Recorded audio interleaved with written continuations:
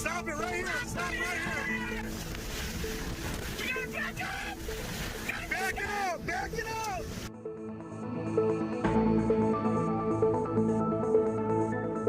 Oh, roof's going. Roof's gone right now. Iowa, Hurricane Idala making landfall right now as a Category 3 storm, high intensity Cat 3. The roof of this building was just ripped off right behind me. As you can see, power lines down right now as it makes landfall. Here we go, guys. Here it comes.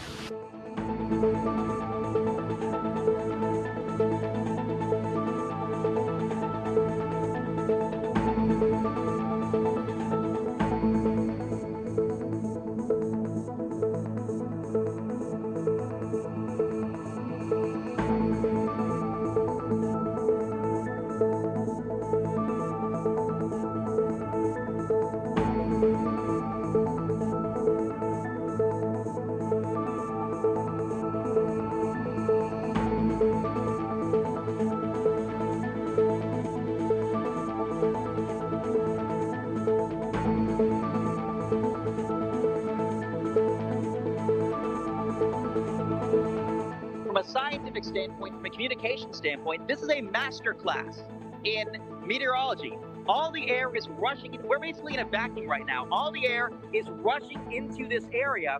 Can't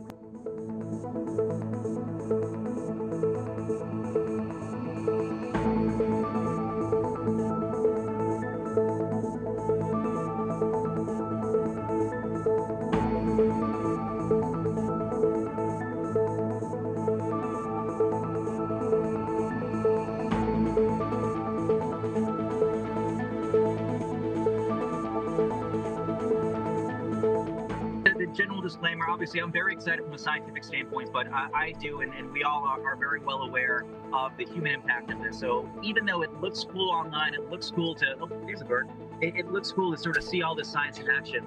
We do want folks to know that getting to this point was dangerous. The first out of the eye, I mean, look at all the damage just on this little stretch of highway.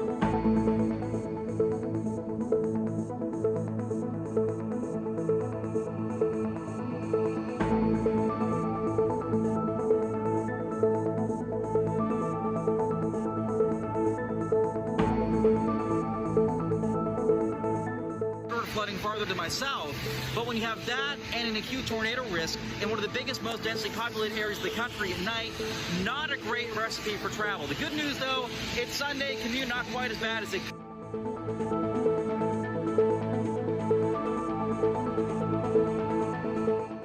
Good afternoon, meteorologist Mike Linden here coming at you live from the MyRadar studio in Orlando, Florida. Of course, we are tracking now major Hurricane Helene. That is, again, a Category 3 hurricane. Right now it has winds at 120 miles per hour. We're still several hours away from landfall in the Big Bend of Florida. And if we look at the cone of uncertainty, well, it is seemingly a bit more certain now, narrowing in on near the Tallahassee area of the Big Bend from Carabel all the way eastward to near Perry. The anticipation is that it will make landfall close to 9 o'clock Eastern time. Of course, it is 2:47, or rather 2:49 here. The clock I have off to my right seems to be incorrect. So 2:49 p.m. Eastern Daylight Time. and we've got several more hours to go. We will be with you through the rest of the afternoon and into the evening as Helene approaches and makes landfall. Of course, inland there is a major tornado threat with numerous tornado warnings in effect right now for Georgia. We will cover that. And then, of course, a larger flooding event set to occur for parts of North Carolina, of which the National Weather Service is saying is unlike anything they've really ever seen before for that area. So, of course, I want to show you that we have got team coverage. There's going to be many folks joining us throughout the afternoon and evening. You can see on your screen meteorologists David Ruglicki, Erica Lopez, as well as digital content creator Colin McCarthy. You may know him as U.S. Storm Watch for going viral numerous times on social media. We'll touch back in with those folks here in just a moment. But first, what I'd like to do would be to bring the director of meteorological research for MyRadar, Dr. David Ruglicki, onto the screen. David, let's talk about, again, the storm as it stands right now. It is a major hurricane, wind speeds of 120 miles per hour. Last night, the storm was forecast to go Cat 4. What's changed, and what can folks anticipate here in the coming hours as it heads northward? Right. So the National Hurricane Center has backed off of that Category 4. It's still a major hurricane. It's still very large. So the threats haven't lessened any just because that number is a little lower.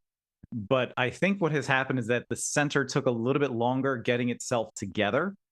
Regardless, this is still a major hurricane. And if we look up here, this is the notice that just came out a little under a half hour ago, is that they had the Air Force Hurricane Hunters found Helene to be a major hurricane with maximum sustained winds that have increased to near 120 miles per hour.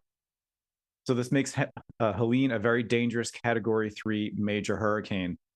They haven't changed the storm surge alerts. They haven't changed any of that. So still with Helene's forward speed and with its pressure deficit and its size, it's still going to have significant impacts on the Florida coast just south of Tallahassee, Mike. David, I've got the peak storm surge graphic pulled up, and I remember when we were live yesterday that this really jumped out at us. I had to go back and take a look at the last time I've seen numbers this large. This purple color for folks on the stream here, you should be able to see my mouse cursor, 15 to 20 feet of storm surge here. I mean, that's up to the windows of a two-story building, right? David, I had to do a little bit of digging. I think Hurricane Laura might have been the last time that we've seen numbers like that. That is incredibly significant. What's going into the reason why we're seeing numbers that big here for storm surge?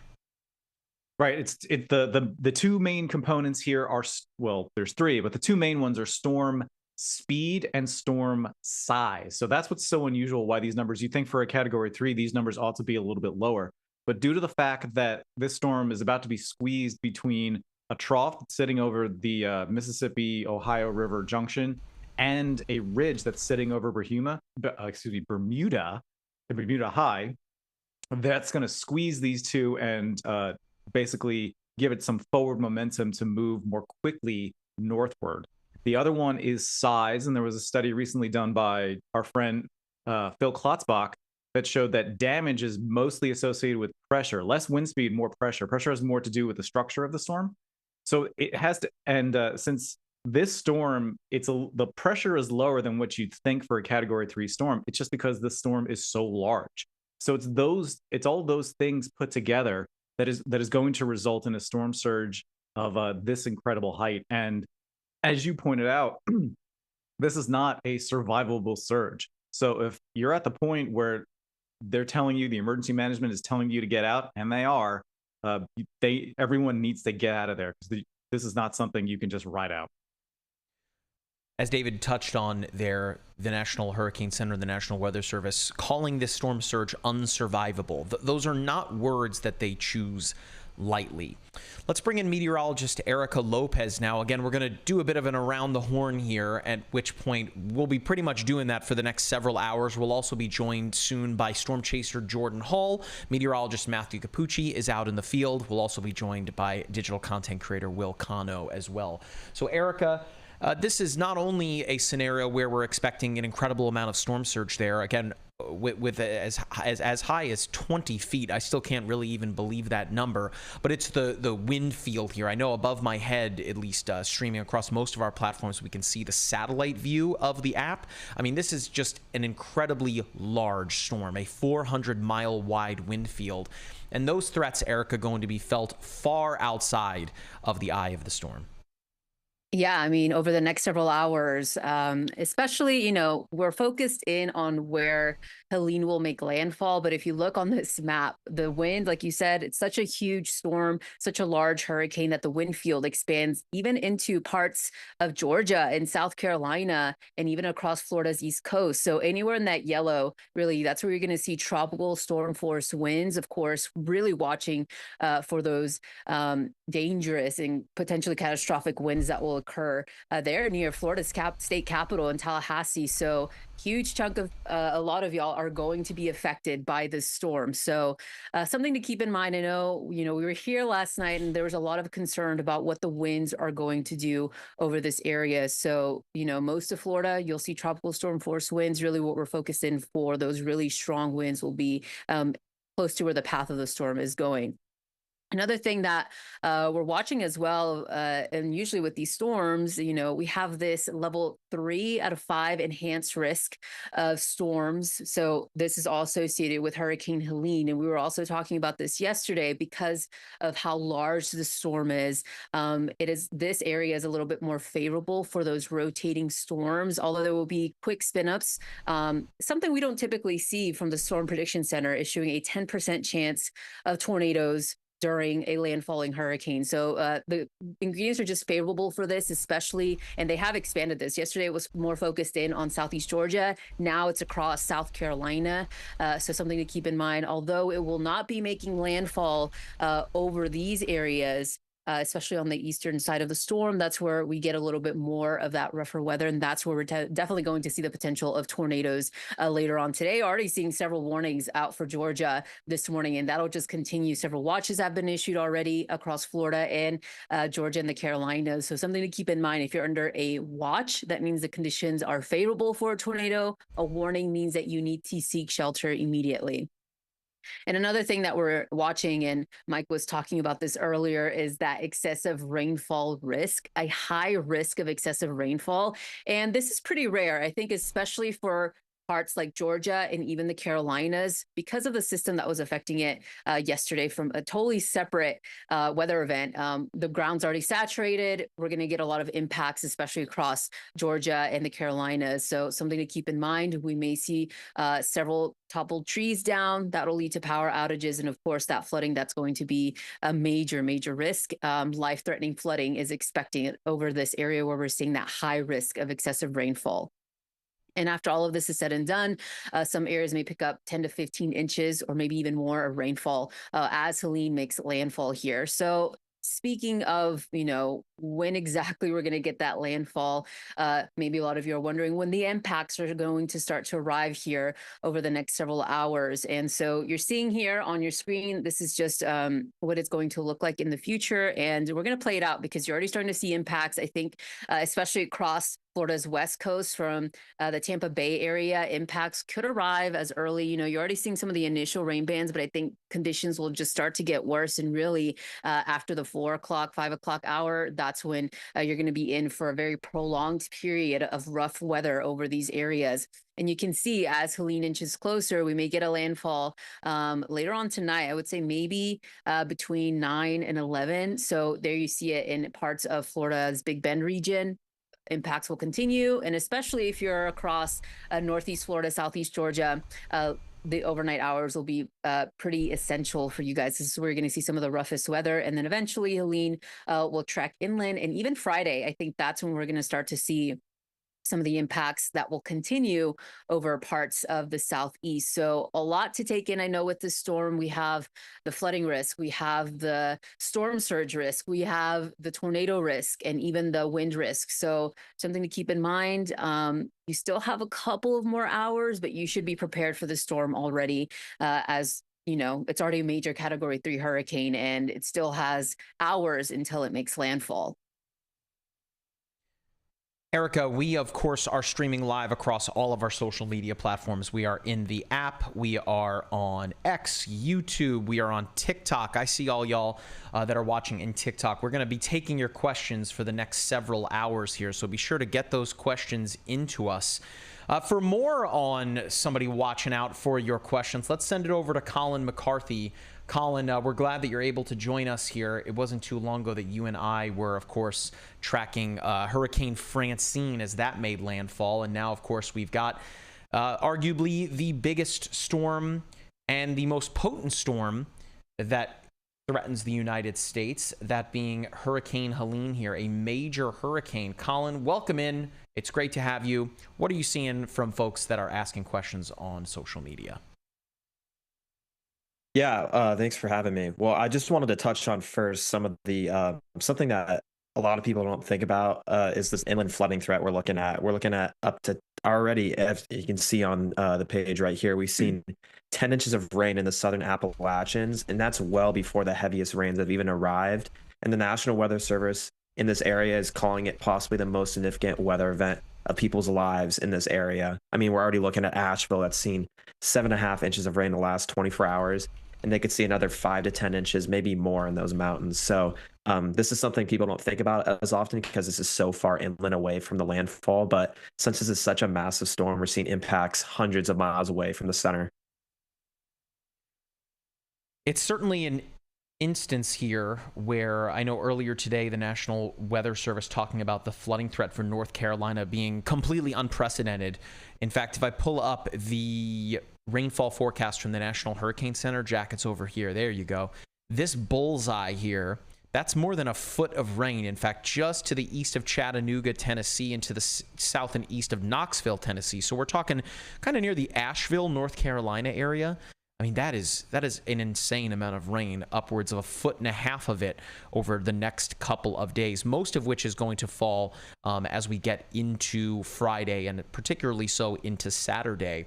It's also worth mentioning, too, that we've got tropical storm warnings that are in effect for almost all of southern Georgia, even up into Atlanta, Georgia. The reason for that being is that Helene is going to be coming ashore super fast. Jack, if we pull up the app again here, we can see again the storm is expected to be a Cat 3 on its final path toward landfall, weakening at that point to near a tropical storm over Atlanta. But that entire way there, the biggest concern, of course, is that if you've ever been to southern Georgia, the pine forests there are so densely packed.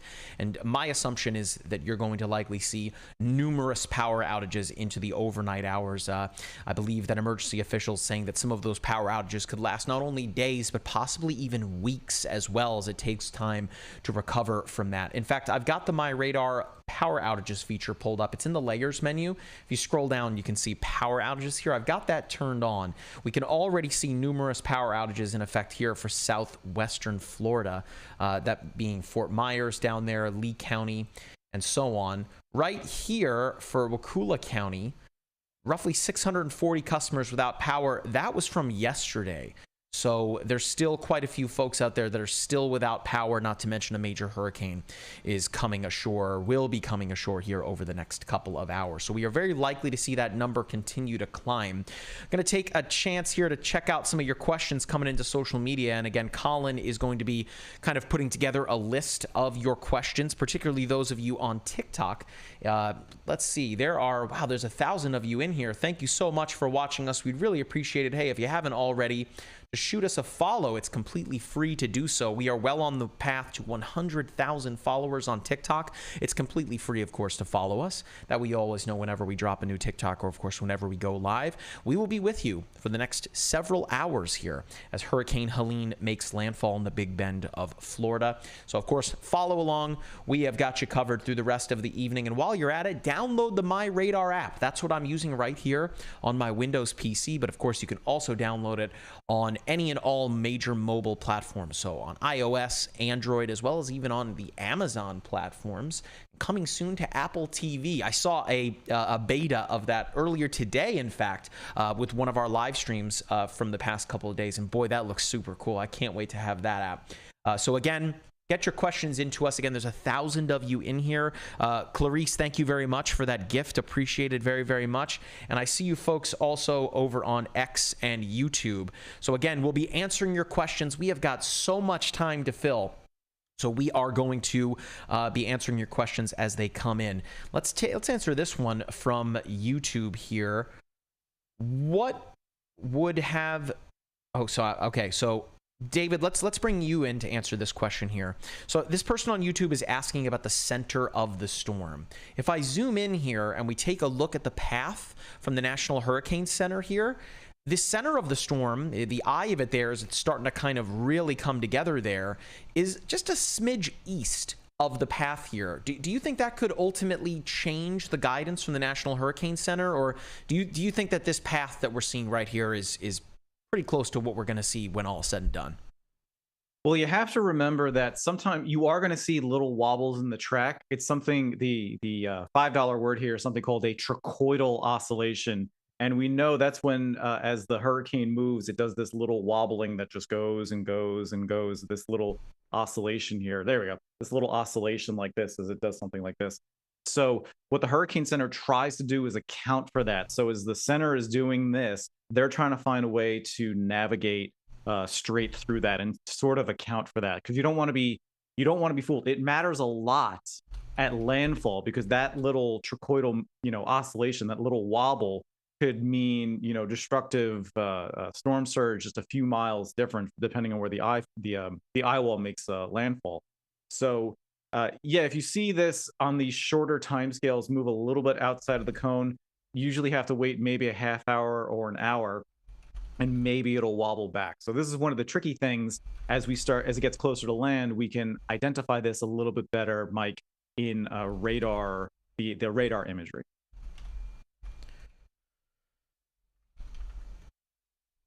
So David, this is a storm here that is going up to a part of Florida where the bathymetry, of course, that's the continental shelf, right? And how the shoreline is built out there. Why is this part of Florida so at risk? Of course, we talked at length yesterday about how Tampa might be the most vulnerable city in the United States to a hurricane. But this part of the world here, south of Tallahassee, not that much better. Why should folks be concerned that live there? For a couple of reasons, because you have that continental shelf goes out a little bit farther. So as the storm starts pushing things up, it can just start scooping up water that is not very deep and just push it right on shore.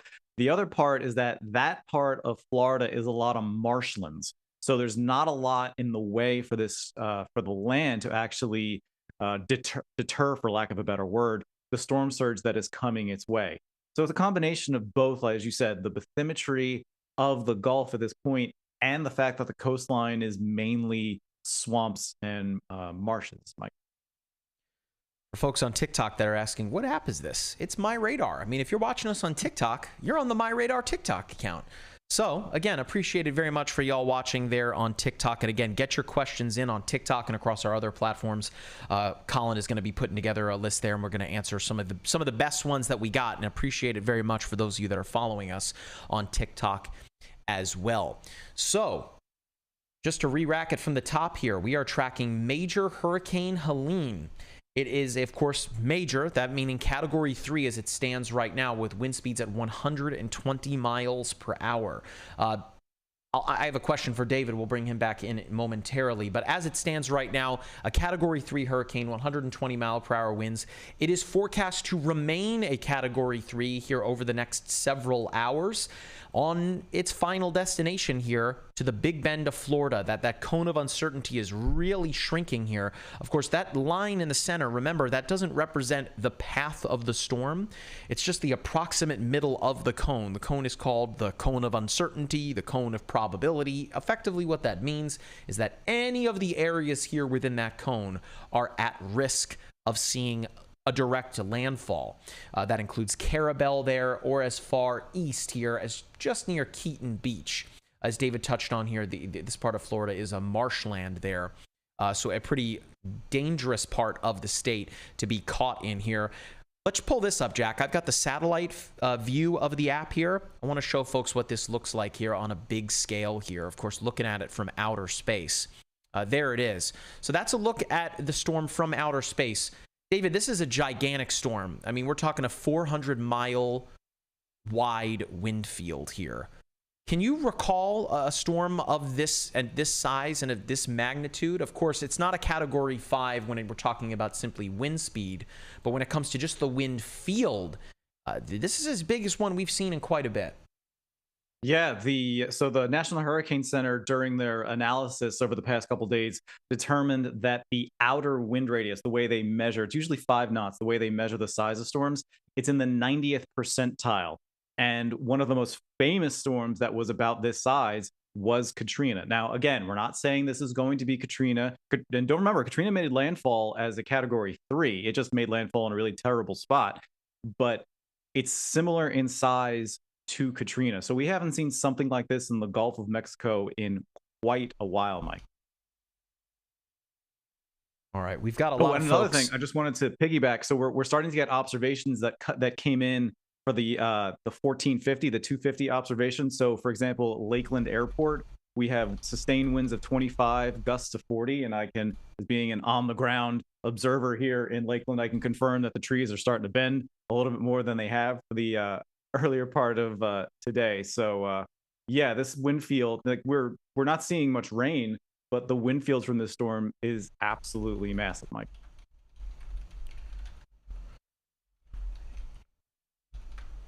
Yeah, it's 400 miles wide. I know for us here in Orlando, we've started to kind of feel it a little bit. Things are starting to get picked up a little bit in its intensity. In fact, we look at the close-up shot here of the storm. You can see that those feeder bands are now starting to work their way into Tampa proper here, Jack. If we pull up the app here, we should be able to see it. Again, we can see that kind of surging up the coastline there. And remember, with the way that this storm is rotating counterclockwise there, it's very likely pushing all of that storm surge as we speak right now into Tampa Bay. Of course, just with this angle of approach, you're likely going to see upwards of 5 to 8 feet of storm surge inundation. I know Erica has that graphic, and we can pull that up as it comes from the National Hurricane Center. But Tampa Bay expected to see roughly 5 to 8 feet of storm surge. In fact, if I pull this graph up here, Erica has the same thing. So when Erica pulls that up, oh, there it is. Jack, let's bring Erica into the fold here and look at what storm surge is looking like. Erica, what are you seeing for Tampa Bay right now? Yeah, so storm surge, you just pulled this graphic up and you're seeing it there on your screen. And I really like using this because it kind of gives you more of a detailed, I know we show a lot of the National Hurricane Center one, but this one kind of shows you a little bit more in detail where we're going to see some of the highest storm surge. You can see there some significant storm surge, 4 to 8 possible along the Tampa Bay area, maybe some questions across what's going to happen just north of this region. Really anything north of Tampa, I think that's where they're going to see some of the worst, or they are going to see some of the worst storm surge over this area. So definitely something that we're watching. A lot of you, I know, are in Tampa Bay and maybe, wondering the impacts, when are they going to start? I think over the next several hours, it's just going to get worse and worse. You're starting to get some of the initial rain bands into Tampa, but over the next several hours, especially, that's when conditions, I think, are going to start to get worse over this area. And I know our Dr. David is in Lakeland, so close to that area. And so I guess we're going to check in on you, Dr. David, and see what kind of impacts you're seeing there in Lakeland throughout the next several hours. Erica, the last time that we were streaming live with David for a big hurricane was in 2022 with Ian. And I recall the moment when we were talking with David, and he was basically looking out the window going, oh man, starting to get busy out there. And then all of a sudden he freezes up and he's gone. So that's just, I guess I don't want to put that out into the world, David, the jinxing out there. But of course, if you do that again and say, hey, look, it's getting busy out there again today, I probably end up losing power again. It's just how it goes. Speaking of which, Jack, if we look at the app here, there are a ton of power outages now starting to pile up across southern Florida. Again, all of those boxes represent power outages across the state of Florida. Right now, there's roughly 109,000 total customers across Florida that are without power. Keep in mind that a customer in this instance isn't necessarily that doesn't equal the sheer amount of people that have been impacted, right? A customer could be an office building where there's hundreds of people inside. So just keep that in mind. But nonetheless, even though Helene is not going to South Florida, it is still causing numerous power outages, again, as far east as Vero Beach there. Hey, big shout out to Skylar Adams on YouTube for that super chat. Appreciated very much. Skylar's question here: I live in Land O'Lakes, Florida. Should I evacuate? David, what do you think? Can you remind me where Land O'Lakes, Florida is? Yeah, let's pull it up here. I know that it's wait, Land right O'Lakes? That's not. Wait, Florida has a Land O'Lakes and a Lakeland? Yes. This is the first There's time a lot of lakes in Florida. It's right here north of Tampa. Here, I'll pull it up on the app one more time. Or I have to no, zoom out, I move away think from that you're probably in good shape up there because the storm surge should probably not. I mean, check your flood maps, but if this were making a direct run at Tampa, that's a different story. But I think you're going to be okay. I think if you lived, say, in like St. Petersburg or something like that, that'd be a different story. But yeah, Land O'Lakes, I think you're going to be okay. Well, I should say you're not like me. You're not going to have a great day. I wouldn't go out, driving or throwing a frisbee around or something like that. But yeah, no, I don't think you're going to need to evacuate. Throwing a frisbee around. What a call out there, David. Well, next time you're up here in Orlando, we'll chuck a frisbee around outside. So yeah, I played a lot of Ultimate when I was younger. What can I tell you? Did you? We learned something new about David every single time. Of course, he's got that silly Philadelphia Eagles blanket behind him there. I had no idea that he was an ultimate frisbee player. And then David, we learned yesterday, is a staunch Linux user, which some of you guys in the chat were coming to David's defense about using Linux. Again, the MyRadar app that I'm using here on Windows is also available on iOS, Android, on Amazon, coming soon to Apple TV. I see some folks in the chat that are asking about the Mac version of the app. It is on the roadmap. Linux, I don't know, David. That might have to be something that you take up the torch and fight for. I'm seeing some folks saying that the live video not working in the app. It should be. We're seeing it everywhere. Jack behind the scenes here is monitoring all the status. So we'll check back on that for you. Let's bring Colin back in. Colin, I know that I see people on TikTok saying that they were just using the app. Yeah, fantastic.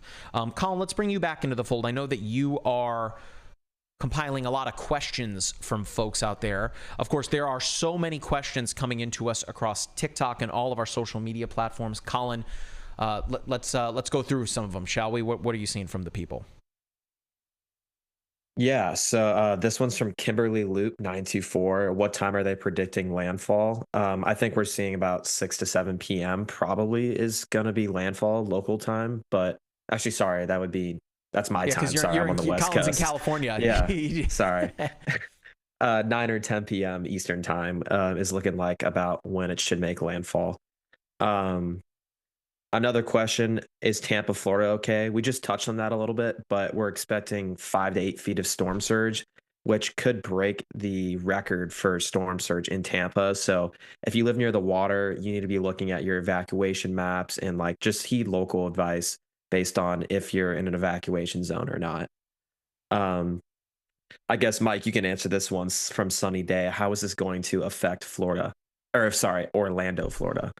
I mean, how's it going to affect Florida? That's a fairly easy question to answer. That's a broad question. Yeah, when it comes to Orlando, of course, that's where I am right now. Of course, our studio, I can't look out the window to see, although we were outside not too long ago.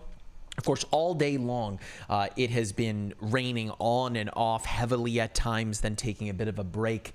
The clouds, of course, moving very, very quickly. It's all part of Helene at large. But if we look at the app here, you can see that the bulk of the storm is going to remain offshore. That's not necessarily going to directly impact Orlando. But it's those bands that as it spins counterclockwise, you can kind of see them now heading up through Miami, West Palm Beach, Port St. Lucie, and up into Vero Beach. That's going to be mainly the threat for Orlando. Not to mention, and David can speak to this as well, of course, being that a hurricane is a gigantic center of low pressure, the winds are going to be rushing toward it. And of course, we have those tropical storm force winds that are coming away from it.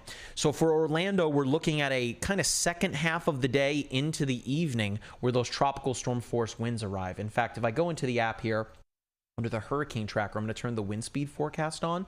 You can see that Orlando now sits right in the pretty 80 to 90% probability of those tropical storm force winds. And that is going to be the case here over the next couple of hours or so. So in terms of preparing for the storm, you're seemingly running out of time by the second.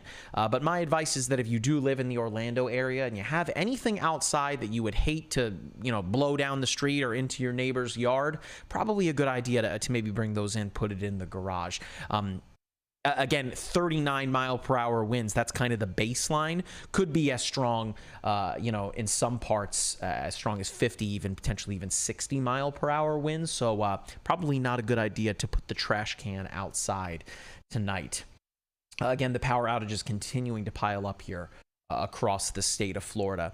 Again, for those of you that are watching us here on TikTok and across all of our various social media platforms, welcome. My name is Mike Linden. I'm a meteorologist with MyRadar. Of course, we are streaming live across all of our platforms of social media in the MyRadar app as well. Momentarily, we're going to be doing a push to a large region of the southeastern United States, alerting folks to watch the live stream. Jack, we might even want to wait until we have Capucci or Jordan. I know that it's going to likely be a very long night for those folks, so we're waiting to get them into the fold here. Of course, landfall expected to occur as we get close to around 9 o'clock Eastern time. We have got a long time to go. It is roughly 3:20 Eastern time here on the 26th of September. Of course, it is Thursday. I, for one, cannot believe that it is already almost October.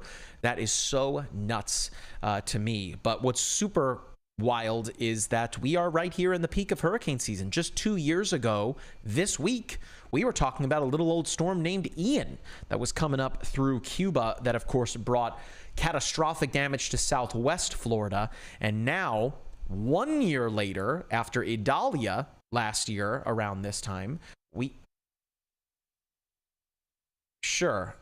so Jack asked me off camera here to pull up the historical radar here. Let's do that. So Jack, give me 1 second here. We're going to go into the MyRadar app, click on historical, and we're going to go back to Idalia 2023.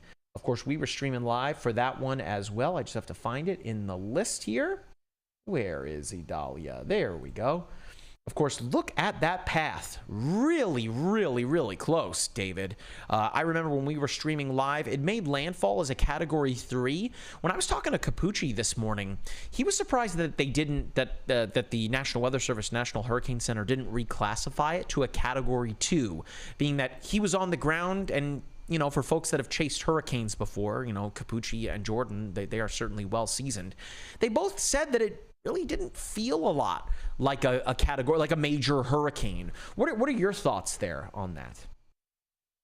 Well, you have to remember that this does happen from time to time, is that you're limited by basically resources and observations on the ground. And every so often they do a reanalysis. As an example of something going the opposite direction, when Andrew made landfall, they called it a Category 4, and then a reanalysis, and this was a reanalysis that was almost a decade later, they upped it to a Category 5. So the fact that they haven't reduced it to a Category 2, they just went with their best guess estimates. And I'm not aware if they have done any reanalysis on Idalia just yet, but it can happen. It's just like I said, they're resource constrained. So potentially they may look at it again at some point in the future, Mike. Big shout out to all the folks also on TikTok that have given us a bunch of gifts here recently. Joseph, hey, shout out to Seth. Thanks for that rose, man. Super Mario and Jordan. Jordan sending us a bunch of lightning bolts. Of course, this is a weather stream. That perhaps is the the gift on TikTok that makes the most sense, sending those lightning bolts or those lightning hands. Big shout out to the folks that have been sending us those galaxies. That's pretty cool as well. So again, just to bring things around town once again, my name is Mike Linden. I'm a meteorologist with MyRadar. We are bringing you team coverage of Hurricane Helene. We've got meteorologist Erica Lopez, director of meteorological research Dr. David Ruglicki, as well as digital content creator Colin McCarthy, all standing by, and we are, of course, following along as Major Hurricane Helene bears down on the state of Florida. As it stands right now, the storm is pretty potent, 120-mile-per-hour winds. Of course, this is a major hurricane that would be Category 3 and above. It is hustling, mind you, at 20 miles per hour as well. And that is going to spell big problems for folks here that live in southern Georgia, because the storm is forecast to arrive into Atlanta as a tropical storm. So weakening from a major all the way to a tropical storm. You can already see this big grouping of tornado-warned storms here. I know Erica Lopez has been tracking those, and we will touch back in with her if anything develops there. But this all right here between Dublin and Douglas here, of course, as a hurricane rotates counterclockwise, it's fairly often that you find that tornadic threat east of the center of the storm, and that is unfortunately going to be a reality on top of the fact that we're likely to be dealing with some rough flooding for folks in Georgia and North and South Carolina over the course of the evening. But the path here is narrowing in the Big Bend. The state capital, Tallahassee, still at major risk from a major hurricane. Landfall set to occur right around 9 o'clock this evening. We've got so many questions coming in across our social media platforms. Wherever you are watching, we appreciate it very, very much. We are live on Twitch, Facebook, X, LinkedIn even, and on YouTube and TikTok, and of course right here in the MyRadar app. Let's bring Colin back into the fold. Colin, I'm seeing a ton of questions rolling in. A couple of folks saying that they are excited at the team coverage that we have here. What are you seeing people asking there on TikTok? Yeah, so someone asked, how will the Atlanta Metro be? So Mike just touched on this earlier. This is going to be an extremely fast-moving storm, which has some good and bad aspects to it. First, it will lower the rain total, so we're not going to see like stalling rain bands. But the issue is it's so strong that it's going to be moving so fast that it's going to bring those winds way farther inland than usual, those hurricane force winds. So that will be pretty significant, and it's pretty rare. I don't know if this actually happened before. The entire state of Georgia is under a tropical storm warning, which is pretty exceptional. Let's also not look over the fact, Colin, that it's been pouring rain in Atlanta yesterday, or Atlanta, I should say. That's how they know that you're not a local when you say Atlanta.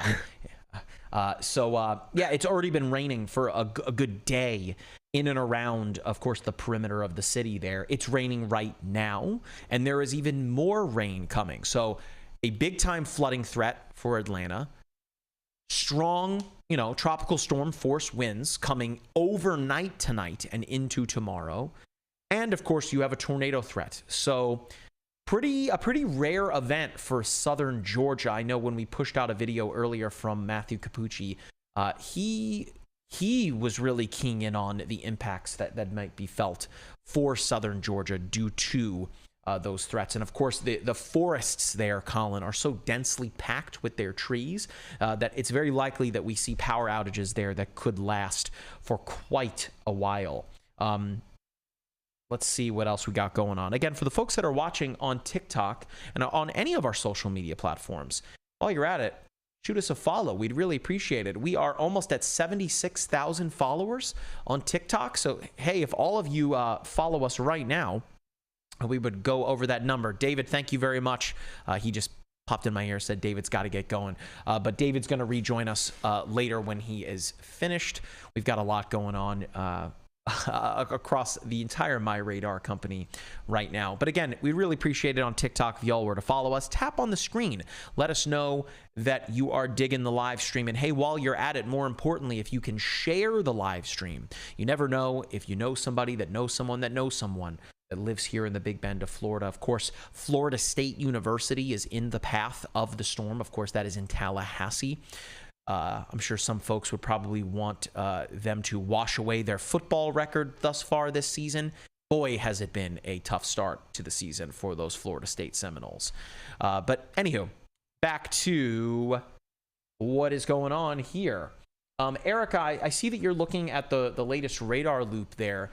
We still have, what is it, a 3-pack of tornado warnings there. What's the latest on what you're seeing there?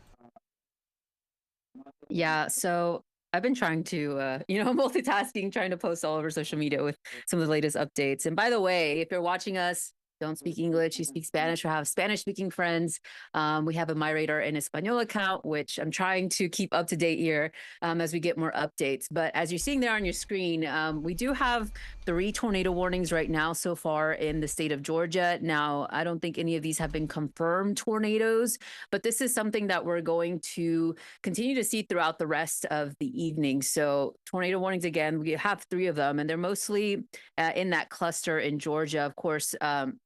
Kind of in that zone where they have like that 2% chance of tornado. But, this is one of those threats that we have with landfalling hurricanes. Although we're still hours away from landfall, we're going to get an uptick on these tornado warnings. So far right now, and let me get some of these latest tornado warnings, and so I could be a little bit more accurate on where these are. But so far, I don't think we've had any confirmed tornadoes. Again, these are just they're moving so fast, the storms. Yeah. So it looks like we have, tornado warnings, very not densely populated areas, but there's still a couple of people that live in these regions. Some that go through 3:45 Eastern time today. We have one in Telfair County, Georgia, McRae, Helena, and Scotland, Georgia, and Alamo, Lumber City, and Towns, Georgia. And these all expire at 3:45. So we have about another 15 minutes on these warnings. And I'll continue to look. Looks like one of them they did allow to expire here just recently. But so far right now, just 2 tornado warnings. And I'll continue to update y'all on if we see anything of note with these. But again, we're going to start to see more of these throughout the rest of the evening. Awesome. Colin, you wanted to jump in about something on satellite, or the satellite. We can come back to you, Colin. Just let me know when you're ready to. Just let me know when you're ready to jump in. I'm seeing somebody commenting on TikTok saying that, talking about the app. The app is completely free to download. Of course, there are premium features in the app, but the app is completely free to download. Of course, you can download it on iOS, Android, the Amazon platforms, as well as on Windows. That's what I'm using here. In fact, let me zoom on out and we'll take a look at Helene as it stands right now. In fact, let's do this. I'm going to go into the layers menu here and we're going to pick on the per station radar. Of course, this is a premium feature. Everything that I was showing you there is free to use. The hurricane tracker and plotting the path there is also a premium feature, but downloading the app is completely free. Looks like that terminal radar is having an issue, but we'll connect to this one here. So, of course, Helene is fully within view of that radar there near Bradenton. That's KTBW. You can see the eye of the storm right there. The feeder bands expanding all the way to the eastern coastline of the state. So for folks that live in Fort Lauderdale, West Palm Beach, Port St. Lucie, and even up into Melbourne near Cape Canaveral, I saw a lot of you folks that were asking us yesterday, hey, is this going to impact us on the eastern side of the state? And just because of the sheer size of this storm and how far that wind field expands, well, I mean, you're seeing it happen in real time. In fact, we're about to get blasted here in Orlando, where we are in downtown, by a pretty potent line of storms there. Again, things are moving so fast. But what's really important to remember is that, of course, this is the eye of the storm right here, but those threats extend so far away from the center of the storm. The biggest threats from Helene here going to, of course, be those tropical storm force winds that extend as far away as the eastern coastline of the state of Florida. And of course, the big time flooding threat from all of the heavy rain. Of course, it is expected to make landfall here as a major hurricane. Still remains to be seen whether or not we're going to see it intensify beyond where it is right now at a Category 3. Of course, the water in the Gulf of Mexico is incredibly warm. We can see that here if I toggle on the temperature layer here in the app. You can see some of the water temperature that it's passing over right now, 85, 86 degrees. I mean, that is hurricane fuel if there ever was any. And not to mention, if we go back and we look at where Helene began in terms of its journey as a developing storm there, it was a tropical storm just to the east of Cancun just 2 days ago, and it has intensified and rapidly intensified to a major hurricane here, that being Category 3 and above. So we're starting to see, again, some of those outer bands slam into Tampa Bay. I'm going to see if we're going to be able to pull up any cameras here from the Tampa area momentarily. I see all of your comments coming in on TikTok. We will get to all of your questions here in a moment. I want to take a look at some of these cameras if we can. I'm just having a tough time getting any of them to play video. There we go. Jack, if you're able to take my screen here. These cameras here from Florida 511. I wonder if I make it full screen. That might take over the whole screen there, Jack. Yeah, it does. But that is on I-275 there. You can see it bumping in the wind there. Let's switch to another one here. This is on I-275 on the bridge. Having a tough time getting these videos to play, but ooh, that camera bobbing in the breeze there. Let's see if we can get something closer to downtown. How about over here on the Gandy Bridge? As soon as it plays again, these cameras courtesy of Florida 511. Holy cow. I don't think I can zoom in anymore, guys. Oh, there we go. Whoops. Then you won't be able to see it. Oh, no. Where'd it go? Got to switch back. Sorry, guys. Oh, lost the camera. I think it's this one. Yeah, here we go. So, not advised to be out driving in this. Holy cow. I mean, for one, we got people driving out in this, and look at the water being splashed up onto the bridge. Again, 5 to 8 feet of storm. Can you guys see that happening? Holy cow. Right here on Gandy Bridge, that water splashing up onto the bridge over and over again. I mean, that's just one camera. Again, 5 to 8 feet of storm surge is expected in the Tampa area here. Man, storm surveillance has really come a long way with all of these cameras available to us. Here's another one on Gandy Bridge. I mean, needless to say, it's fairly windy there, huh? And the storm is still off to the east. Let's go up here. Take a look at this one here. This is on State Route 60. We can get the video to play.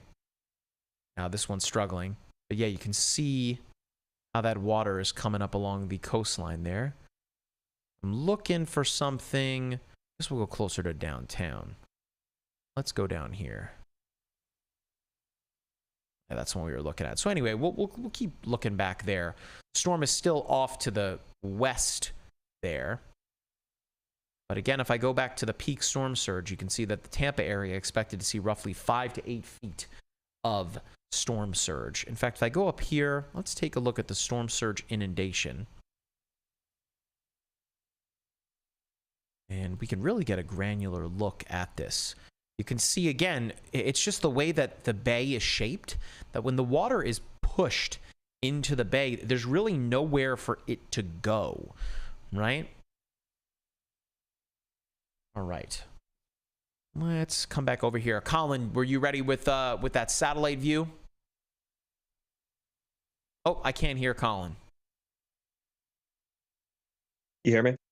Oh, there he is. Yes. Go ahead, Colin. Yeah, I just want to touch a little bit on what you're talking about earlier. We're actually seeing a pretty intense band of convection and actually an inner core lightning burst. If we look on satellite here and zoom in, we can see some lightning really bubbling up around the center of the storm. You see those little pluses right there, which could be a signal that the storm may be intensifying.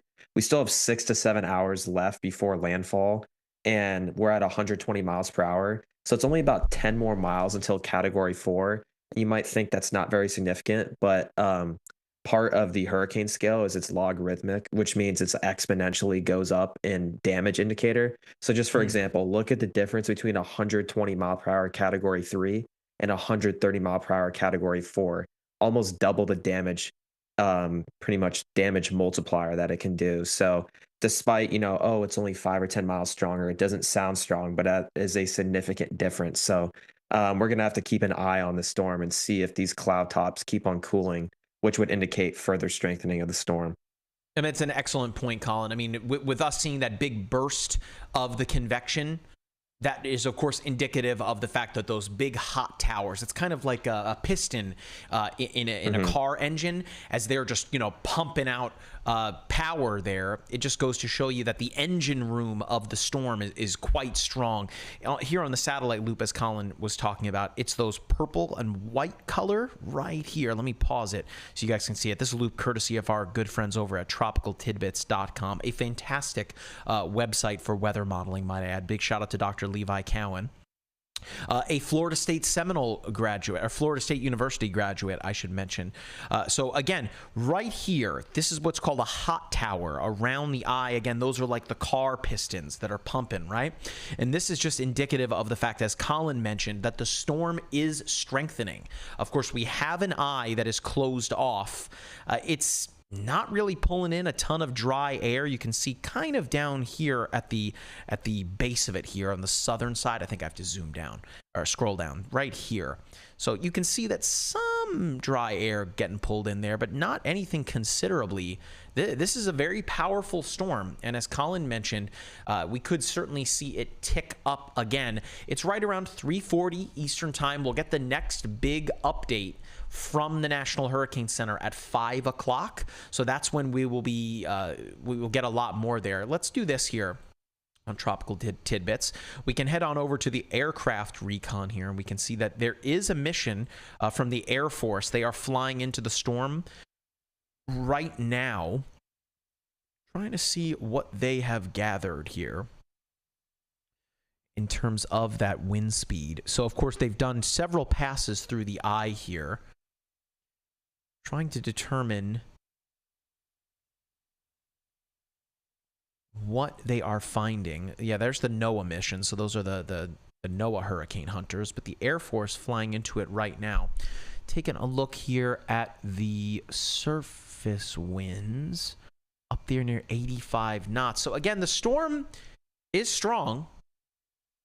The question is whether or not, as Colin touched on, whether or not it will reach into that Category 4 range. It was yesterday that we did have the forecast from the National Hurricane Center as a Category 4, or at least it would strengthen to one by around this time.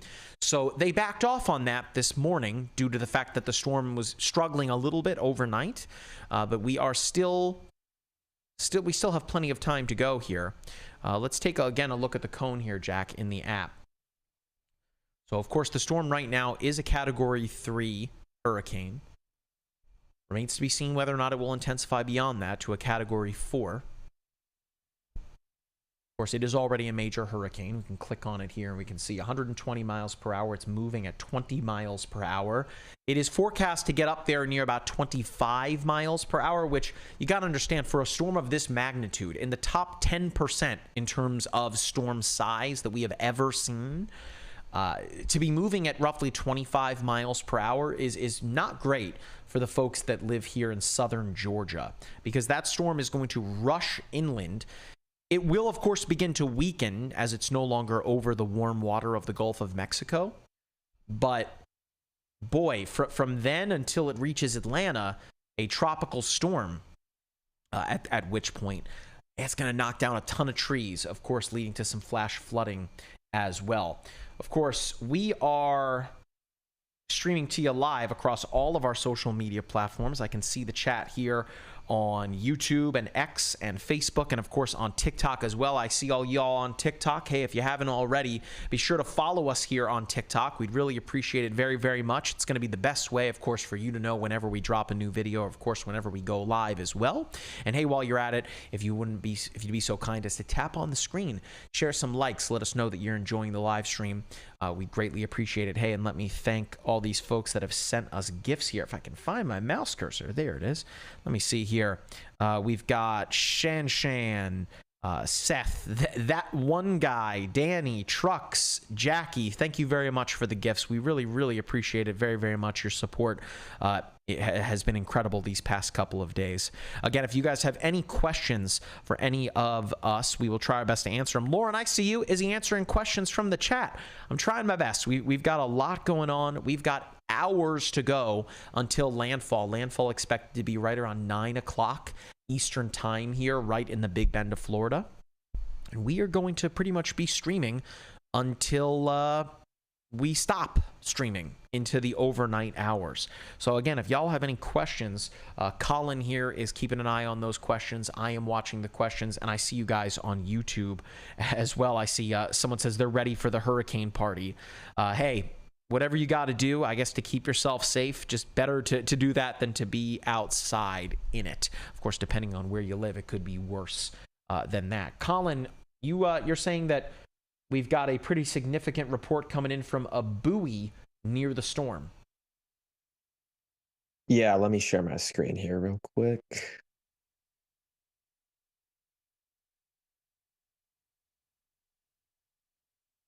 All right, yeah, can you see this? Yes. There we go. Yeah, so we can see the center of the storm right here. It's about 100 miles to the northwest of this buoy, which is reporting a 28-foot swell, 100 mile. That looks roughly 100-ish miles southeast of the storm. So just showing the enormous amount of water this storm is pushing around, and a lot of that will become that storm surge that's pushing towards the coast as it gets onto that shallow shelf and kind of funnels its way towards the coastline. So we're already seeing signs of, major waves. So I'm expecting to see those storm surge numbers to really start upticking in the next few hours. Hey, Joe on YouTube, he says, longtime premium subscriber for years now. Love MyRadar. Thank you very much for the support.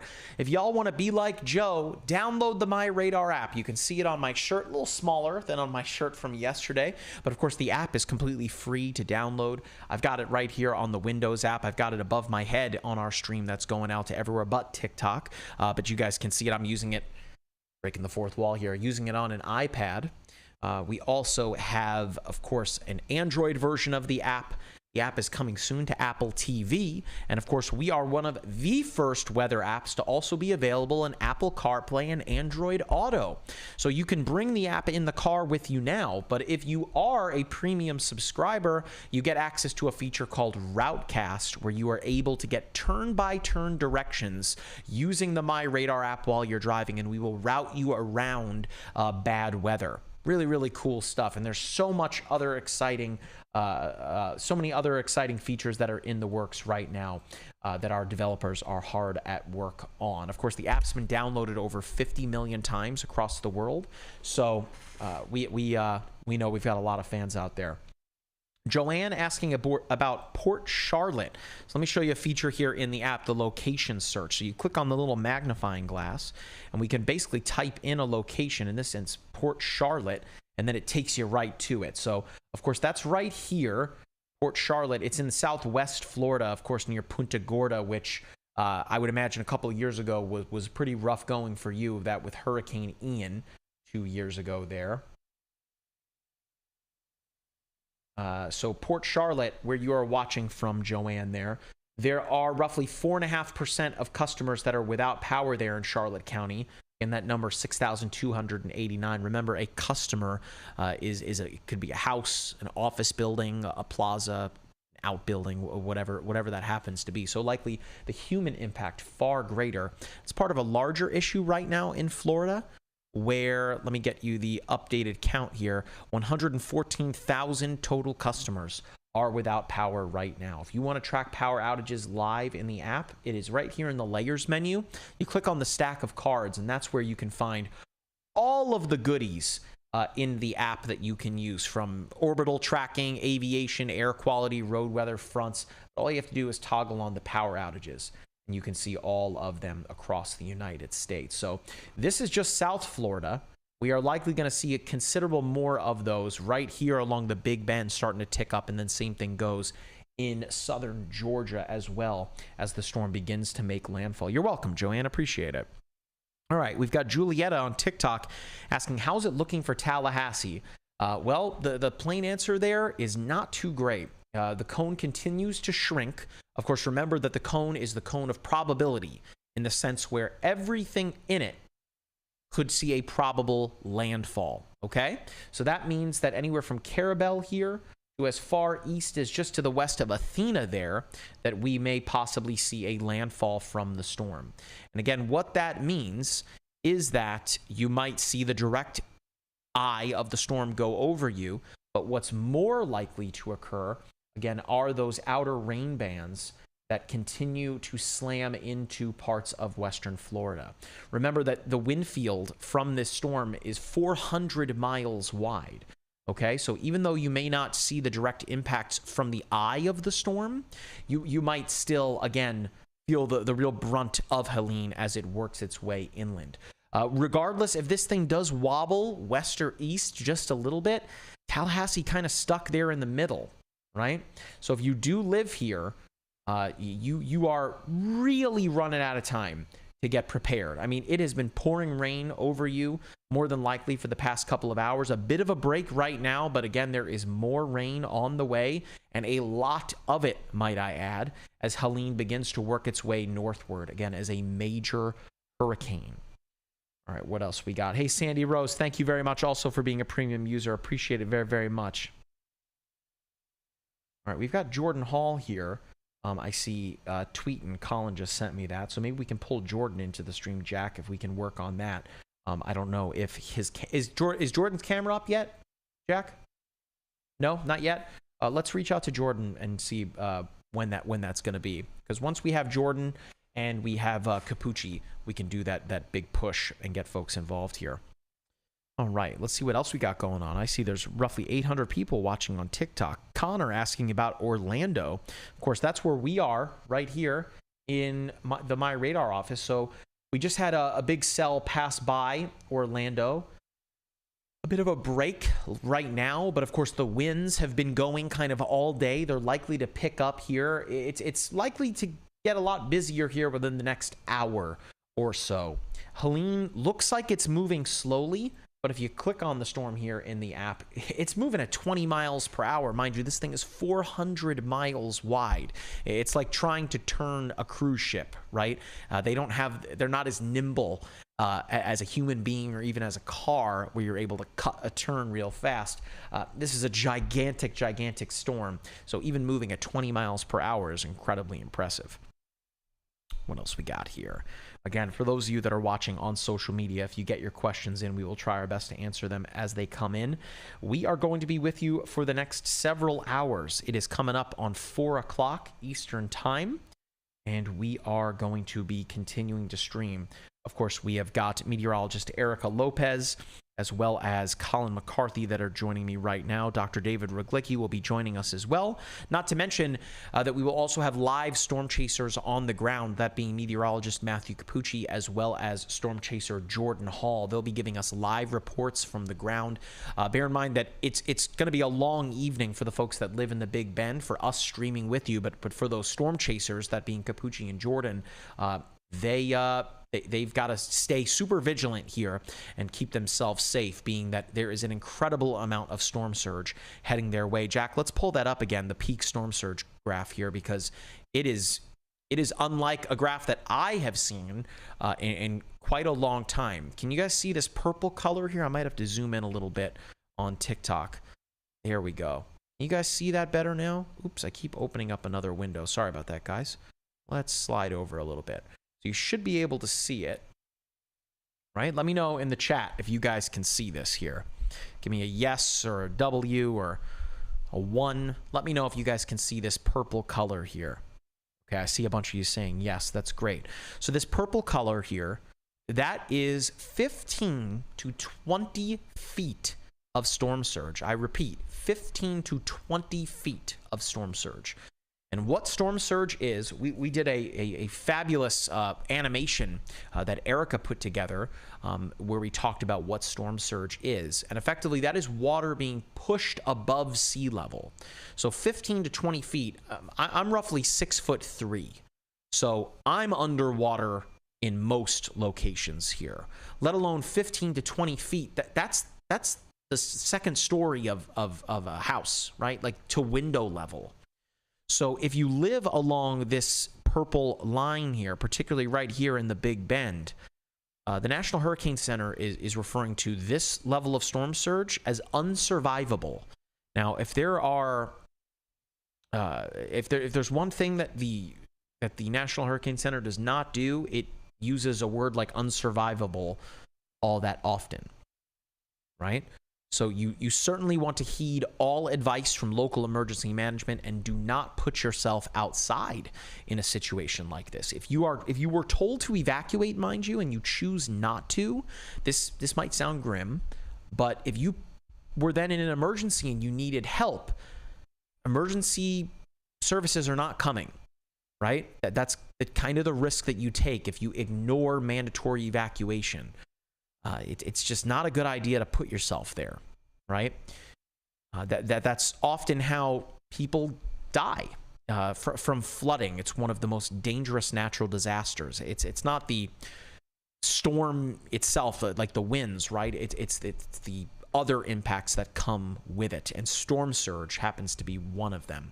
Of course, remember that a storm rotates counterclockwise. You guys can see it above my head. Jack, if you want to take the satellite view, that's going to do a really good job at showing just the spin from space there. So again, the way that it rotates counterclockwise there, right? So if it's coming from, if we're taking a clock, right? It's coming from 6 o'clock to 12 o'clock, 6 o'clock to 12 o'clock, right? From south to north, over and over and over and over and over again. It's just pushing all of that water northward, right?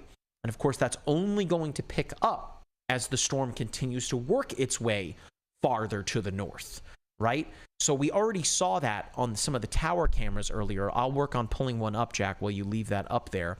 And I want to just show you again, it was in Tampa here on Gandy Bridge. So Jack, pull up my web browser again so folks can see this. We've got this tower camera just really struggling to hold on here. But you'll notice that water keeps splashing up onto this bridge. This kind of speaks to, and Colin did a really fantastic video on this not too long ago, talking about how Tampa is the most vulnerable city in the United States for a hurricane. Can you imagine if the storm surge was more than 5 to 8 feet? I mean, this bridge would be inundated by water. Like, you would not see the bridge, right? Now, of course, we've got these folks that are driving on it, which just not a good idea whatsoever here. I'm going to see if we can find some other cameras here, more inland here in Tampa Bay.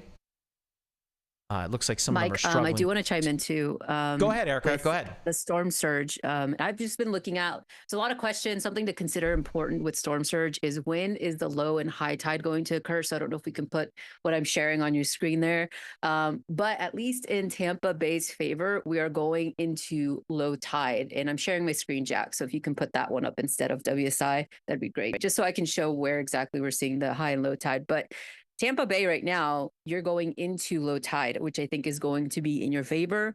The storm is just to the west of you. So I think that's some good news, but you're still going to see the water rise over this area. Now, it's not going to be crazy. You know, if it was going to be into high tide, I think that's where we'd be a little bit more concerned. Now, I think the reason why the National Hurricane Center has actually put 15 to 20 feet of storm surge over the Big Bend area is because actually right around landfall is when the high tide is going to occur over this area. And you can see here, I'm just pulling up Cedar Key, but pretty much around the same time, around the 11 o'clock hour is when we're going to hit high tide across the Big Bend region. So that's a little bit concerning. That's what we mean when we're tracking these low and high tides is the water rise already, and then on top of the storm surge and Hurricane Helene making landfall. So I think that's why we're going to see that sort of significant storm surge over parts of the Big Bend area. But at least in the Tampa Bay, you're going into low tide.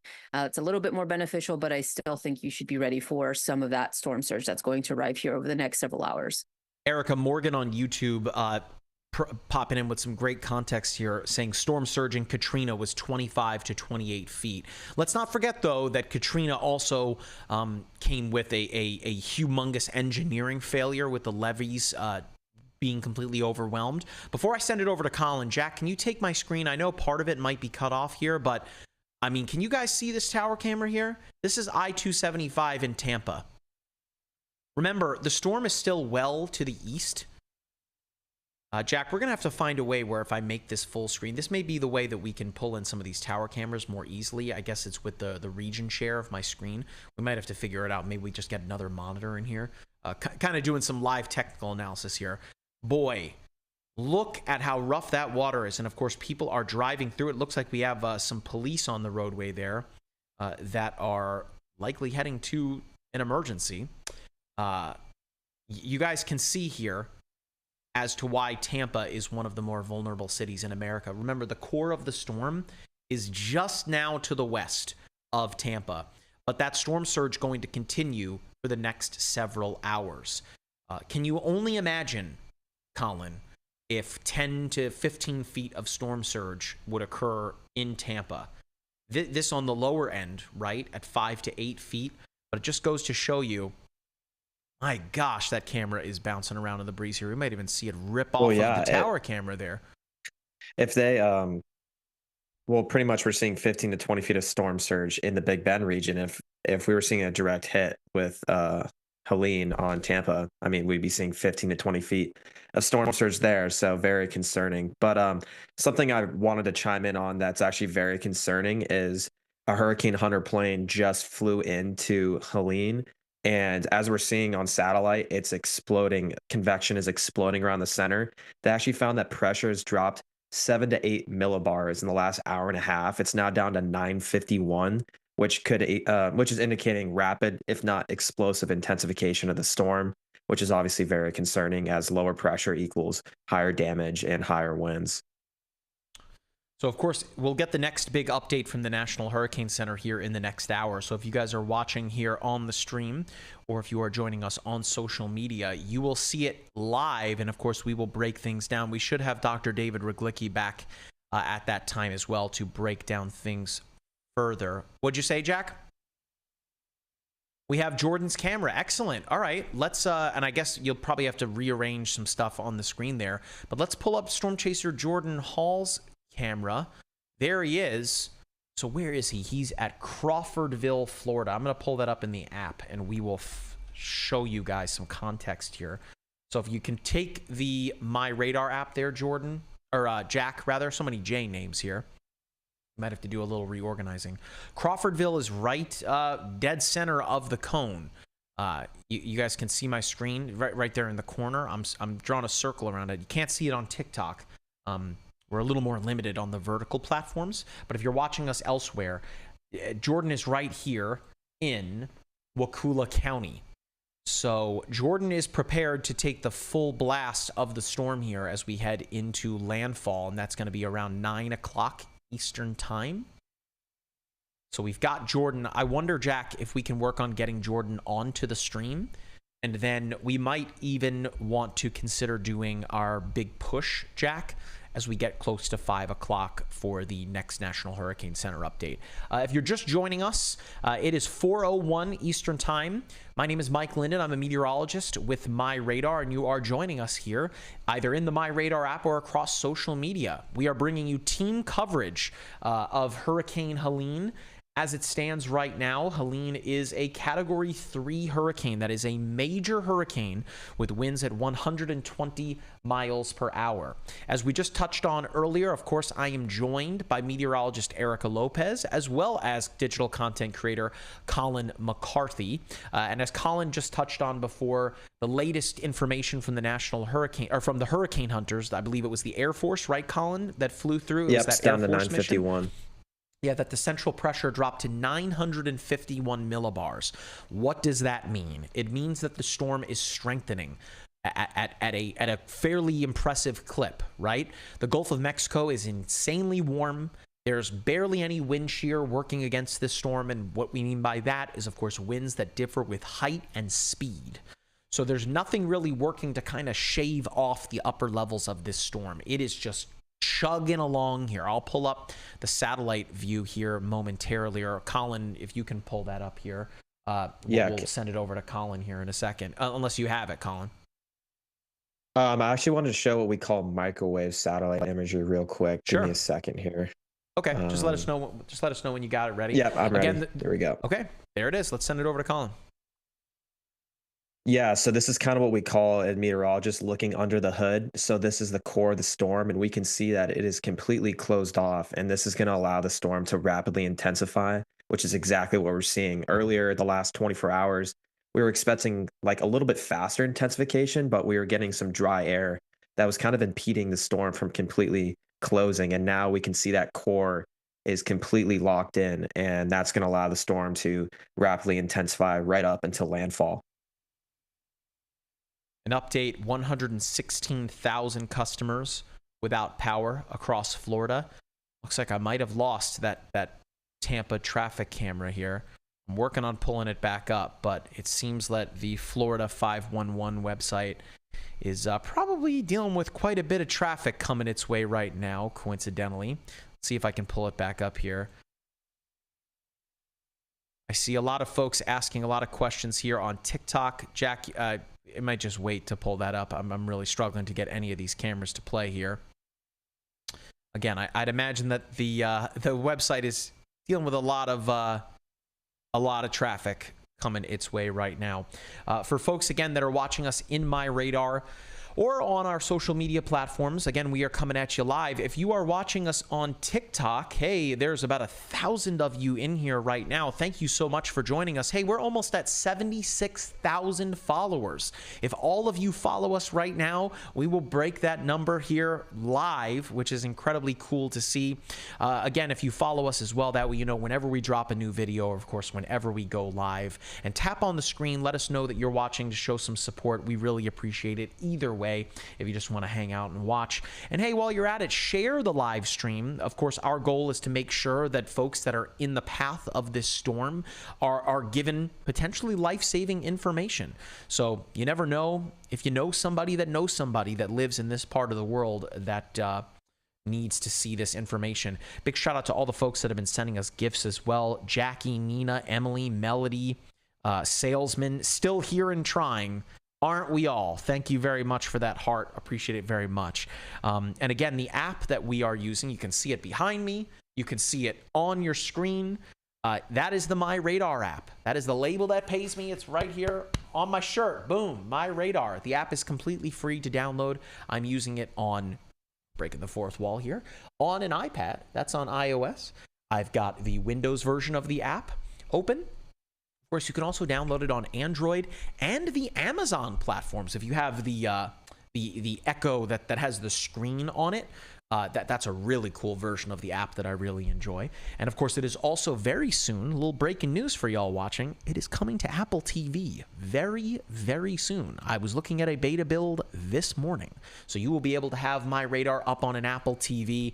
I cannot wait for that version of the app. And of course, you guys are watching. Let us know if there's any features that you would like to see added into the app. Of course, the app is completely free to download. There are so many amazing features. All you have to do is click on that stack of cards on the bottom toolbar. That's the layers menu, and it takes you into so many things. Of course, there are premium features that you can unlock that if you want to take your meteorological game to the next level, you can do so. But again, the app is completely free to download across all major platforms. All right, so if you guys have any questions, again, you can get them into us on social media. I'm having such a tough time pulling up these tower cameras here. And then, again, we are coming at you with meteorologist Erica Lopez and digital content creator Colin McCarthy.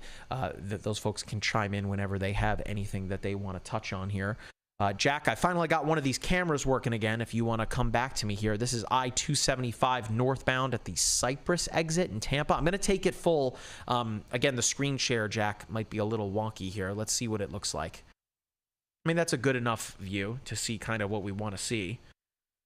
So Colin did a TikTok that we posted. That was to TikTok and to our vertical platforms that was talking about how Tampa is the most vulnerable city in the United States to a hurricane. Of course, the last time that Tampa saw a landfall from a major hurricane, that was 1921. So it has been over 100 years since Tampa has seen a landfall. It's not a matter of if, folks. It's a matter of when. And right now, Hurricane Helene not going to make landfall, so that record will still stand. But Jack, if we come back here to the app, we can show folks here on the radar. It is not going to make landfall in Tampa, but it is going to pass by, do a little bit of a drive-by here. But you can see all of those bands that are swinging in here as the storm rotates counterclockwise. We talk often about the dirty side of the storm, right? And if you divide a hurricane into 4 quadrants like this, right? On that right side, you have the rear, which is, the bottom in this instance, right? And then you have the top or the front where the storm is going in the northern hemisphere, I should add. But that right front quadrant, right? So in this instance, if you guys can see my mouse cursor, it's pretty much where Tampa is right now. That is one of the worst places to be when you're talking about a hurricane. The reason for that is because that is where you not only find the strongest winds, particularly around the eye, you also find the greatest inundation or the greatest threat of storm surge, and you also find tornadoes developing on that side of the storm as well. And that is not we don't have any right now on the eastern side of the storm. We did have a couple of tornado warnings earlier over Georgia. But the entire state of Florida, for the most part, is under a tornado watch because it is on the eastern side of the storm. I want to guys show you something really cool here. We're going to go into the layers menu. Right now, I'm just going to turn off high def radar. And then what we're going to do is we're going to turn on the winds. I want to make sure we pick the ground-based winds and check this out. It takes a moment to load due to pulling in a lot of data there. But I mean, this kind of shows you a perfect example as to where the strongest winds are down at the surface in a hurricane, right? Notice that western side, or the left front and the left front and the left rear. You see the greens and the blues here, but those red and oranges, notice what quadrant they're in, right? That right front. This is, again, what you would call the dirty side of the storm. Right? Roxanne on TikTok says, super interesting. Can't tell if you're being patronizing there. But hey, this is what we're here to do. I'm going to switch to the jet stream winds just to show you guys that. The jet stream, of course, the air upstairs, right? And this is going to show you how locked in we are here. There is just no wind shear. You've got the winds aloft pretty much locked in sync with the winds at the surface. This explains the reasoning even more, right? Look at the right side of the storm. Here's Tampa underneath. Let me bring the opacity down, right? So there's Tampa, okay? And just look at the way that those winds are rushing in. Let me zoom in on Tampa Bay here, right? So you guys can see the way the lines are going, right? So you have all that water rushing in from the coastline, slamming into the bay. I mean, that goes to show you why we're dealing with numerous power outages as well right now across a good chunk of the state of Florida. Unfortunately, the nickname, the Sunshine State, not much sunshine out there today. Let me put the ground-based winds on so you guys can see that as well. Again, of course, the ground or the winds here at the surface. Notice that you are seeing some difference in the winds there, but not enough to really shear it all that much. The eye of the storm very much so intact. Let me crank. Sure, let's do it, Jack. So Jack in my ear here just told me that Jordan is standing in front of his camera. We don't have any audio. Yeah, there's Jordan. There he is, Jordan on the left-hand side. He can't hear us. We're spying on Jordan right now. He has no idea. So we'll bring Jordan in here at some point. He's got a bunch of the other storm chasers there. And now we have a gentleman standing right in front of Jordan. Great timing there, Jack. That was great. Let's work on pulling Jordan in here when we can, just so we can talk about his game plan. Let me zoom things out here. Okay. Again, you can see all the power outages. Those are those polygons that are drawn in there. Let me get you an updated count. Okay. Perfect. All right, so Jack in my ear. And Jack, are we able to show you on camera? Let's give Jack a shout out. We've been streaming now for about an hour and a half. We still have plenty more to go, but Jack is kind of the unsung hero of our live streaming setup. He is pushing all the buttons here, and Jack behind the scenes here is responsible for making sure everything looks and sounds so good. So let us know in the chat here that you guys are big fans of Jack here. There he is. You guys can see him on the screen, the little spy camera there. So there's Jack. Maybe one of these days we'll get Jack talking on camera. We've got to get that set up. Jack said absolutely not. Well, we'll get there. If anything, we got to get the voice of God, right? We got to get Jack you a microphone so you can speak over. Jack's so shy, though. One day, Jack, we'll get you on camera. One of these days we'll get Jack on camera. So Florida up to 116,000 power outages. Again, that is not the true human impact. That is just the number of customers. Remember, a customer could be a house, and within that house there could be, you know, maybe 4 or 5 people inside that house. All right, let me back it up here. Again, I see all y'all watching on TikTok. We are almost at 76,000 followers. If you guys follow us on TikTok right now, we will break that number as I have it up on the screen. Again, we'd really appreciate it very, very much. I see all y'all guys requesting to join the stream. Not today, maybe one of these days that we will do that. But again, it is completely free to follow us on social media. We really appreciate it very, very much. And hey, tap on the screen. We're up to 36,000 likes, guys. That would be so amazing if we can keep running that number up here. We'll be with you for the next couple hours here. Again, it's 4:14 Eastern time. We will be with you through landfall, which is expected to occur at right around 9 o'clock tonight. I know that Colin has got to get going here soon, and then we'll have Will Cano jumping in momentarily as well. Dr. David Ruglicki will also be joining us too. Meteorologist Matthew Capucci will be joining us. As you just saw before, Storm Chaser Jordan Hall is right in the path here. Jordan is right here on the app. He's in Crawfordville. It's right here. Looks like the map label just disappeared, but yeah, it's right here. There you go. You guys can see it, right? I'm circling it with my mouse cursor there. Oh, there's Jordan. He's looking right at the camera. He still can't hear us. Look at that awesome rain jacket. I think that's the MyRadar one. Hard for me to see right there. But Jordan got all these customized clothes. Big shout out to our friends over at Bass Pro Shops and Cabela's, Scott and Joan. You guys are awesome. I can't wait for my custom shirt. I got this one here. We got to get Colin kitted out. I know Erica has some of that cool stuff, but we got to get everyone kitted out with the stuff from Cabela's. Yeah, we'll one of these days here, Colin. All right, so let's see. We have got Sarah Bear on TikTok. Can you show the future forecast? Absolutely, we can. Erica's got that queued up. And, you know, we haven't looked at any models here in a minute. Of course, Erica, you know, when we're talking about weather models, there are just so many. But the HRRR, the high resolution rapid refresh, is going to be in view now. Of course, that goes out only 16 hours and updates every single hour. Erica, can we show the futurecast here for the HRRR?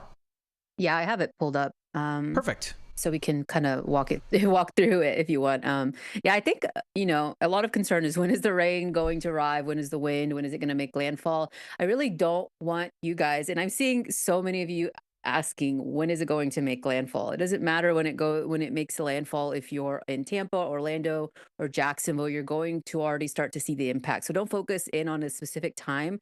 I want you to just focus in on the impacts that'll be just arriving, and it'll get worse throughout the rest of the day. Now, landfall, if you're curious, is later tonight, but look out what's going to happen right up until landfall. So you're going to see the rain, the wind, the tornado risk is also going to start increasing. In fact, we're going to start to see that ramp up in the state of Florida here over the next several hours. So that's something to keep in mind. Although landfall is tonight, we're saying it around after 9 p.m. Could be even later. Just focus in on those impacts, because although if it makes, of course, it's going to make landfall in the Big Bend region, they will get the worst impacts as it's making landfall. Some of the highest wind gusts, some of the potentially catastrophic storm surge that'll arrive over that region. and even the significant winds and rain. So all of this will be prolonged. So don't focus too much on when it's going to make landfall. Focus on those impacts. Be prepared for those impacts, and that'll continue. And so there's the landfall time. We had it stamped there. I think it might be a little bit earlier, but there you go. There's the future radar. If you're curious about what's going to happen, I know a lot of questions about what's going on in Atlanta.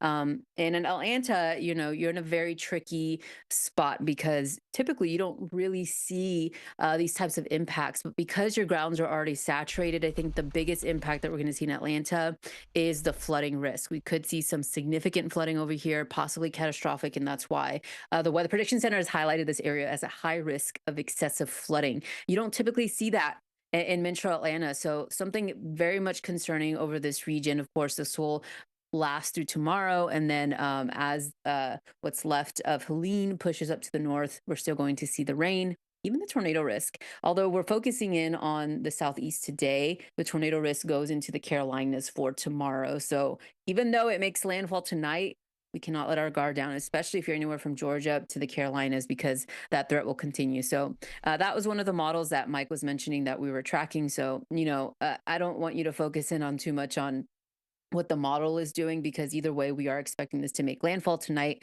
The impacts are going to be significant. And I'm seeing a lot of questions too about what's going to happen in Jacksonville. And, I live there, so I'm very familiar with the area. And, Jacksonville is in one of those spots as well where you're going to see some storm surge, especially on the eastern side of Jacksonville. And I was checking in on the high and low tides here just earlier in that region. And especially, Jacksonville is such a vast area. A lot of you live in this region, and so you're a couple of miles, difference. But either way, I was looking at some of the high and low tide. So actually, high tide is occurring. We're going into high tide right now. So as the storm gets closer, as you get more of that wind and rain, right when it makes landfall, Jack's area, you'll be in that low tide, I think, which is some good news. But as we head into tomorrow morning, and we're expecting some of that storm surge as well over northeast Florida and southeast Georgia. And it's a little bit of a concern. 1 to 3 inches of rainfall. And I know along the St. Johns River, it floods pretty easily over that region. So that's something that we're going to be watching as well, especially across the eastern coast of Florida. So that's another concern that I have, at least for Jacksonville and even across southeast Georgia, is the water rise, the wind. So some of the good news with it is the wind. We're not going to get crazy winds, but we could get up to 80-mile-per-hour winds. That's still enough to topple trees. It's pretty saturated in Jacksonville as well. You're way above average for this time of year in terms of rainfall. So that's something that we're also going to be watching. The flooding risk, I think, will be a little bit higher, although you're not going to get too much rainfall from this. You're getting sporadic rain throughout the day today, and even tonight. Even you've already picked up significant amount of rainfall this year so far. So I think the flooding risk will be a potential, especially along the St. Johns River. As you know, that floods very easily in the San Marco area. You guys are very familiar with that flooding. Even tropical storms tend to flood this area. So something to keep in mind, and even across the coastal area. So watching that very closely. I did see a lot of questions about what's going to happen in Jacksonville, so I hope that answered your question. And if you have other questions, you find us on social media. I'm on social media. I'm on X, Instagram, Facebook. You could always send me DM. I'm so happy to answer any of your questions. And of course, we have all of our team here to keep you ahead of the storm, keep you informed on what's going to happen here over the next several hours. But yeah, just prepare for the impacts. Pretty much Helene is going to make landfall later tonight. So Colin McCarthy has got to get going here momentarily. Colin, I know you were watching Erica running through the models there and wanted to talk about the wind field. Of course, a lot of folks are also asking about those winds on social media. Folks, remember, just to remind you that this storm, that being Major Hurricane Helene, has a 400-mile wide wind field. That would put it up in the 10% of any storm that we have ever seen form. So it is a fairly significant storm, one for the record books. Colin, what would you like to share? Yeah, I want to touch a little bit on that. So I wanted to show this fantastic graphic from the National Hurricane Center. If we see this pink area, that is the potential for winds greater than 110 miles per hour. And Tallahassee is smack dab in the middle of that. Another crazy thing about this storm is its forward speed. I believe I saw yesterday it's in the 90th plus percentile, which means those hurricane force winds are going to spread well inland, much farther inland than normal. and this is going to bring significant wind damage. I mean, I can't remember, has a storm ever brought 110-mile-per-hour winds or anything close to that in Tallahassee? I'm not really aware of any storm that's done that. So, yeah.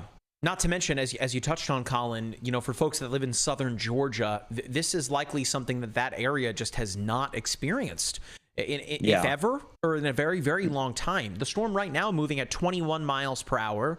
Again, it's 400 miles wide. It's strengthening right now.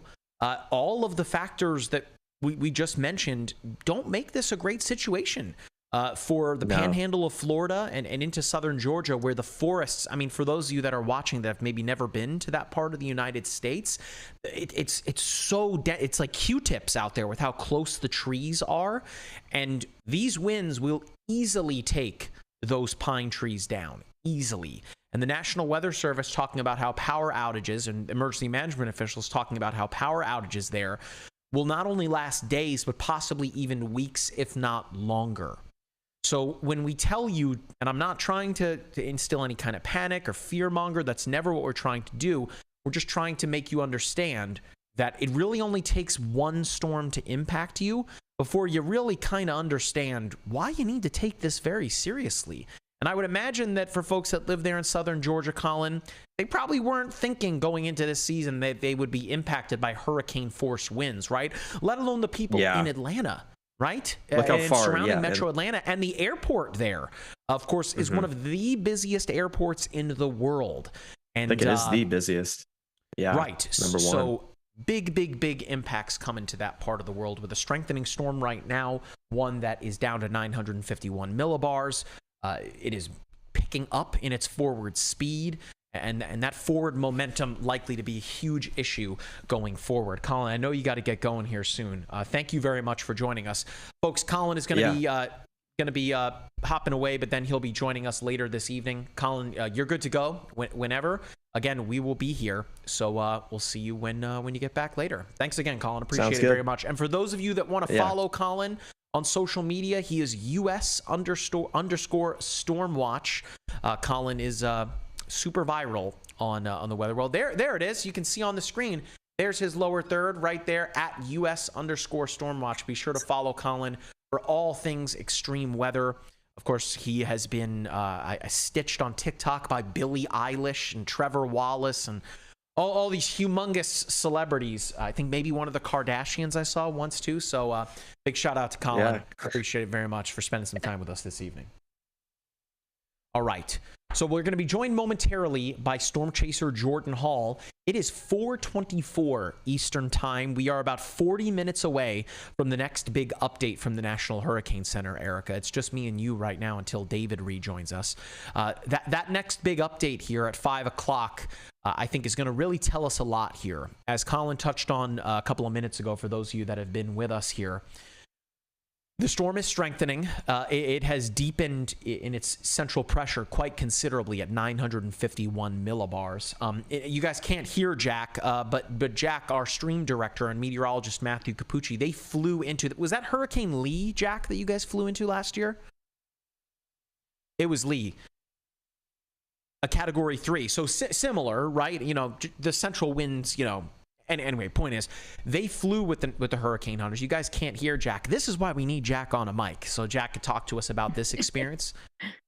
All right, we'll bring Jordan in momentarily, but flying into a hurricane, the hurricane hunters, they're going through the storm effectively in a big cross pattern over and over and over again. And while they're doing that, they're dropping instruments and taking measurements that are on board this plane to see what the central pressure looks like, what the eye of the storm looks like. It's really the best way, as Jordan Hall does when he's out in the field, to get that ground truth. Of course, I know that a plane is not on the ground when it's flying, but you understand what I'm saying. You have to get those real-time measurements. There's only so much that we're able to determine from radar and satellite. You kind of have to be in it in order to really understand what's going on in that moment. So big shout out to the hurricane hunters here. But hey, do we have Jordan? Jordan, can you hear me? Can you hear me? Yes, I hear you, Jordan. All right. So, Jordan, for those of you that are watching us, this is Storm Chaser Jordan Hall. Of course, if you've been following along so far this severe season and this hurricane season, Jordan has been all over the world chasing hurricanes. He was in Japan, he was in Mexico, he was in New Orleans, or rather in Louisiana and in Texas. But now, Jordan, your travels bring us to Crawfordville, Florida, which is right there in the path of the storm. Jordan, how is your day going so far? Yeah, it's busy trying to figure out where we're gonna go. I'm actually in St. Marks, Florida. The roads in here are blocked right now by law enforcement, which they are actually about to leave. But if you can actually pop my Zoom video up, I can show you, point out a few things here in Yeah, St. Mark. I'll let you know when you're on camera here. We're looking at Cool, your cool. shot here with the boats on the water, which, boy, that stinks for those people that left their boats there. That's not that great. All right, there's Jordan. Jordan, you're up on Awesome. screen. Cool. So as you guys can see, we do have these boats that were left in the water. This one's actually named Hurricane, ironic enough.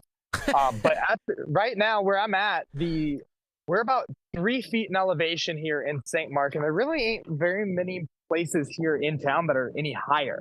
And if we do see that 15 to 20 feet of storm surge, it's going to be very catastrophic for some of these small towns along the coast, and especially for these big boats like this that are left in the water. You got this big marina here, very large building, but 15 to 20 feet of storm surge up against this building, all that sheet metal will be floating around too. So we're just trying to line it up right now and see where it's going. I love that boat is named Hurricane there, Jordan. I would imagine, especially if you've named your boat that you would know better than to leave it there with a storm coming. But Jordan, we spoke yesterday when you were in Carabel there. You're still thinking here that landfall is coming in that part of the world, right? Yeah, I think Crawfordville, right up into Tallahassee. I think that where the National Hurricane Center has that cone right now is very realistic. It's just really going to depend on how it interacts with that other low up further in the United States, because it's going to get pulled up in there. So there is a chance it could wobble either west or maybe even east. It's just really just depends on that low up there. And it also seems to have slowed down just a tad, which is just going to give it more time to intensify upon landfall. Jordan, you were in Hurricane Idalia last year. That, of course, hit the big bend of the state as a Category 3. What do you remember about that storm, and particularly about this part of the state? For those that have never been to this part of the state of Florida, what does it look like on the ground? Yeah, so here in this part of the state, it is a lot of pine trees, a lot of trees around here. You're very thickly forested here. And what I remember a lot about Idalia last year, as it came into Perry of all places, it was a dying Category 3 hurricane. So it would have some very strong gusts at times, but it would end up leaning back and kind of pulling it back just a little bit, as almost like it's coughing. But the big difference between like in Idalia and a Helene is Helene looks to be potentially intensifying upon landfall. And we had seen the damage that Idalia had done to this part of the bend with a dying Category 3. So for those of you guys that are from this area, it's very important to make sure you have a safe place to be, because unlike Idalia, this one likely won't have those brief moments of where it pulls it back and kind of takes that breath and that coughing situation. It's going to be sustained winds of hurricane force for long periods of time. So you want to make sure you're in a safe place while this makes its way on shore. For those of you that are watching on social media right now, Jordan is, of course, a storm chaser. This is, ironically enough, the quiet before the storm. If you guys have any question for a real-life storm chaser before things really get cooking, now is going to be the time to ask them. Again, I see the chat here on TikTok. I've got it up on Facebook and YouTube and whatnot. So if you guys have any questions for Jordan, this is going to be the time to ask it. We've got him for a few more minutes, really, before Jordan's got to get going. Landfall expected to be around 9 o'clock where Jordan is, near Crawfordville. And Jordan, you said again you're in St. Marks. That's where you are right now? Yep, I'm in St. Marks right now, just east, right, southeast of there. Yeah, so as I joked before, I would imagine that the folks in Tallahassee wish that the storm would wash away the Seminoles football record this year. Jordan, of course, a big Oklahoma Sooners fan who of course, put up a great performance against Tennessee last OU. weekend. Oh, that's right. Erica went to OU as well. I forgot about that. We have two Sooners. We have two Sooners on the chat right now. I went to the real OU, Ohio University, for all you watching at home. I don't think so. I don't think I heard what you just said, Mike, so I'm just going to ignore it. I didn't hear it either. Fair enough. Fair enough. All right, let's see if we have any questions here. So Emily on TikTok asks a great question, Jordan, and we were kind of talking about this morning. She's asking, how bad will Atlanta be hit? Jordan, I know that you were talking about what your plan is for chasing this. And, of course, with Atlanta, this storm is going to be coming ashore so fast. Remember, it's 400 miles wide. The forward speed will be at roughly 25 miles per hour. And Atlanta's in the cone. They're under a tropical storm warning. It's raining right now. There's more rain coming, so flash flooding is a huge risk. Jordan, again, take us through why it is you and I were talking this morning. You were initially going to go out toward the coast, right, near North Carolina, but you were talking about potentially heading into Georgia. Yeah, so with Atlanta being under a tropical storm warning, something to note. It's rare. Yeah, it's very rare. And then they've also been getting a ton of rain in the last 2 days before the storm even gets all the way up there. So then when you do get these tropical storm force winds, since the storm's moving so fast, the ground's already saturated. A lot of those trees are just going to start getting uprooted, and those creeks are going to start filling up really quickly. So it's definitely going to be a flash flooding event, and also very much of like a wind event just due to the saturation in the soil up there. It's such a rare occurrence that you see folks there in southern Georgia and, again, metro Atlanta. We were just talking about it with Colin. I mean, you have one of the busiest airports in the world that's under a tropical storm warning. I'd have to guess that for people that live in that part of the southeast, that they were not anticipating a landfalling Category 3 hurricane on their summer bingo cards. Pretty wild here. Yep. And it's still undergoing rapid intensification right now. It is just bombing out over the Gulf of Mexico. So I interestingly enough, gotta love TikTok here. Something just popped up. It says, this behavior is not in line with our policies. Reproduced content. What are we talking about? We're on a verified TikTok account. What is going on here? Crazy. Isn't that crazy? It may result in suspension. This is nuts. What is going on here? All right, what I might have to do is restart our TikTok feed. Maybe they think that the app is... That is so nuts. Oh my gosh. Good old TikTok here. So we'll probably have to restart that. Needless to say, let's here, I'm going to restart the TikTok feed. So for all of you that are watching on TikTok, someone said it's all Jack's fault. Yep, there you go. I do want to point out this boat is for sale if someone wants to come get it in the next 2 hours. Oh boy.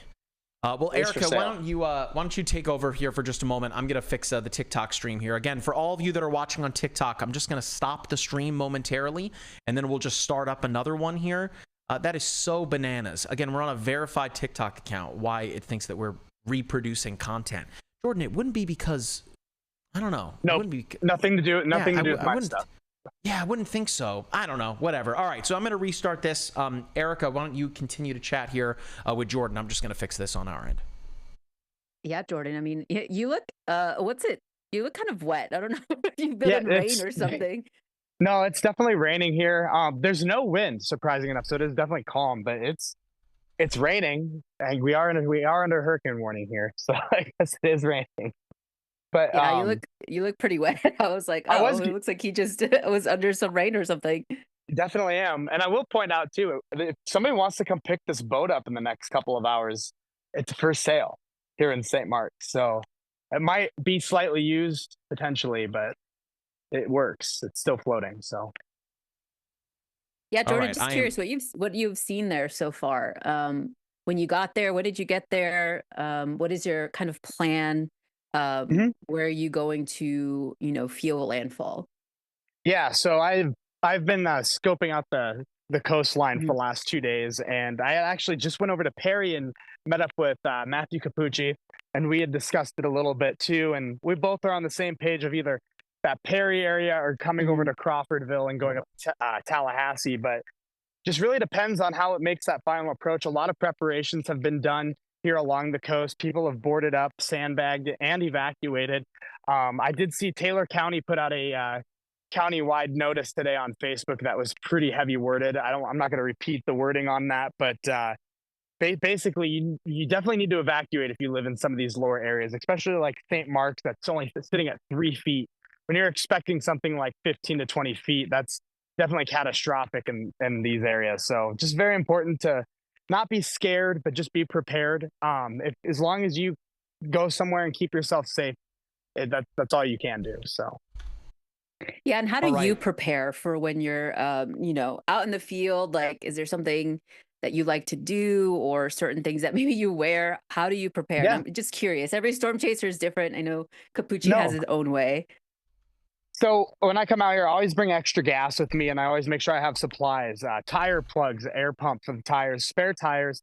And most importantly, I always come early and scope these areas out, because you need to make sure you have a fallback point to be safe. And that's something I'm very serious about, because you never want to get yourself stranded, because when you get stranded, you're kind of helpless at that point. So it's always good to know the area you're going to be in and have at least looked at it. So if something does happen that you weren't expecting, you can always fall back to that. So as other equipment too, I always bring a lot of water, a lot of food, because you never know how long you're going to be without power and food as well. So.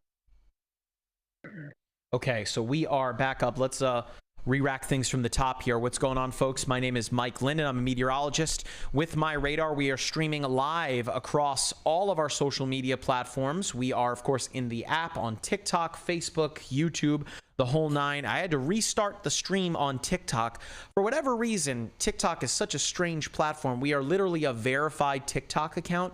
They think that we're reproducing content that doesn't belong to us. We are literally the app. I have no idea what is going on. People are reporting us. I have no idea. Very, very strange. But either way, we're going to be coming at you live here for the next couple of hours. We are tracking, of course, Hurricane Helene. It is the latest major hurricane set to impact the United States. It is, so far, could be the strongest storm to impact the United States thus far this season here in 2024. It is 4:39 Eastern Time. Wind speed at 120 miles per hour. Here in the next 20 minutes, we will have the newest update from the National Hurricane Center. I'm very curious to see that. It's very possible that they will take it up a notch there. They did complete a flight into the storm, that being the hurricane hunters. So we shall see. I'm wondering when they're going to start to do the hourly updates, because usually when we're close to landfall is when they start to update. So maybe hopefully after the 5 p.m. They start updating hourly. Landfall for Helene expected to be kind of right here. If you guys can see in the path, let me zoom on in here. That's where Jordan is, Storm Chaser Jordan Hall. We were just talking to him. I think he's still in the chat here. We'll bring Jordan back in momentarily. I am. My video's off. Perfect. I hear you. It's all good. So you're just to the south of Tallahassee there. That is where Helene is expected to make landfall.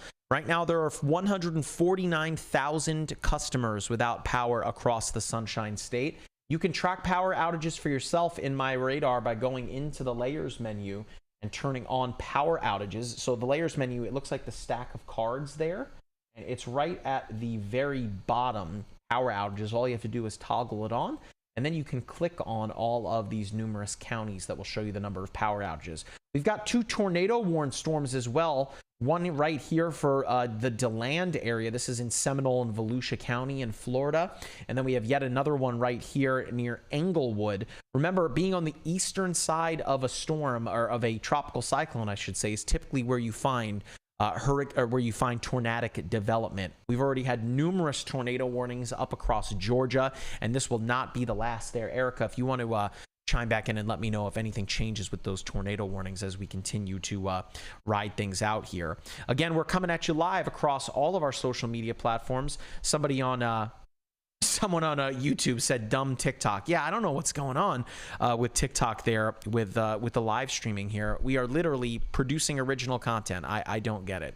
It's very, very strange. But again, we are coming at you live across all of our social media platforms. If you guys have any questions for any of us, including for Storm Chaser Jordan Hall, get it into the chat, and we will try our best to answer them as they come. We will be joined very soon by digital content creator Will Cano, as well as the director of meteorological research for MyRadar, Dr. David Ruglicki. I know that he was coming back to us very soon, Jack. So just let me know in my ear, Jack, when they are ready to come back into the fold here.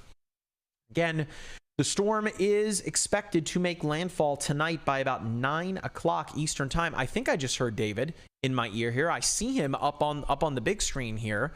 So let's bring him in. Dr. David Ruglicki, of course, director of meteorological research, tropical weather expert, and one of the brightest minds in tropical meteorology, has a meteorological phenomena named after him, folks. Like, discovered a meteorological phenomena that is now his namesake, a Ruglicki cane. And if you'd like to learn more about what that is, of course, you can search for David's videos on our YouTube channel, or of course, look in the app as well. Jack, can we bring David in? Is he ready to come in? All right, let's pull him in. David, welcome back to the stream here. Over the next 20 minutes or less than, we should be getting a big update here from the National Hurricane Center. I'm going to pull up the forecast panel here in the app. So there's a new update for us. 127 mile per hour sustained winds, 23 miles per hour, David, that this storm is moving. That was at 21 not too long ago. And then in the latest flight from the hurricane hunters, they found a central pressure of 951 millibars. So what is your take on what's going on right now with Helene? Well, we knew it was going to start speeding up, and it absolutely is doing that. And we knew that it was going to maintain, if not keep intensifying, as it was able to pull itself together. So I know normally when a storm encounters, for example, a trough, it gets sheared and torn apart. In this case, there is a steering flow that accompanies that shear. So in a way, even though the upper level winds are strong and deep, the storm is moving at such a quick pace that the shear effects aren't nearly as detrimental as what you'd normally get. And I also want to point out, I did some in situ observations before I rejoined you here in Lakeland, and I can confirm, Mike, that it is breezy and it is humid. David, we were looking at a video earlier, a live video from Tampa. Boy, those bridges are getting slammed. And again, the storm surge there only 5 to 8 feet. Can you imagine what it would be if it were the 15 to 20 that is forecast for the Big Bend? Let me pull that up here. I think I've got it on X. We retweeted that, or why did they have to change the name? You had such a good thing going on there, Elon, with Twitter. What are you doing? Let's go to this post here. I still say Twitter too, so it's not just you, man. It's so silly. Jack, if you want to pull it up here, this is from Tampa. This is the Skyway Bridge and the Howard Franklin Bridge. Yeah, they wrote are both closed, all caps. You can see why. David, can you see this on screen? Yep. Mm-hmm. I mean, again, folks, motorists should stay off the highways. You don't say. You don't say there. Oh man, that stinks for those people driving.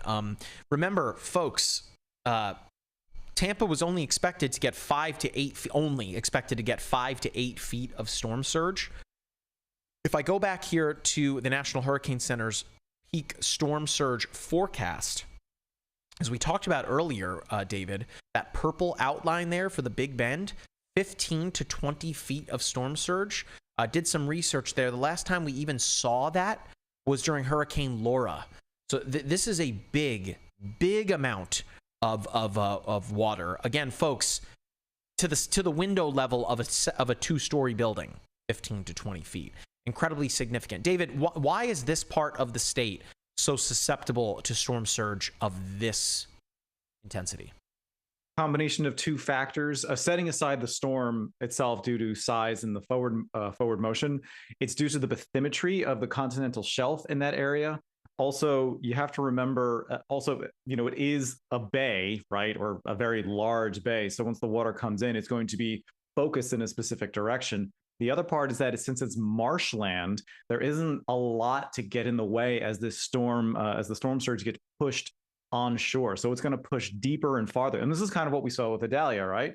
Is that it pushed really, really far because it's flat marshlands and flat swamplands, Mike. So this is one of those things where it's a really terrible place to have something like this hit, because again, aside from Idalia, this is seeing a major hurricane make landfall here hasn't happened in like over a century. Of course, Tampa, as we touched on, right, the last time that they saw a major hurricane landfall was 1921. It's not a matter of if, it is a matter of when. And we are seeing that play out in front of our eyes here for this part of the state of Florida. Of course, for the students up there. Oh, okay, wait a minute. Hang on one second, folks. We have got the update from the National Hurricane Center because the path just updated. What'd you say, Jack? Okay, perfect. We'll bring Will in momentarily. Digital content creator Will Cano is joining us. So, folks, if you have any questions, get them into the chat. Will is going to be looking at your questions, and we're going to be hanging on to some of the good ones here and answer them as they come. But I want to, Jack, if you can pull up the app here, we're going to walk through this with David, being that he used to work for the National Hurricane Center as well. David, can you see my screen? We have got the latest path here. Tallahassee no longer in the cone. It has shifted eastward, like a big shift eastward. Yeah, it's a big shift. Big shift eastward. So again, we're going to click it here. It is still a category 3, just barely, David. 127 mile per hour winds. Central pressure still at 951. It's ticked up again on its ground speed at 23 miles per hour. Boy, those gusts at 155 miles per hour. That is, wow. Folks, again, this is a 400-mile wide storm in terms of its wind field, right? The whole diameter, 400 miles wide. It ranks in the top 10% of storms of this size. And David, a big, big shift. And the folks that live in Tallahassee, for the first time, might be able to take a big sigh of relief. They are now on the western side of the cone. Unfortunately, what that means for folks in Tampa and in the Cedar Key, the Idalia area from last year, you are now at much greater risk of the storm surge, the tornado threat, and of course of those hurricane force winds. So David, why have we seen such a big shift westward? Even where Jordan is, if he's still on the call here, where Jordan is there in Crawfordville, they are no longer in the cone. It has shifted considerably far to the west. It now kind of splits the gap between Tallahassee and Madison there. So Perry, I know that's where meteorologist Matthew Capucci is. He's going to be joining us momentarily as well. David, why such a big shift in the cone? Well, before I left the first time, I know we were talking about did the storm move out of the cone, and now that the storm is going to be updated much more frequently because the airplanes now they're going to be rapid cycling, rapid observations. So our updates are going to be better, and it's also within range of ground-based radar. So they're going to get many more. You're going to get many more updates and many more accurate updates. So what they try to do at this point is try to weed out or work out what's known as the trochoidal oscillation. So due to some dynamics, maybe we'll make a video about it, but I won't go into the details right now, but the storm wobbles as it moves along its path. So what the Hurricane Center tries to do when it gives you this cone is try to smooth out that wobble. It will have impacts at landfall, but generally speaking, that's what this means. So I think what they were trying to do was trying to figure out, because now we're getting closer into radar range, was that an actual shift to the east? Or was it just one of these little wobbles? And based on the track now, Mike, it definitely looks like this is a legit eastward shift in the track and the motion. Folks on TikTok are quick to point out, David, that I think you might have said west. He did mean east, folks. It's wobbling west and east is what he's been talking about. That this track has really shifted considerably each time we get an update from the NHC. We're going to bring that discussion up here momentarily, but I want to welcome in for the first time in the stream here, that's digital content creator Will Cano. You might have seen him if you've been following along on our social media platforms on TikTok. I know he posted a video not too long ago on an extreme wind warning, which we might see get issued today. There's Will up on screen there. We got two big red grads. Oh, now I'm not a big red grad there. David is. And then, of course, we've got Will there joining us. Will, thanks so much for joining us this afternoon. Yeah, thanks for having me. Can you hear me all good? Yep, we hear you. It's we have got you on the stream here. Fantastic. So, Will, what are you seeing coming in on social media? Right. Well, I'm seeing a lot of questions about Tampa. Now that we did see that slight shift east, that does mean a lot of different things for Tampa because Tampa is obviously on the east side, the dirty side of this tropical cyclone. So I think that's what a lot of people are asking about here on social media and TikTok. By the way, David, I want to clear up your good name. I'm the one that said west. Thank you to Jason on Slack that just alerted me to it. So, David, of course you are right. I don't know why I would have ever questioned you. I apologize, everybody. Yes, it has shifted to the east. Our TikTok commenters are also coming to my defense. They are on point, the TikTok folks. I gotta say, these TikTok commenters, yeah, they are on it. I gotta really like it's, you know, like iron sharpens iron, right? So thank you, TikTok commenters, for keeping me honest. We got a question. Well, by the way, we got some folks welcoming Will on YouTube. Of course, Sandy Rose, an OG commenter on our YouTube streams. Dylan is asking, does Sarasota remain in the path of this? So, David, you want to take that? You want to answer that? So Sarasota, no. So it's not going to make as hard a right, because I believe the center is basically due west of Sarasota right now, right? They're getting hit by the feeder bands right now. Yeah, they're getting hit by the feeder bands. So no, you shouldn't expect this thing at this point to make that hard right. So in that case, you should be okay. But I was monitoring the observations from the airport, and you are starting to see gusts to 60, 65 miles per hour. So if you are in Sarasota, now, I remember this was around the time I started losing power in Lakeland. So I would say that, yeah, the storm surge and the winds, this is about what you're going to deal. And also, again, Mike, because of these rain bands, you're going to have to start worrying about tornadoes with these rain bands. We are actually, hang on one second. There we go. We've got a tornado warning right now, David, in Sarasota County there. Let's take a look at it here. And I know Erica has been, I think she turned her camera off there. We'll have Erica back here momentarily, and we're waiting on meteorologist Matthew Capucci to join the stream as well. Capucci has been on like all these international news networks. He was on PBS NewsHour, on DW News. Capucci's been everywhere, so we'll bring him in here soon too. And is Jordan still with us too? Jack? Jordan dropped out. All right, well, we'll bring Jordan in here momentarily. So that tornado warning in effect for the next 21 minutes. It's a radar indicated. These tornado warnings, I should say, are going to move super duper fast. David, we've already seen one over near Volusia County, up near us in Orange County in Florida. There's one right near Apalachicola, and there was a 5-pack of tornadoes up in Georgia. David, for the folks that might not be aware, why would a storm like this, a tropical cyclone, produce tornadoes? Just the sheer number of tornado warned storms that we've seen so far. Right. Well, a lot of it has to do with the fact that the rain shield from this storm extends, I don't know, 20 degrees of latitude. Like this storm, you know, the wind field is massive, but the moisture field associated with this is probably even larger. So you will probably, the closer you get to the storm core, may be surprising, the closer you get to the storm core, the less likely you are to see a tornado. It has to do with the thermodynamic setup of a tropical cyclone. But in these rain bands that are farther away, you can get set up where you have the appropriate amount of what we call local shear, of the change of wind speed with height at very local levels due to friction over land and also water spouts coming on shore. So it has to do with very specific structures this is still an active area of study in the research community of why this happens. Now, to be clear, getting an F3, F4, F5 is not common with these storms because the thermodynamics and the dynamics simply don't support it. But having a high number of F0s and F1s, this is something, like I said, very recently researchers have started looking into this more often now.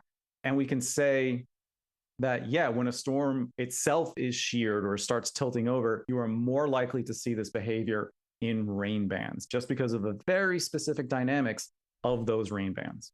David, another update here that I've got to talk about that didn't catch my eye at first, but now like kind of taking my breath away a little bit. If you guys can see the map here, we're looking at the cone. That's a Category 2 hurricane into Georgia tonight. Can you guys see that? That is a big shift. I mean, so again, folks, and I want to hear David's take on this. The forecast is that Helene will make landfall as a Category 3, which of course is a major hurricane. Remains to be seen whether or not it does tick up. And as David touched on, And as Colin touched on earlier, it is continuing to intensify and could very well continue to intensify on its final path to land. But David, for the folks that live up here in Moultrie, I'm going to try my best to pronounce these words. This is to the northwest of Valdosta, Boston, Georgia, Thomasville, Sale City, Doe Run, Sylvester, Sycamore.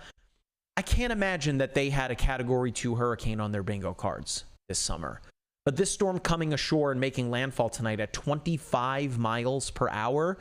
David, for a storm that is 400 miles wide, moving at 25 miles per hour, that's a big boy, huh? Yeah, that's a real, like I said, we talked about this before. It's in the top 10% of storms, Atlantic storms. We have to be very clear. The Western Pacific monsters are something else. But for Atlantic storms, this is the top 10% in wind size. We're talking Katrina territory here. And simply because it's so large, the direction it's moving, I went to Florida State for grad school, and I think we've talked about this before. There's not a lot out there. It's a lot of forest. It isn't very hilly. So you're not going to have to deal with frictional effects as well. And I've been reading the discussion that just came out, or so the advisory, the 5 p.m. advisory. And John Cangelosi is the forecaster, and he says explicitly that additional strengthening is expected, and Helene will likely be an extremely dangerous Category 4 hurricane at landfall. So they're expecting this thing to intensify right up until landfall. And when you got that forward momentum going with its forward speed, yeah, it could drive inwards and produce Category 2-ish winds well into, like you said, northwest of Valdosta, north of Thomasville. I saw folks on TikTok that are asking, what are these blue outlines? And it's a perfect segue to talk about it. Those are power outages, folks. You can toggle that on in MyRadar. Of course, let me back it all the way up. Folks, we are using MyRadar. We are the MyRadar app. My name is Mike Linden. I'm a meteorologist with MyRadar. Of course, I'm joined by the meteorological Avengers, if you will. Meteorologist Erica Lopez, Director of Meteorological Research, Dr. David Riglicki, digital content creator Will Cano. There he is up on the screen. We've got storm chaser Jordan Hall out in the field, meteorologist Matthew Capucci out in the field, digital content creator Colin McCarthy. He had to go, but he'll be back. So we've got so much covering what's going on. But of course, we are using the MyRadar app. You can see it behind me on the big screen there, above my head right here in the app, and then of course right here on in front of me. I am using the app on multiple platforms. I've got it right up here on iOS on an iPad. I'm using it on the Windows PC right here. It is also available to download on Android and Amazon as well. If you're watching on TikTok, hey, we cracked 76,000 followers. There's almost 2,000 people watching us right now on TikTok. Thank you so much for joining us. We really appreciate it. If you'd be so kind, if you haven't already and you're enjoying the stream, follow us right now on TikTok. It is free to do so. The button is somewhere over my head. It's free to do that. Of course, that way you know whenever we drop a new TikTok, or of course whenever we go live as well, and share the live stream while you're at it. Of course, a huge shift in the track here. And for folks in southern Georgia, this is becoming a much more serious threat than you might have initially anticipated, even when you woke up this morning. Things have changed considerably. We've been talking about it. Matthew Capucci has been sending out push videos to southeastern Georgia talking about this exact threat. And unfortunately, it is starting to become more of a reality for the folks in southern Georgia. So again, back to what the question was, and then I'll bring David back into the fold here. These blue boxes, if you click on the layers menu, it looks like the stack of cards there on the toolbar. It's the same way on all of the other platforms as well. And then you toggle on the power outages. That will show you all of the county power outages. They're blue when the number of power outages are fairly low. And then you'll see things start to tick up from there. I believe it's yellow, orange, and then finally red, where you get above, I think, 50% of the county that's without power. You can click on or tap on the counties to get more information.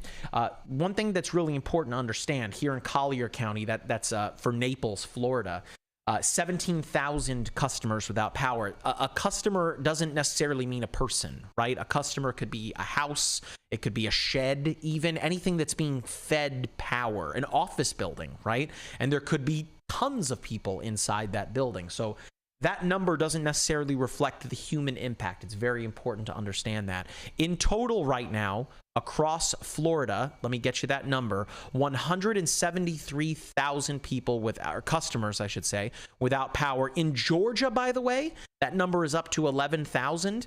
And then in North Carolina, 13,000 total customers are without power. I've got it pulled up here on poweroutage.us. This information being fed into the MyRadar app as well. So Jack kind of lifting the curtain a little bit for us there. Big shout out to the folks over at poweroutage.us. But David, I want to bring you back into the fold. We'll kind of, we're going to be rehashing and repeating ourselves quite often here.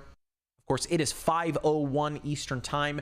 We've got the latest update from the National Hurricane Center. Then I'll toss it over to Erica. We'll take a look at some of the different model runs that were cluing into this eastern shift, which is very interesting to see that now the National Hurricane Center is on board. And you can see that the eye even of the storm, mind you, and we'll have Erica run through some model runs. I'm going to pause it here.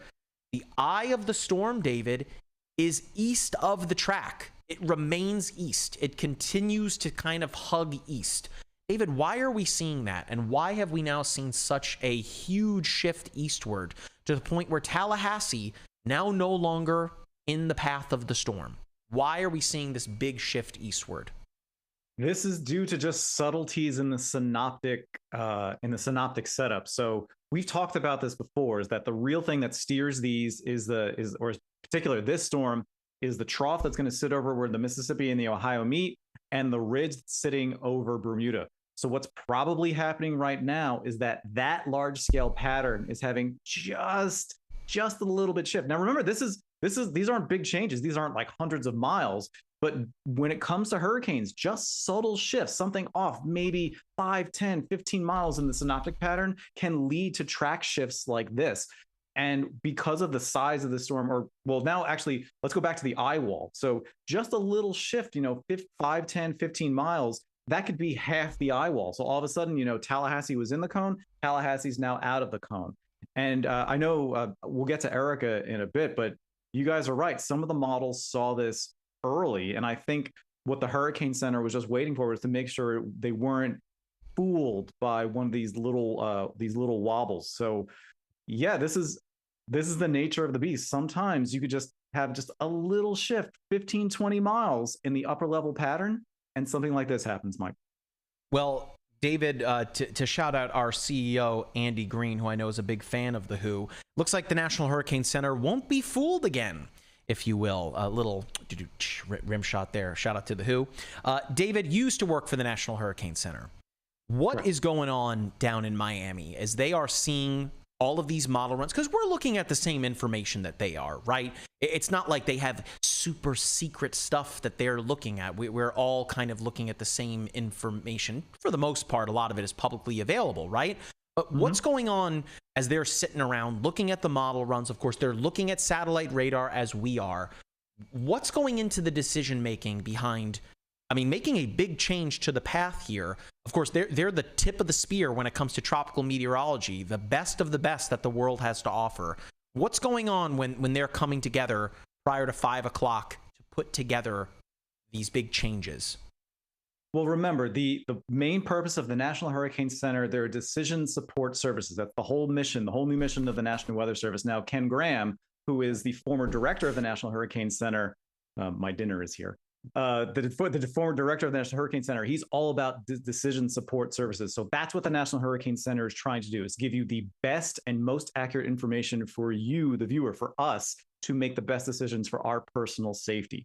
So when it comes to the numerical models, they usually go with something what's called an ensemble mean, because you have some models going this way, some going the other way. And normally we found statistically, if you just take the average of all those, and you can weight them. They do weight them differently. The Euro model, UK model, depending on the situation, maybe the GFS gets a little more weight.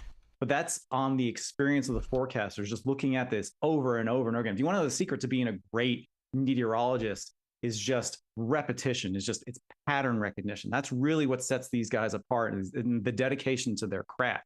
So I think what's changing here is, again, now that it's within radar range, that's the real big change here, because satellite is great.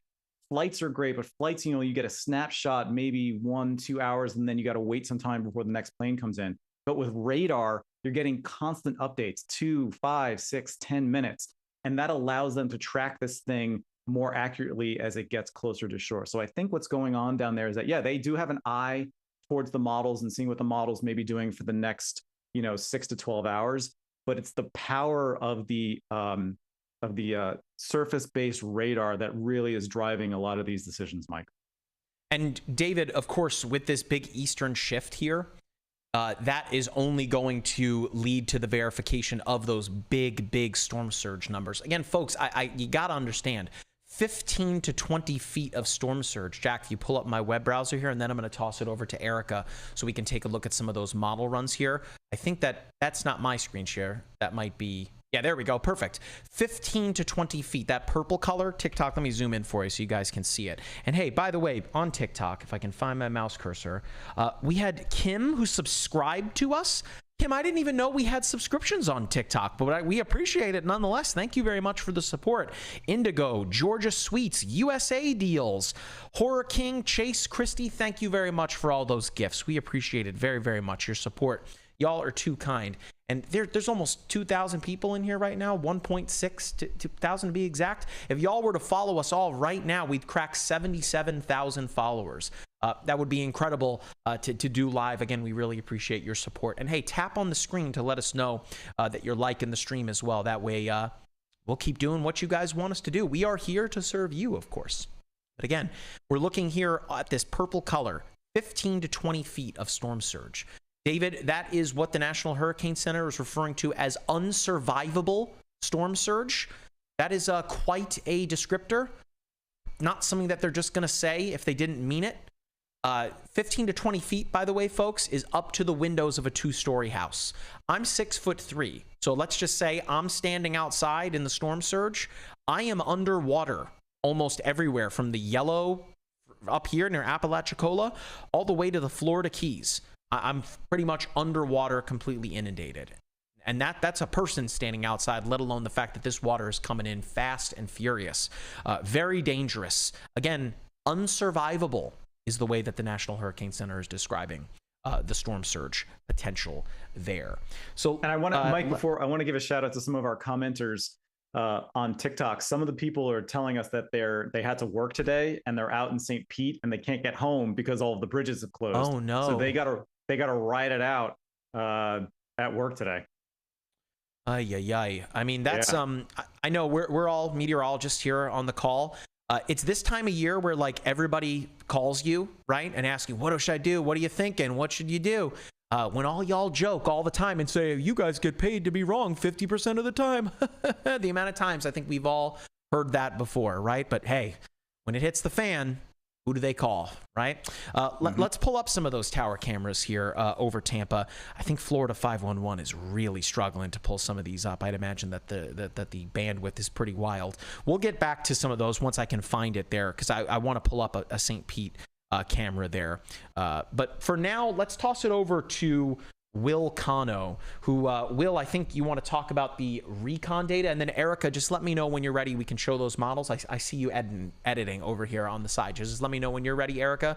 So, Will, you want to talk about aircraft recon? Of course, if we can bring, I was going to say if we can bring David in too, but he'll be right back. David, of course, has flown on numerous flights into hurricanes. Jack, who's in my ear here, he's flown into hurricanes. Will, one of these days, we'll get you to fly into a hurricane. But what have the hurricane hunters found on their recent flight into Helene? Right. So we got lots of people here that have been in those planes. So if they want to add anything to my synopsis here, they're more than welcome to. But I just wanted to go over what exactly is aircraft recon data, because we hear a lot about it, about these planes that fly into the hurricanes to measure winds and pressure. And I wanted to show you what exactly that looks like. So what you have up on the screen right now, this is the latest completed recon data. So this is a plane that flew through about half an hour ago. And this is what it measured. It measures rainfall rates, it measures pressure, and it measures wind speed. And it gives you a perfect picture into the flight path they take and what exactly they're looking for. I want to bring your attention to this first graph right here. The red kind of sporadic line is sea level pressure, which just means how strong the storm is. The lower the pressure, the stronger it is. And the reciprocal here, the blue, is the wind. So I want you to look at the max wind we got right here. That peak is the eye wall of the hurricane. We know that the eye wall brings the strongest winds, the heaviest rain. That is basically the strongest part of your storm. It's interesting because it's right next to the eye of the hurricane, which is the weakest point. And while it may have the strongest pressure, it's the center. You don't get those winds, you don't get that rain. So you can see we have this blue line peaking right about here. right as they're in the eye wall, and then you can see it just drop right down to the middle. That's the eye of the hurricane. So these planes are literally flying through the eye of the hurricane to measure that pressure. And you can see the rainfall rates drop at the same time that pressure drops all the way down to about 950 millibars. That was a 9 millibar drop in just one flight to the other. So this is a rapidly intensifying hurricane. And that just shows that flying through the eye really gives you a taste into what these hurricanes are doing. So let's send it over to meteorologist Erica Lopez. Will, thank you so much for your breakdown there. Let's send it over to Erica, who's looking at some of the model runs. I'm sure that y'all have seen a lot of people posting on social media with numerous model runs. Of course, there's so many different weather models: the GFS, the European, the NAM, the Canadian, the ICON, the Japanese model, the HRRR. So many of them. You can't just look at one. It is simply a model. It is guidance. So, Erica, what model are we looking at here? As the ones you were showing earlier showed a pretty large eastward shift that it seems that the National Hurricane Center is buying in on.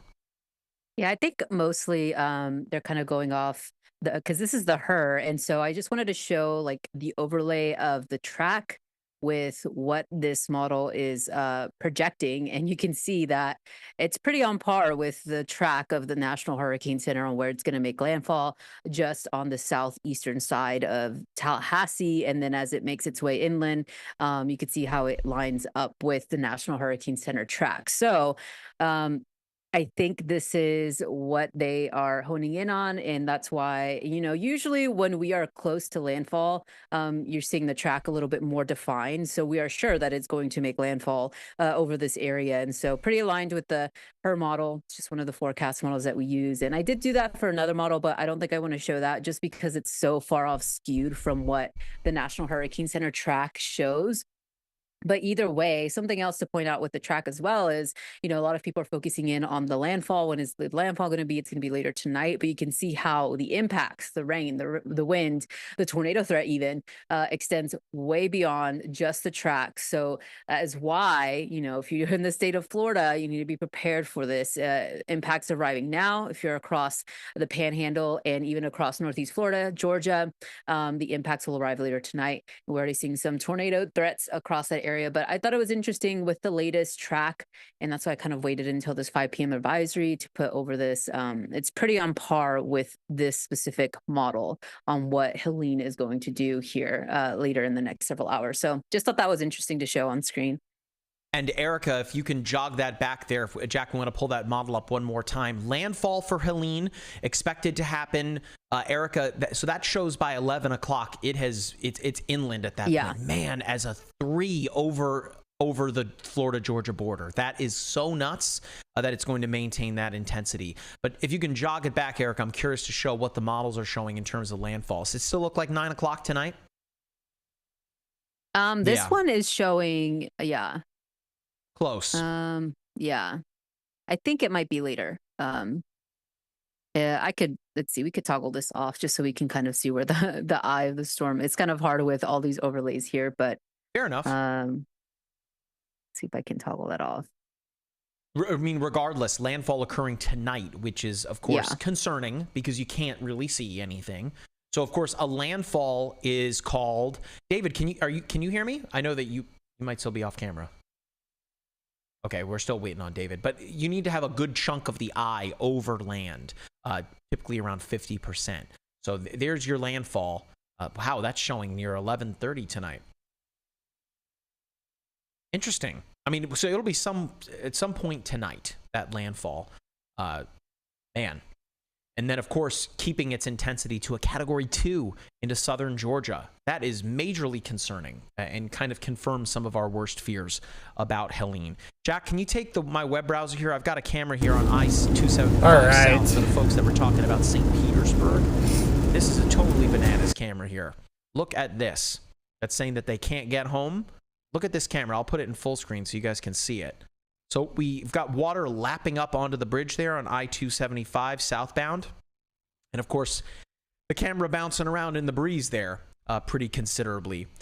I'll try to find another one here for us. That is that one down there. But the cameras in St. Petersburg, I mean, they're getting hit pretty hard. I was looking at one from Tampa earlier today, of course, in Tampa Bay. I think it's this one here. we'll get to it live here. We're also waiting on meteorologist Matthew Capucci. He's going to be joining us, by the way, if you are watching on social media. Capucci's going to be joining us in about 15 minutes. Yeah, it's this camera here. Look at the water. That's on the Gandy Bridge. I mean, you can see if I make it full screen here, of course, bouncing around in the wind. You just saw that big shot of water come up on the left-hand side of the screen here. And the water continues to lap up over the bridge. Folks, got to understand that the storm surge for Tampa was roughly 5 to 8 feet. That's kind of on the lower end for what we are likely to see with this storm. For the Big Bend, 15 to 20 feet. That's double what Tampa is expected to see. Holy cow, got people driving on the bridge. Holy cow. Folks, don't do this. Bad idea. Bad idea. All right, we'll come back to the video camera here. And again, we've got David back. I see Will. Folks, you guys can chime in whenever you want to. David, I know you just grabbed some food here. We've got about 13 minutes until 5:30. That's when meteorologist Matthew Capucci is going to join us. And then we're going to do a fairly large push in the MyRadar app, alerting kind of the entire southeastern United States to our live stream. So stand by for that. For now, let's re-rack it. Let's re-rack one more time, Jack. I'm going to be repeating myself a lot. So let's just do it again here to remind the folks that are just joining us. And Jack, if you want to pull up the app here. For the folks that are just joining us, what's going on? My name is Mike Linden. I'm a meteorologist with MyRadar. Of course, I'm coming to you live from the beautiful MyRadar studio here in Orlando, Florida. Of course, I am also joined by the meteorological Avengers. We've got Dr. David Ruglicki, the director of meteorological research for MyRadar. Meteorologist Erica Lopez is also joining us. Digital content creator Will Cano, there he is on screen right there. He's joining us. We have Colin McCarthy, who is going to be joining us a little bit later. Then meteorologist Matthew Capucci, who's out chasing the storm right now. He'll be joining us coming up in about 12 minutes. And then storm chaser Jordan Hall is also going to be joining us. So again, we have got full team coverage for Hurricane Helene as it stands right now. The storm is a Category 3 hurricane with wind speeds of 127 miles per hour. It is moving at 23 miles per hour right now. The expectation is that it will reach right around 25 miles per hour. But as David just touched on, and we're going to bring him back in just a moment, the expectation from the National Hurricane Center is that we will see a further strengthening of Helene, possibly to a Category 4 hurricane at landfall. If you are just joining us, a huge shift to the track just came down about 12 minutes ago. A big shift to the east. Tallahassee no longer in the cone. But what's most interesting here about this is that if we zoom it out a little bit, as you probably should in life, you just want to zoom out, take a look at things on a wider scale here. Jack, if you want to pull up the satellite. Yeah, perfect. It is forecast to remain a Category 2 hurricane over southern Georgia. That is so nuts compared to what we were seeing even yesterday. Again, a Category 2 hurricane over the Peach State. The expectation is that it will continue to remain strong on its path northward. I've got it pulled back up, Jack, just as I say that here. Yeah, here we go. It is expected to remain as a weakening hurricane on its way through to Atlanta as we head into tomorrow. So David, I want to bring you back into the fold. Of course, director of meteorological research, tropical weather expert, former National Hurricane Center employee, and a person who has a meteorological phenomena named after him. Safe to say you know just a little bit about hurricanes. David, if we're looking back at the meteorological bingo cards for people in southern Georgia, I can't imagine that they thought Category 2 hurricane was on that for folks that live in Moultrie, Tifton, near Warner Robins, Thomasville. What's going on here? Of course, warm water is the lifeblood for a hurricane. There's no warm water there over Moultrie and Tifton. How would Helene remain a Category 2 hurricane that far inland? Well, a lot of it has to do with it is already really intense. It's very large. So those are two things working in its favor. But the real big thing is the forward motion. So right now, I believe the last update was about 23 miles per hour for forward motion, yes, if I'm remembering correctly. Yeah. Yep. So they're expecting that to increase. So it's going to be able to drive itself inland. Now, we know that what we call spin down due to surface friction and things of that when it gets on shore, that's a real thing. And normally hurricanes are moving at much slower speeds, so they don't maintain their intensity as far inland. But since this storm is so large, is going to be so intense at landfall and is going to be moving so fast. That's what's going to allow it to drive all of the dynamics into Georgia. So this is something I don't think people in Georgia have experienced probably for a very long time. Probably their grandparents and great grandparents may have experienced something like this, but hasn't happened in a very long time. David, beyond just the winds that are coming through, what kind of damage can they expect to see from hurricane force winds? Again, category 2 intensity crossing over the Florida border into Georgia later tonight, overnight. Well, I mean, that's the big concern, right? So southern Georgia, so I went to grad school at Florida State, and on the northern side of Tallahassee, it's a lot of forest. And the problem is that since they had, with the exception of Michael, they hadn't really experienced a really strong storm. So a lot of those trees, uprooted and got knocked over. So that's the big concern here, is that as this storm drives inward or drives northward, it's going to encounter a lot of forest and flattening these trees, particularly around the eye with category 2 winds. So and the major concern here is that this is going to happen at night. So there's probably going to be a lot of power outages in southern Georgia, probably all the way up to Atlanta, dealing with the how intense the storm is going to be able to maintain itself because Mike, it is moving so quickly. David, you were talking earlier about what the National Hurricane Center was discussing in the 5 o'clock update, that it's possible that we could see this intensify to a category 4. I've seen some people asking on TikTok here, could it go beyond that? Like, what are the upper bound limits here of Helene? Well, you're asking a lot here, because remember, it's running out of ocean. So it's moving really fast. And how much more time does it have over the ocean? 6 to 12 hours. So I think if it went to a full category 5, you're talking like Hurricane Patricia and Otis levels of rapid intensification when it's already a category 3. So that's asking a lot, considering how little time it has over land. And it's still, to be honest, when we think of like category 4s, we're thinking of like the buzzsaws, right? Things that look like buzzsaws on satellite. This doesn't quite have that the look on satellite. It's definitely dealing with a little bit amount of vertical wind shear. So that may act as a little bit of a cap on intensification. So I think the reason the Hurricane Center is going with the warning about the category 4, with potentially not making it official, is that just recent history has told us that, historically before 2010, we expected these storms to weaken as they approach land, as they're about to make landfall. But some way, somehow, in the past 15 years, this has all of a sudden reversed itself. And I think they're just going off that persistence of recent climatology to say that, yeah, you should probably expect this thing to intensify right up until landfall. Exactly, Mike, if we remember, exactly like Michael just a few years ago. 206,000 total customers right now without power in Florida. I gotta imagine that number's really gonna rocket up here soon. Mm-hmm. So again, shout out to our friends over at poweroutage.us. That is who is powering our power outage layer in the MyRadar app. I also want to talk about another inland threat beyond just what we are seeing in Georgia. Jack, you want to pull the app up here? I've got to switch to high def radar so we can kind of fill in the whole picture. If you guys notice as well, it is really raining up here in South and North Carolina as well. It has been raining the entire day today. In fact, the jackpot for the rain totals, Jack, you pull my screen up here in just a moment. Here we go. Let's look at the rainfall potential. I think Erica has that too. You guys see this jackpot here? Jacksonville and Chattanooga? That is, how much rain is that? That's 12 to 16 inches of rain. I want to read you guys something from the National Weather Service office in Greenville and Spartanburg, South Carolina. This is pretty wild here. This will be one of the most significant weather events to happen in the western portions of the area in the modern era. Record flooding is forecasted and has been compared to the floods of 1916 in the Asheville area.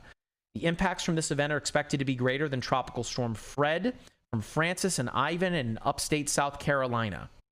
We plead with everyone that you take every single weather warning very seriously through the entirety of this event, as impacts will be life-threatening, and make sure to have multiple ways to receive alerts. I mean, David, if that's not as serious as a wording, I can't think of being any more serious. That just goes to show you, right, that the threats from this storm extend so far away from where the storm is going to make landfall and so far away from where those strongest winds are going to be. So when all is said and done, you could be talking about a humongous disaster in terms of the sheer dollar figure, the human life impact from Helene. Again, David, I can't imagine what it's been like for you on social media, but we've been talking about hurricane season all summer long, and everyone's been saying, oh, it's been a bust. You guys were overhyping, nah. Here we are staring down the barrel of a 400-mile wide major hurricane that could bring impacts as far north as Indianapolis, Indiana. Yeah, and I think what, to go back to that the discussion that was put out by the local forecast office in the Carolinas, what I had a discussion with Ken Graham about this when I used to work there, and when I saw him later, is that, you know, there's like a 20-60-20 when it comes to storm surge. Like 20 people are going to leave early, 60% of the people are going to leave a little later than they should, and 20% of the people aren't going to leave. So they're trying really hard to get that last 20%. But for the most part, people understand storm surge. Like the messaging has essentially succeeded. It's the rainfall totals that and the rainfall hazards that are becoming a bigger concern. So up till about, again, that study in 2010, they show that most of the fatalities for up to the late 1990s were due to storm surge. So they made it a very concerted effort to let people know that storm surge, like they said, unlivable, unsurvivable. Yeah, unsurvivable 15 to 20 feet, particularly in the marshlands of Florida. They're not joking when they say that. And I think most people understand that now. Now, with the rainfall, that's a little harder, particularly with this storm. It's going to be driving inland. And also another part in this particular rain map is, if you look where it is, that's on the southeastern side of the Appalachians. So it's also going to benefit, maybe not the terrible word, but from a meteorological perspective, benefit from something we call orographic lift.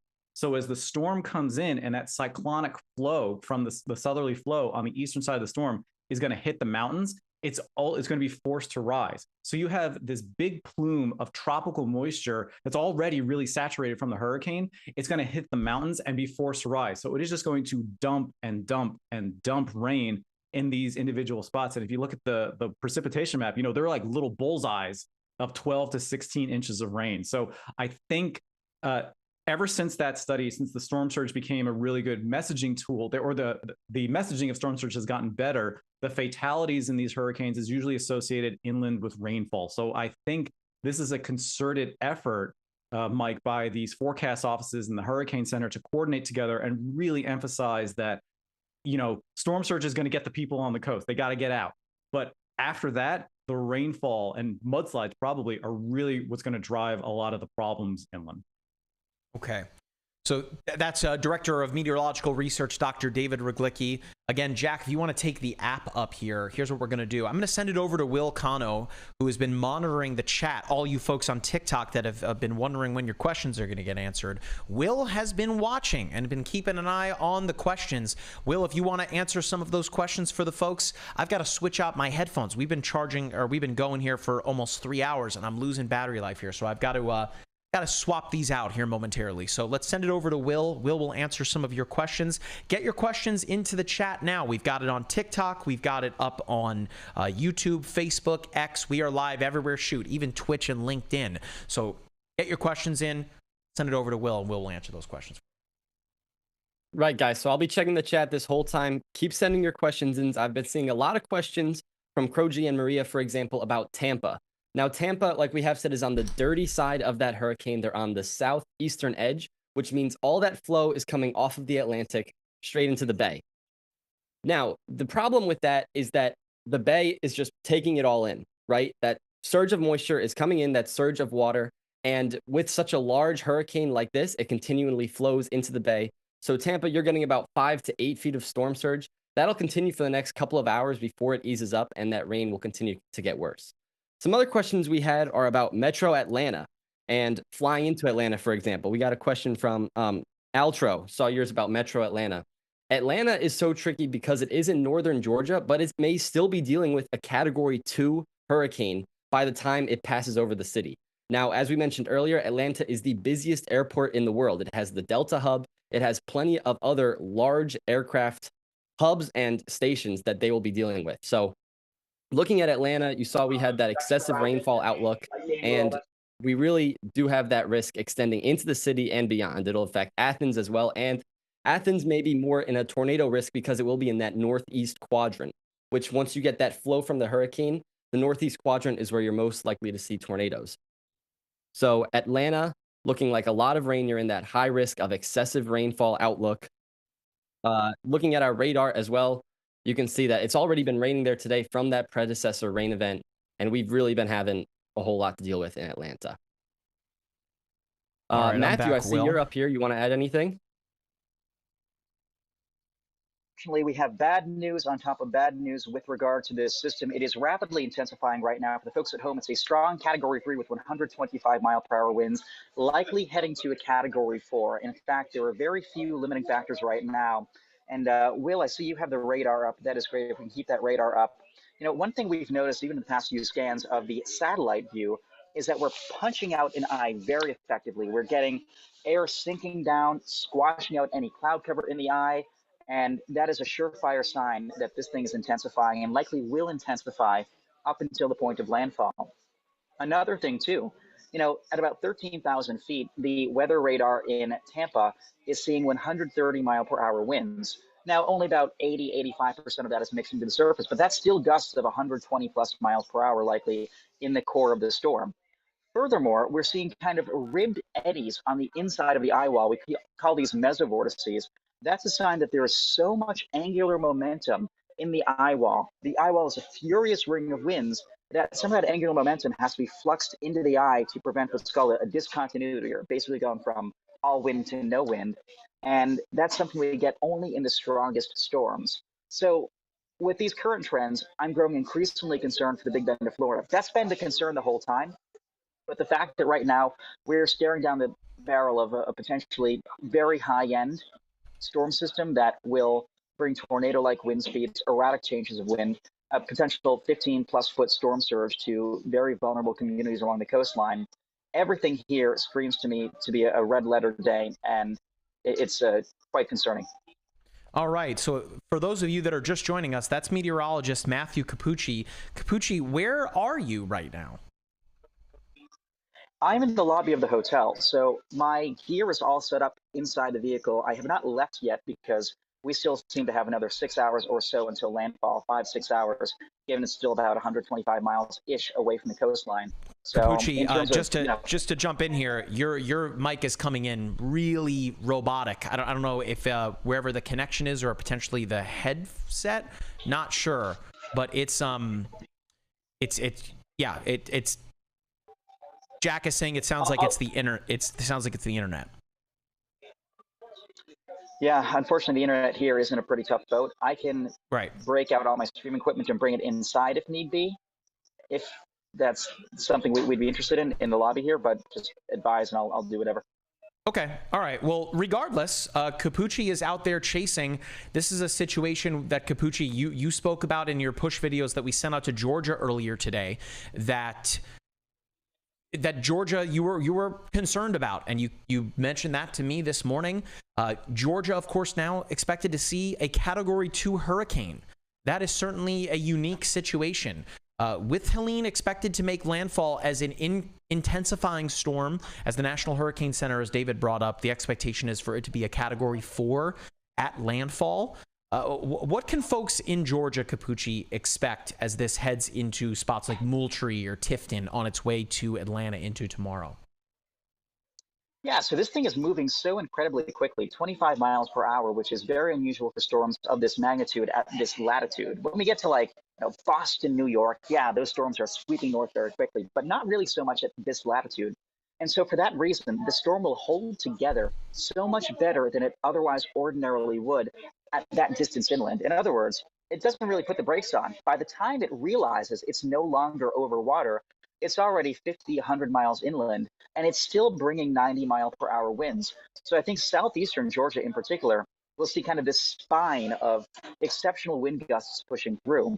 If you're in or just to the east of the cone, plan for down the trees, an extended protracted period without power. And for folks in southeast Georgia, this might be arguably one of the worst windstorms you've ever encountered, simply because we don't really see hurricanes hold together this well in southern eastern Georgia. for that reason, you might not necessarily know what to do. It's imperative right now before the winds get there, and they'll get there by about, say, midnight, 1 in the morning. It's imperative right now to locate where your safe space will be tonight, where you'll be sleeping all night long. Make sure that it's not at risk of falling trees, windows that might bust out, anything like that. If you're in a mobile manufactured home, a tree comes down, it's going to crush you. Same thing if you're, in a second floor in a home and a tree comes down. So make sure that whatever place of refuge you're in is not at risk of being hit by a falling tree. That might mean sleeping in the basement, doing a slumber party. Do whatever you got to do. If you have kiddos who are a little bit nervous, apprehensive, build a pillow fort down in the basement. Bring some board games down. Pop some popcorn while you still have power. Charge the devices. Put on a nice movie. Make it a good family experience, but make it such that you take control of the situation in advance. So you have a plan as to what to do. And, you don't want the kiddos to be scared. I think for Georgia to see a Category 2 hurricane is an exceptionally rare event. Hurricanes are not really inland things. They tend to fall apart pretty quickly. This one is just moving so damn fast that by the time it weakens, it's already so far inland. All right. I think I might have just lost my audio there, Jack. So, David, if you want to just chat with Capucci here, I'm going to get sorted out what's going on here. Stand by.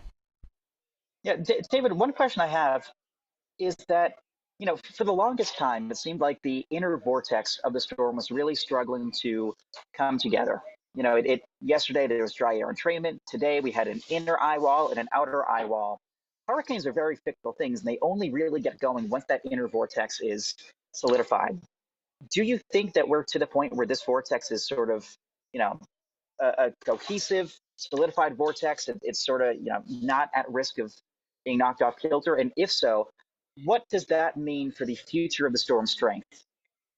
Right. So I'm actually taking a look at the radar imagery right now, and it looks like the western side of the eye wall may be open. Now, as you said, it is quite a ways away from the Tampa radar right now. So we're seeing something that's a little higher. It's not close to the ground. So it's not completely impervious to dry air, because it definitely looks like it's being sheared, because the western side of the storm, this is not like the rain shield is basically on the northern side of the storm. So it probably is feeling the effects of some deep layer shear, of that trough that it will eventually merge with in a day or two. So I think that now trough interactions that have also been ways to, there have been a lot of studies on this, like the good trough, bad trough, right? Like the trough will shear it, but the trough can also ventilate it, where actually what happens, it can induce and increase the secondary circulation.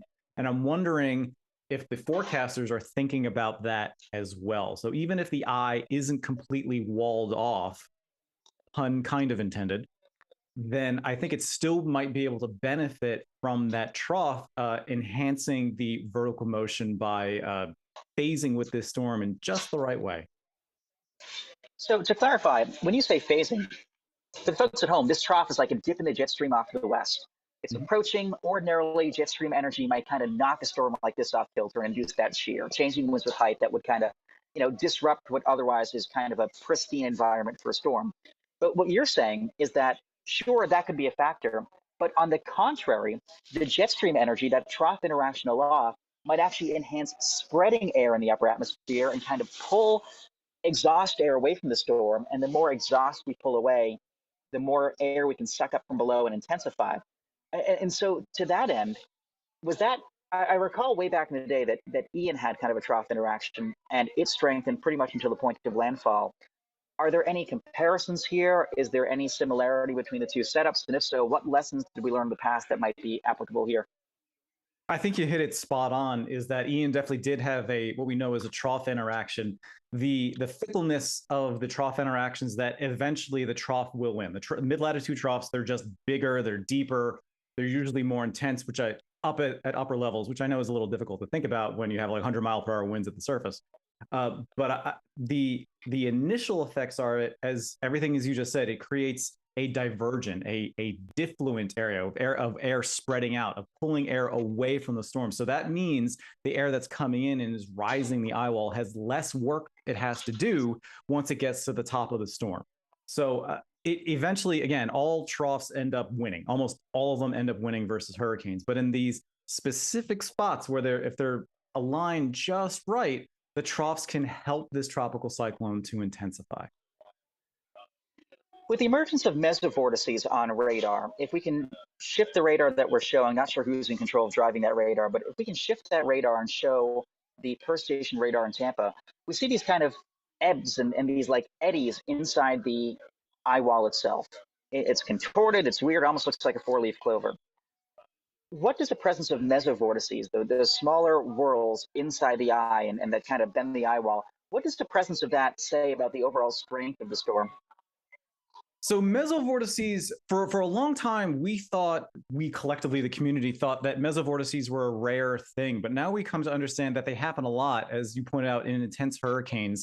And what happens is that you're right, it's due to an imbalance because the air is converging and is creating such sharp gradients, which is really what we say with radius, the change of wind speed with radius, that it's calm in the eye and then it ramps up really quick, ramps down, and then smoothly goes out to outer radii. Due to the change in winds being so radical and so close together, you get something like essentially like we've talked about this before, called a Rossby wave. Yeah, we're gonna break this one out. And what that does is that it creates instabilities in the eye wall, and sometimes these instabilities grow large enough to where you get those little circulations, the mesovortices. Now, usually you can see, well, I remember when Michael was making landfall, sometimes this usually results in something like what we call a polygonal eye wall. So if you're watching Michael, it went from a triangle to a square to a pentagon back to a square. So on satellite imagery, on radar imagery, when it's over ocean, it can look pretty neat. And I think you brought this up before, is that once these storms make landfall, is that you can get these gusts of maybe 10 to 20 or 30 miles per hour greater than what when the average eye wall is doing if you're in the essentially wrong side of these mesovortices as they come on shore. You know, one thing that I observed last time I was here in Perry being in kind of the bendy part of Florida, we call it the Big Bend, the folks at home. But one thing I observed last time was that we had these little, like, they were almost reminiscent of water spouts or dust devils, or these weird like spray vortices that cross the road. And upon further digging, it appeared that they were Fujita mini swirls. So back for the folks at home, in 1992, Hurricane Andrew hit just south of Miami. Coral Gables gusted to 164 miles per hour. The Hurricane Center's anemometer, wind meter, just flew away. There were strips of utter tornado-like destruction in Homestead, Florida. But when the area was surveyed by Wakimoto and Fujita, they found these little narrow corridors of exceptional damage. And it was later found that there were these small vortices that whipped through, and they're only in the order of probably a couple feet across. And they might only be 40, 50 miles per hour strong, but out of the top of the background of 120, 30, whatever mile per hour eye wall, you get that combined effect of both the eye wall winds and the mini swirl winds, and it leads to those strips of extra destruction. In chaotic eye walls like this, there's a decent chance, I would think, of having some mini swirl action tonight. So Dr. Riklicki, I know you mentioned that between mesovortices, these mini swirls, just the powerful nature of the hurricane itself, there will be, in addition to strong winds, erratically changing winds. And is it right to say that those are what do the damage, the changing winds? Yeah, well, I mean, first of all, the background wind, but the background wind here being the eye wall, that's going to do plenty of damage. But you reminded me there've been studies done it's very recent. New numerical simulations are being done at the turbulence scale. So when we think of like grid resolution of like the GFS, right? That's like 13 kilometers, 12 kilometers globally. People are now running simulations down to like tens of meters. And these little vortices that you're talking about, I believe they're calling them mesovortices as opposed to mesovortices. These are what they found when the studies they've done is that they're not buoyant. It's not caused by thermodynamics. There's very intense rotational shear, almost like a not quite a tornado, but there's a very unusual radial shear and vertical shear of the wind. The change in height, change of the wind speed, both with height and radius. So these are new phenomenon that, again, they saw it initially, but now with new computing power, they're just starting to be able to be studied. And yeah, these are absolutely things that we can see. It just takes, sometimes it's really hard to see them because right here, the storm is a little too far away, or if a hurricane makes landfall near where there's a radar, the radar usually gets, wiped out. So yeah, no, there's a lot of chaos that goes on in the eye wall. Like there's as you said, there's the big eye wall and the mesovortices, and then these little whirls that are not quite tornadoes, but are still really small scale rotational features that people have started to study them specifically of how and why they form. Who's in charge of driving the radar, by the way? Do we know? Anyone in the stream? Do we know who's driving the radar? If we could shift just a little bit forward. Matthew, I believe it's Mike, but right now, if Jack's able, I have the per station radar up. I know Mike is fixing his audio, but I have it from Tampa.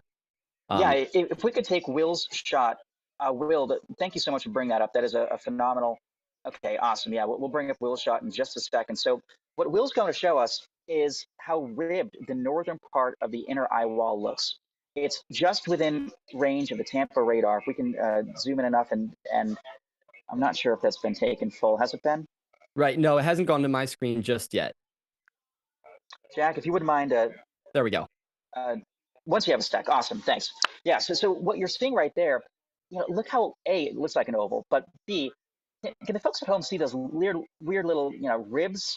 Yeah, Will's doing a great job pointing those out. Those are those mesovortices, and I've been beneath them before. I can tell you that they can tort the eye wall in weird ways, where at 1 second you're in the eye wall, then you're not, then you're in the eye wall, then you're not, and it just makes for utter chaos. One other thing too, we've seen in the past, and I'm looking at my phone for data here. We've seen in the past probably, 20 minutes, a sudden uptick in lightning within the eye wall, which is a pretty problematic sign. When we have something called the EEL, or enveloped eye wall lightning signature, that's usually a big red flag saying, hey, the storm is still not done strengthening. And that's why we think this thing might actually intensify right up until the point of landfall. If Dr. Iglucki is still with us, I'm curious about the shape of the eye wall. I mean, it looks like an oval. There's something weird happening the western side. Is this part of a replacement cycle down the road? Is this just, the eye wall being a weird shape? Like, what do we attribute this strangely shaped eye wall to? It goes right back to the mesovortices. How I was talking before, sometimes you'll see a pentagon or a square or triangle. There was a study done many years ago where they looked at vortex data messages, because when the planes fly in, they'll let you know in the message whether it's a circle or an ellipse. So right now we have an elliptical eye wall, and historically what that means is that you have what's known as a wave number 2. So that means there are probably 2 mesovors on either side. I may have lost David's audio or lost program audio. Uh-oh. Matt, you still with me? Yeah, I mean, you could. I think we might have Unfortunately, it appears we're having some audio issues. I can't tell if that's on my end or on the stream's end. Matthew, I think that's on your end. In Slack, or letting us all know, apropos to the nature of the tech, that would be great. For the folks at home, though, if you are still able to hear me, we're taking a look at the radar right now out of Tampa. And on the right side of the screen, you can see that, obviously there are those kidney bean shaped. Oh, never mind. I'm told it is the audio on my end. So, David, I'm so sorry for interrupting you. I couldn't have heard you. That was a mistake on my end. But there are issues on my end with the audio. So we'll send back over to you.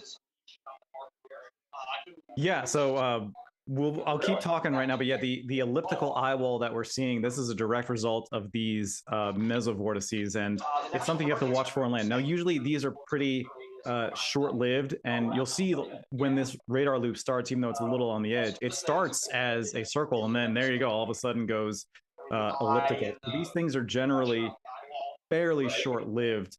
And when it comes to the lightning that Matthew was talking about previously, yeah, there have been studies shown, and originally it was inconclusive, but recent studies have shown that yes, if there is lightning activity in the eye, that usually indicates that there may be some more intensification on the way, even though it looks like, at least on radar, that the eye wall is not completely closed off. Although at these last few frames that you're looking at here, it does look like the eye wall is trying to close off. And I know this has been shown in the chat, it keeps moving to the right.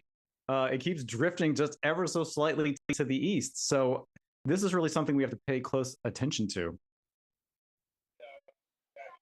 Dr. Iglucki, one thing I'm noticing too, and Will, if we could pull up echo tops, if we could pull up the height of the thunderstorms that are sensed by the radar in Tampa. Yeah, and if we could just pull the animation to see a little bit farther west, that would be great. Y'all at home can see that red on the top of the animation, just barely. It'll take a second to load, but yeah, that last frame right there, that little red thing near the icon, that's essentially showing us that we have storm tops to about 62,000 feet, 19 kilometers tall. That is an incredible height. That's roughly twice the height at which commercial aircraft fly. And to see that in a hurricane eye wall is a portent of an extremely intense storm. We call these hut towers. They're releasing so much latent heat to the atmosphere. When a thunderstorm billows upwards, it releases heat to the surrounding environment. And that heating of the air causes it to rise.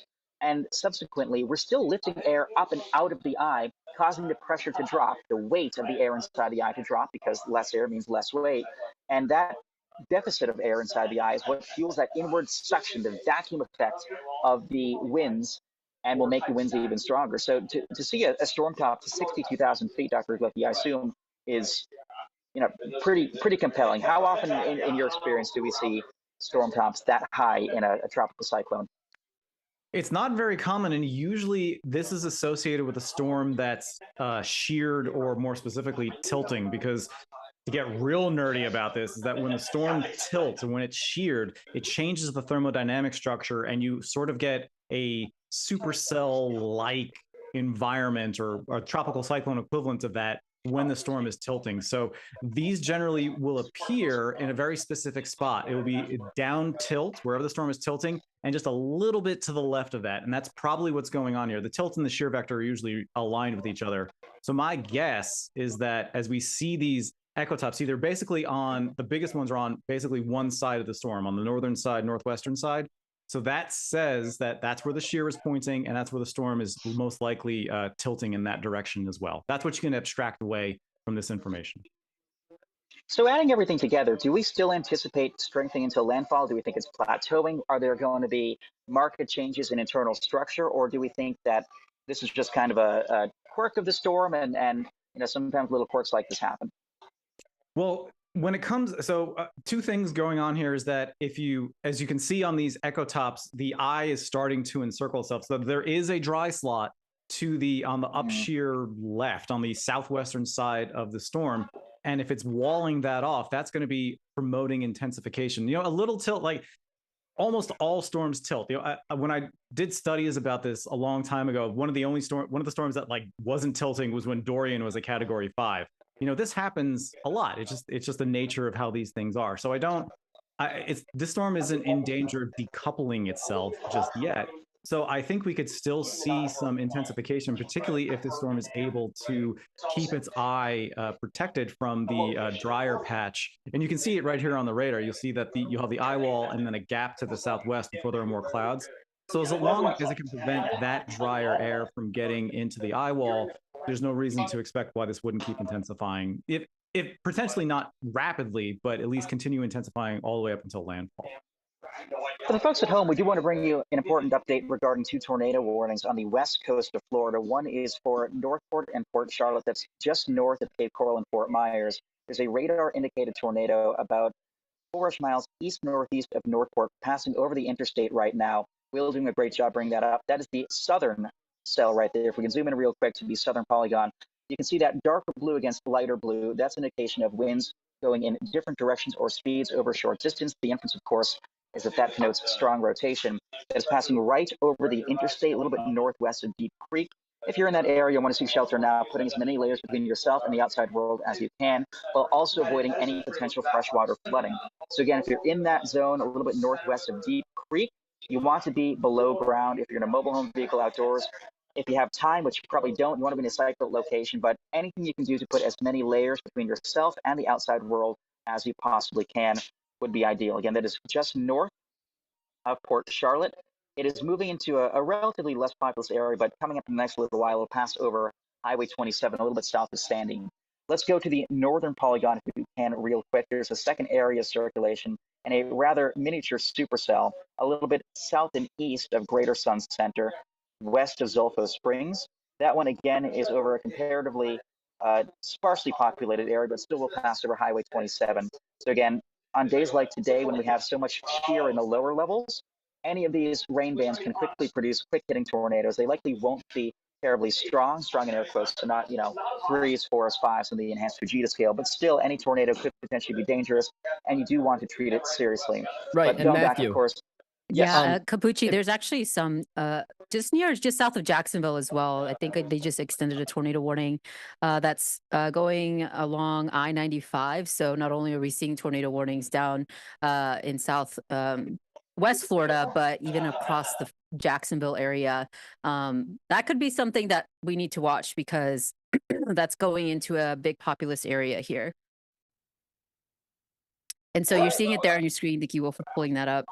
So they did extend that tornado warning. That tornado warning on the southern side is about to expire. And so it looks like this area is going into the southern side of Jacksonville right now. It's nothing confirmed, but something to take seriously. There is some, you can see there, some prominent rotation associated with that. So I'm not seeing any reports yet of this, if this is anything that is confirmed, but definitely something to watch out for if you're in that Jacksonville area. Again, this is for I think Duval County here. And so something to keep in mind over the next several hours. Is going to expire in 17 minutes. So yeah, St. Johns County, actually, that's where that tornado warning is right now.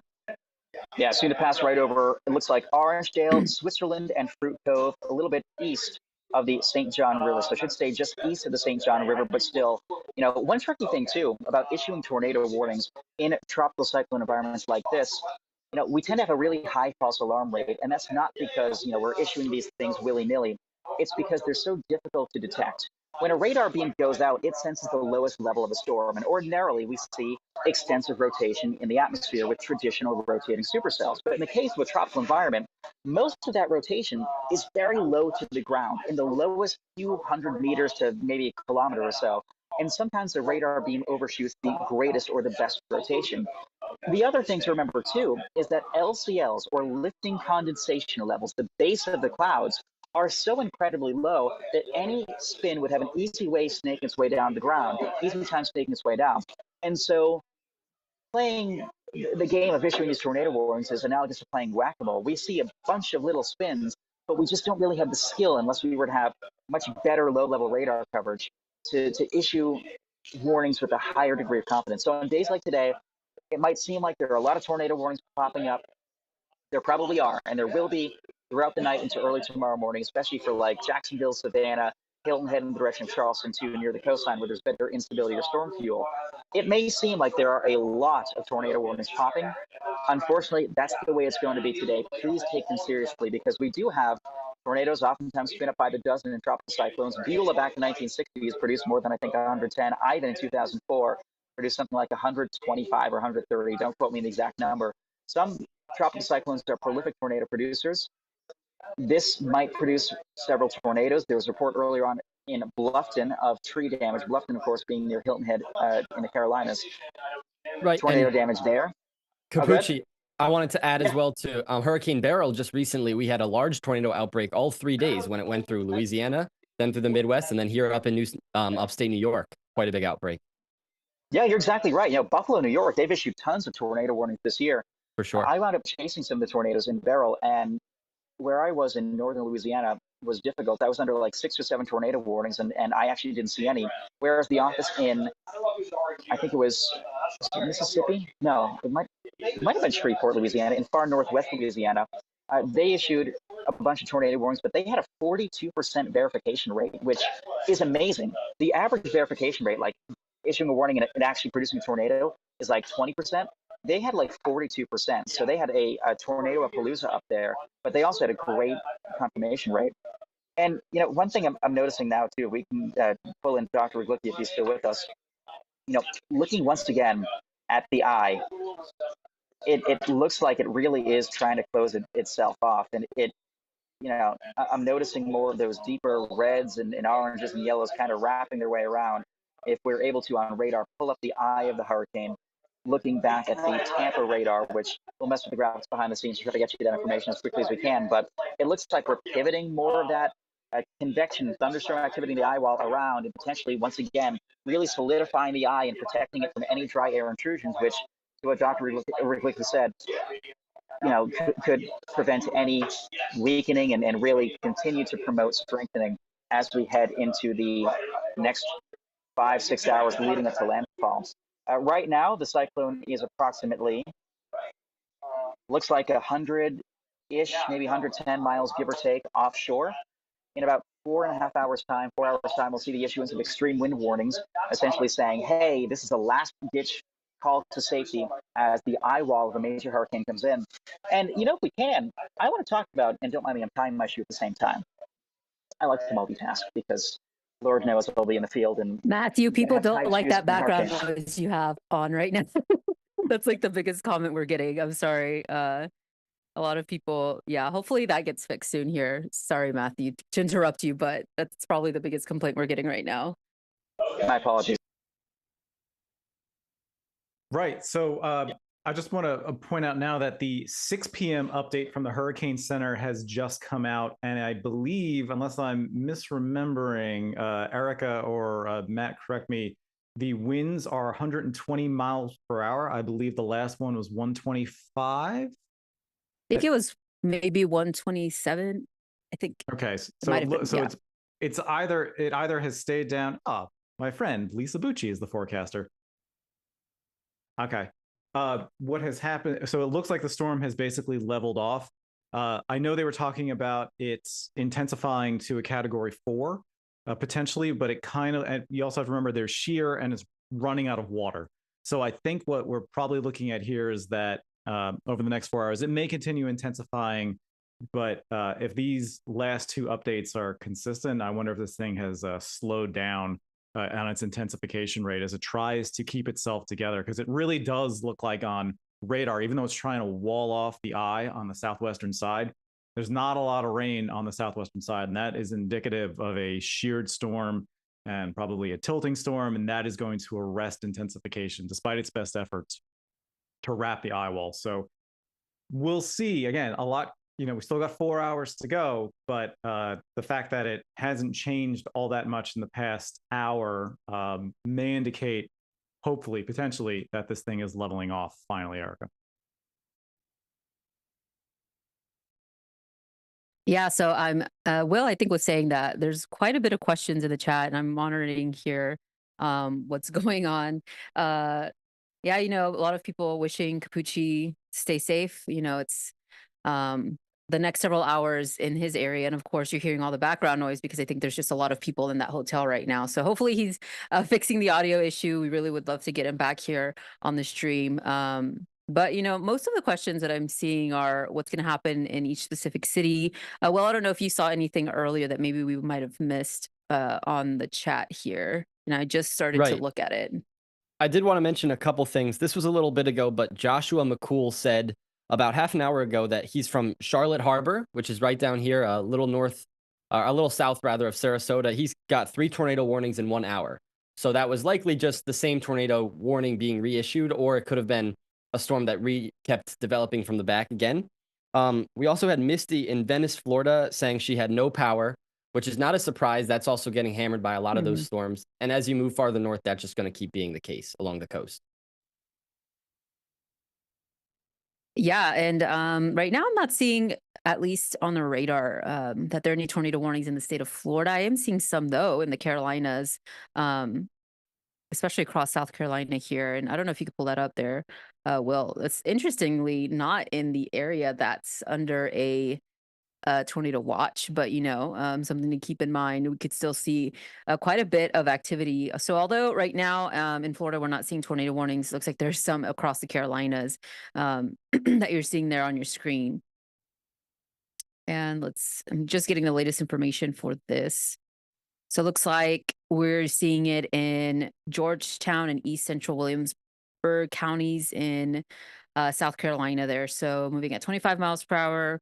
The thing with these tornado warnings as well is they're going to be quick hitters. So they're going to pop up, and then just like the one we saw in Jacksonville earlier, they had reissued it and then they allowed it to expire. So these aren't going to last very long. But if you happen to be under a tornado warning, you need to seek shelter immediately. So you have about another 9 minutes until this tornado warning expires across South Carolina here.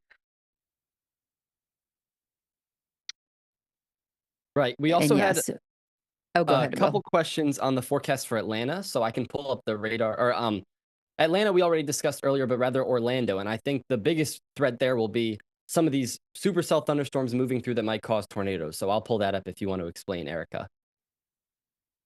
Yeah, sure. Let's see. I'm not As a sure if Jack, Erica, we quick could pull. Oh, quick go ahead. interjection. The Yeah. storm did decrease it from the 5 p.m. to the 6. So the 5 was 125. The 6 p.m. is a 120. So it is it's slowing down intensification wise. Oh, wow. And are they starting to issue the hourly updates? I'm assuming so now that we got that 6 p.m. I was curious when they were going to start to do that. Yeah, I think it's well within radar range now where they're going to start doing that. That's some good news. We'll have hourly updates on Hurricane Helene. So just a lot to take in. I guess, let's see, it's 6 o'clock Eastern time, and we are working on some audio issues with meteorologist Matthew Capucci and our meteorologist Mike Linden, who are still out in the background, working on those issues. But we're going to continue to monitor the chat. If you have questions, Wilcano will chime in this chat as well. If you have questions for Dr. David as well, he's here. He's answering all the questions on what you need. I am watching the TikTok feed, and I know you were too, Dr. David. A lot of people are chiming in there, so that's good to see. And some comments on YouTube as well that I'm monitoring. I'm mostly watching the TikTok one, but I know Will's watching just the overall chat here. We have a very persistent fan of Riverview. I'm being called out by name specifically to talk about Riverview. So give me a moment. Yeah. So you're seeing there on your screen, of course, we're on the top of the hour, 6 o'clock hour. We're still hours away from landfall. Like Dr. David said earlier, if you missed that, looks like we got a decrease in winds with Hurricane Helene, but we are expecting this to make landfall tonight. And you're seeing on your screen as well, all that yellow on the screen is tornado watches. So that's what we're primarily focused in on, although I'm not seeing any tornado warnings for the state of Florida right now. Of course, that could change pretty quickly here over the next several hours. But I'm not sure if, Jack, you're there in the background, if we can pull up WSI or if we could just keep the app on the screen. But a lot of impacts coming for a huge chunk of you guys. And you can see there on the map too that South Florida, you're still getting some of the initial rain bands, but I think conditions, at least for tornadic activity in South Florida, have been allowed to expire. Of course, we're still watching that huge chunk in Florida. And so it looks like we got a reissuance of a tornado warning down by where that person was saying they've been under, 3 tornado warnings. So this might be the 4th one. So let's read some of the latest with this tornado warning here. So Port Charlotte, once again, correct me if I'm wrong, Will, I wasn't seeing those tornado warnings, but this is a new issue tornado warning for Manatee County, Charlotte County, DeSoto County, and Sarasota County. So that's where we're seeing that tornado warning. It's going to expire in 35 minutes. So if you are under this tornado warning, that means you need to seek shelter. Conditions are favorable for quick spin up tornadoes here. So yeah, you're seeing that on your screen there. That is where that tornado warning is. That's some of the initial bands of Hurricane Helene are coming into Tampa. And I think Tampa right now, you're getting some of the worst of the weather from Hurricane Helene. We're seeing some footage earlier, and I think I retweeted it from our MyRadar weather account. And if you're not following us on social media, that's where you're going to get some more updates from our storm chasers on the ground, from meteorologist Matthew Capucci and Jordan Hall. They've been doing great updating our social feeds. And so if you want to see that kind of footage, I suggest you also follow us on X. I almost said Twitter. I know Mike was talking about that earlier, but follow us on there and you'll see this footage. But I was seeing in Tampa, they were seeing some crazy storm surge and winds that were happening there. And so Tampa, you're kind of getting some of the worst weather. Dr. David, I don't know what kind of weather you're getting right now in Lakeland. Looks like you're getting some heavy downpours, but I don't know what you've seen there so far. So it's mainly, so first of all, before I get to Lakeland, to my Riverview friend, my new best friend here, you're where we are. I've been looking at observations just from winds, and you're looking at winds probably sustained 35 miles per hour, gusts to 55, 60. Since the storm is the way the storm is moving, that's probably where it's going to be capped at. However, as Erica has pointed out, there have been a lot of tornado warnings in this area. So you are going to have to watch out for that, because some of these rain bands have that really distinct cellular structure, as we see on the screen right now. It's when you have these little cellular structures, you got to worry about tornadoes. Now, when it comes to Lakeland, Most of the day, it's been a little raining on and off, but as the storm is apparently shifting to the east a lot more significantly than a lot of our other, a lot of what the forecast said, it has just started picking up with both wind and rain again. So again, in situ is looking just right outside my window. Yeah, the trees are starting to do one of these things. So yeah, it's getting a little bit more intense here. The observations from the airports around here indicate about sustained winds 30, gusts to around 50, depending on the specific station, Erica. Yeah, so a lot going on here. I'm sure your friend loved that shout out. You have a big fan now on TikTok there. But yeah, so what you're seeing on your screen now is kind of like our radar that we've been tracking. So Dr. David did a great job explaining that. But let's talk a little bit about impacts, because I'm seeing a lot of comments about what's going to happen in their city over the next several hours. And it's been a while since we've touched on this. We've been live streaming here for a couple of hours. So let's break this down and show you this graphic here. So we're going to get hourly updates from the National Hurricane Center now on what Hurricane Helene is doing. But before, it even makes landfall, you're already going to start to see the impacts. We've already seen tropical storm force winds across Tampa and even parts of Southwest Florida. But you're going to see later on tonight, as we inch closer to landfall, could be as late as 9, 10. Greater winds greater than 110 miles per hour. A lot of comments about what's going on in Georgia, Jacksonville. Those are the kind of winds that you're going to get. The tornado threat as well. And then let's show you this here. So that tornado risk still continues. And we actually saw tornado warnings within that tornado risk. Something also interesting to add is parts of Jacksonville, you're in this 10% chance of tornadoes. So I think one of the primary risks that you're going to see with this is the risk of tornadoes. You already saw tornado warnings earlier. Just something to keep in mind if you live in Jacksonville, some of the worst weather arriving here within the next hour or two and lasting at least through the overnight hours. You can see even chances of tornadoes pretty much for most of Florida. I think South Florida, you're kind of out of the risk zone now that Helene continues its trek northward. And then, of course, we were talking about this earlier, is the excessive rainfall. This is just a look at this map. Pretty much shows where we're going to see some of the more significant rainfall. The high risk of excessive rainfall is pretty rare to see on a rainfall outlook. So that means prepare for possibly significant catastrophic rainfall over these areas. A predecessor rain event is going to occur over these regions as well. So that just means that, take this seriously. It's hard to say, especially for areas inland, that maybe you're just not used to seeing this type of weather. Atlanta, y'all have great weather coverage there. So pay attention, heed those local warnings as well. Listen to your local officials. Don't let your guard down with this storm, especially with all the rainfall that you're expected to see in Atlanta. Not only that, but tropical storm force winds, combining all of that together could be significant impacts across that region, especially Northeast Georgia and parts of the Carolinas. And so rainfall totals continue to update. You can see some of the more significant still to come for parts of North Carolina and that corridor where we're expecting to see some of the highest rainfall totals. So I was showing this earlier on some of the model runs that we're going to see here over the next several hours. I guess I toggled that off, but you can see that we're expecting landfall later tonight. And it looks like we're getting new model runs here on this. I'm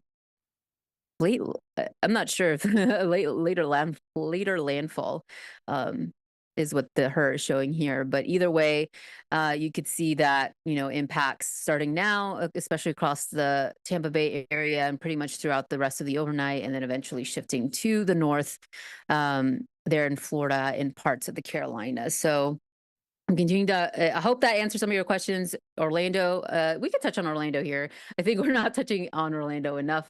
Actually, our meteorologist, Mike Linden, is in Orlando. And, he was saying earlier that there's been some heavy downpours there if you're in Orlando. So that's, in Orlando, really, you're going to see some On and off rain showers there. The wind will also be picking up tropical storm force winds, but I think some of the more rougher weather is going to be on Orlando's west side, a little bit closer to Tampa, a little bit more north than Orlando. But Orlando, you are under that tornado threat, so just something to keep in mind there. I haven't seen any warnings actually near Orlando. Most of them seem to be across just south of Tampa, and even across Jacksonville, but yeah, Orlando, you're going to get some weather there. Of course, you're not expected to be anywhere near the landfall, but you will get a lot of rainfall over the next several hours in Orlando. So I hope that answered your question there. I'm also watching the TikTok chat here. And so let's see. Hey, thank you, Linda, for the shout out there. Hopefully soon you'll see me again in Jacksonville on air. So thank you for that shout out, and thank you for following me.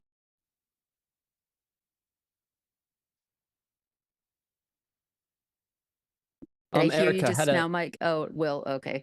Sorry. I was hearing somebody in my ear. No, right, go right. ahead. That was me. A few questions about Central Florida. I know you just went over the general synopsis, but anything specific for Central Florida, like the tornado threat? Yeah, I think we went over that here a little bit. Okay. We could show the map. I see Capucci also back in the... I'm in the flesh. Can everyone hear me? Yeah. I'm here too, guys. Do you like my voice? We got everybody now? back. Yes, I think some people were calling you out for the background noise, but you know. I'm sorry. I was doing it from the hotel. Yeah, you guys hear me as well? Yeah, we can hear you, Mike. Great. I'm hearing an echo in my ear, Jack, but we'll figure it out. Hello, Mike. Hello, Mike. Hello. Mike. Hello, Mike. Hello. What's up? What's up? What's up? What's up? What's up? What's up? Anyway, no, some sober news just now, if you guys can see and hear me. We just had a pass from the hurricane hunters. They flew through the storm again, and the air pressure is now down to 948 millibars, which basically means we're evacuating even more air out of the storm, and resultantly, the pressure is still going down. We're sucking in more winds, and the storm is strengthening still. There was also a flight level wind of 156.5 miles per hour, which would, I believe, support surface gusts of about 130, 135. And Dr. Licky, is this something that we could be looking at for potential upgrade to Category 4 status based on, you know, flight level winds of 136 knots, 156 miles an hour? It seems like if we use the standard reduction, we're teetering on the brink of Cat 4. Well, it's funny you mentioned that, is that with the 6 p.m. update, they actually downgraded the winds from 125 to 120. So maybe this is a change that we'll see at the 7 o'clock update, or maybe a half-hour update. But the Hurricane Center, at least in the most recent update, was not impressed with what they were seeing on radar and satellite and all the other observation stations, surprisingly, I think to all of us here. Is it possible that the storm is having a tough time mixing that wind to the ground? Because to see, you know, values like that aloft, I'm shocked that we're not seeing more at the surface, to be honest. Yeah, that's also been a new study. I remember when they had the stakeholder meeting with the Aircraft Operations Center, they were talking about how their previous expectations of mixing that down aren't always valid, depending on the storm, depending on, you know, it depends, right? And all the crazy things that can happen with meteorology. So yeah, no, I am very surprised that with this flight. Now, again, those flight observations may have come in after the 6 p.m. So we'll see what happens when they come up with the 7 p.m. Update here in about... Looks like, at least through the app, guys, it looks like we just got an update that it is now a Category 4 hurricane with winds of 130.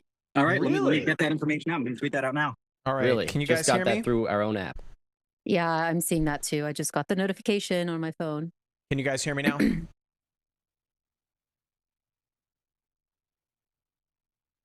Yeah, speak of the devil, Matt, I think that that flight changed their minds because it just showed up 6:20 p.m. Literally 14 seconds ago. They upped it to 130 miles per hour. So it looks like that flight changed their minds. Can you guys hear me? Yep. Fantastic. All right, folks, we were resolving a technical error on the back end. We are good to go. Big shout out to Jack and for you guys holding the fort while we were able to get that done. Of course, the timing is pretty wild, all things considered, with the upgrade to a Category 4. I heard what you guys were talking about here. So, Jack, we should be good to go on my end. I don't hear an echo. All is good in audio land. So we've got everybody here. I think what we'll do, Jack, is with your go-ahead, we will do this big push to the southeast here, and we will get folks into the app. I see all the comments across all of our social media feeds, TikTok, Instagram, X, YouTube, Twitch, and even LinkedIn, where we are coming at you live from. Jack, if you want to pull me up on the main camera there, we will re-rack it. I see Capucci in his car. I see Erica, Will. I know Colin is going to be rejoining us soon. There we go. Hello, everybody. My name is Mike Linden. I'm a meteorologist with MyRadar. We are coming at you live from the MyRadar studio, the beautiful MyRadar studio here in Orlando, Florida. Of course, where not too long ago we were dealing with some heavy downpours coming through the city beautiful, if you will. But let's take it from the top here, Jack. And then what we'll do is you can send that push out, and then we will go from there. So, Jack, if you want to pull up the app here, I've got it ready to go.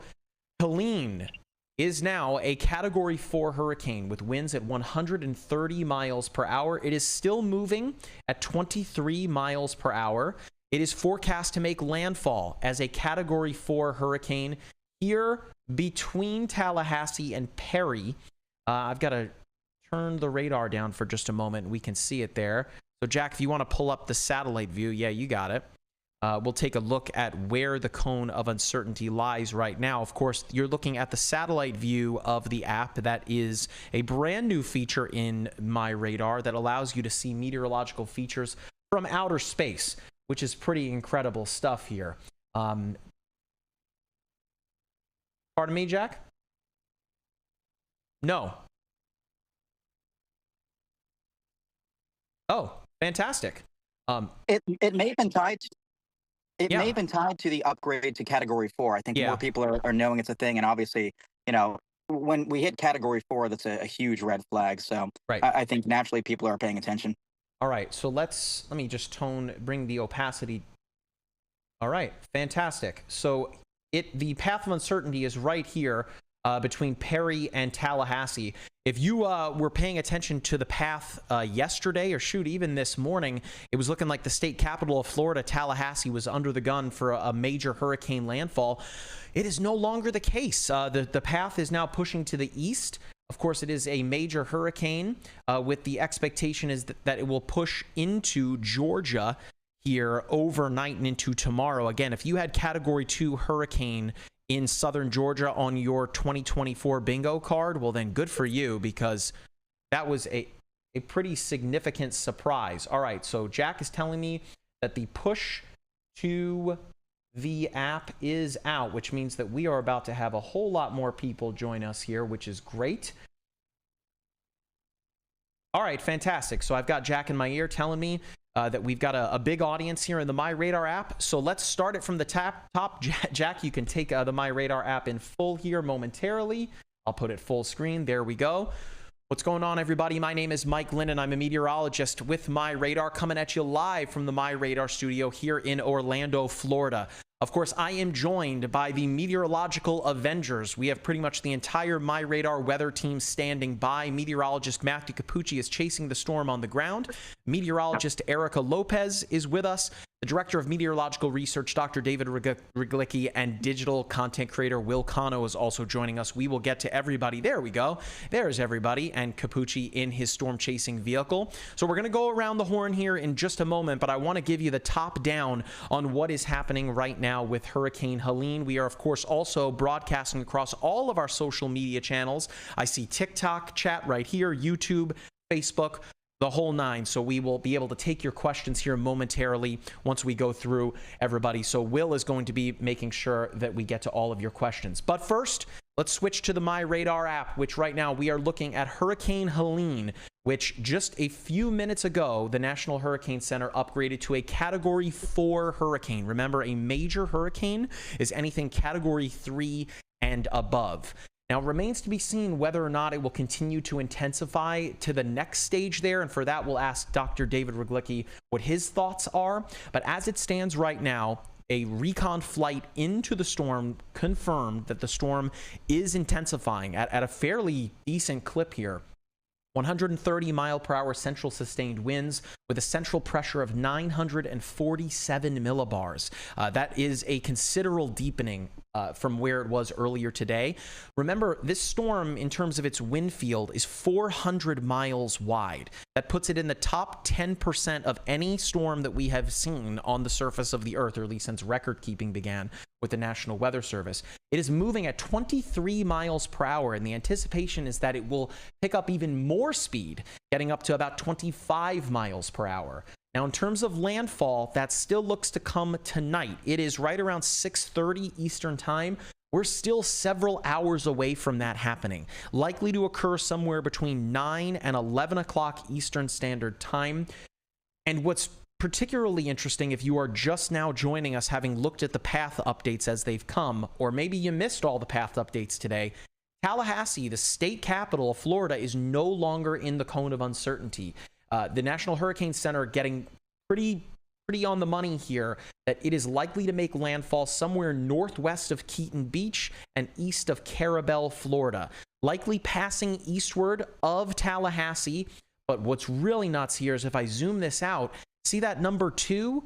That's in Georgia, folks. So the fact that this storm is A, so big, and B, moving so fast, that despite it leaving its source of life, that being the Gulf of Mexico's incredibly warm waters, it will maintain Category 2 intensity as it heads into southern Georgia. Moultrie, Tifton, Cordell, Albany, just to the west of Valdosta there, all likely to see Category 2 hurricane impacts. We continue to expand that. Bear in mind, that's going to occur overnight and into tomorrow. At that point, it races northward, weakening to a tropical storm, but passing through metro Atlanta. Of course, one of the more populated cities in the southeast, home to one of the busiest airports in the world, right before the weekend. So a lot is happening meteorologically. And if we zoom out even further, you can see that the storm's heavy rains set to work their way into Tennessee, Kentucky, and even into parts of Indiana as we head into the early stages of next week.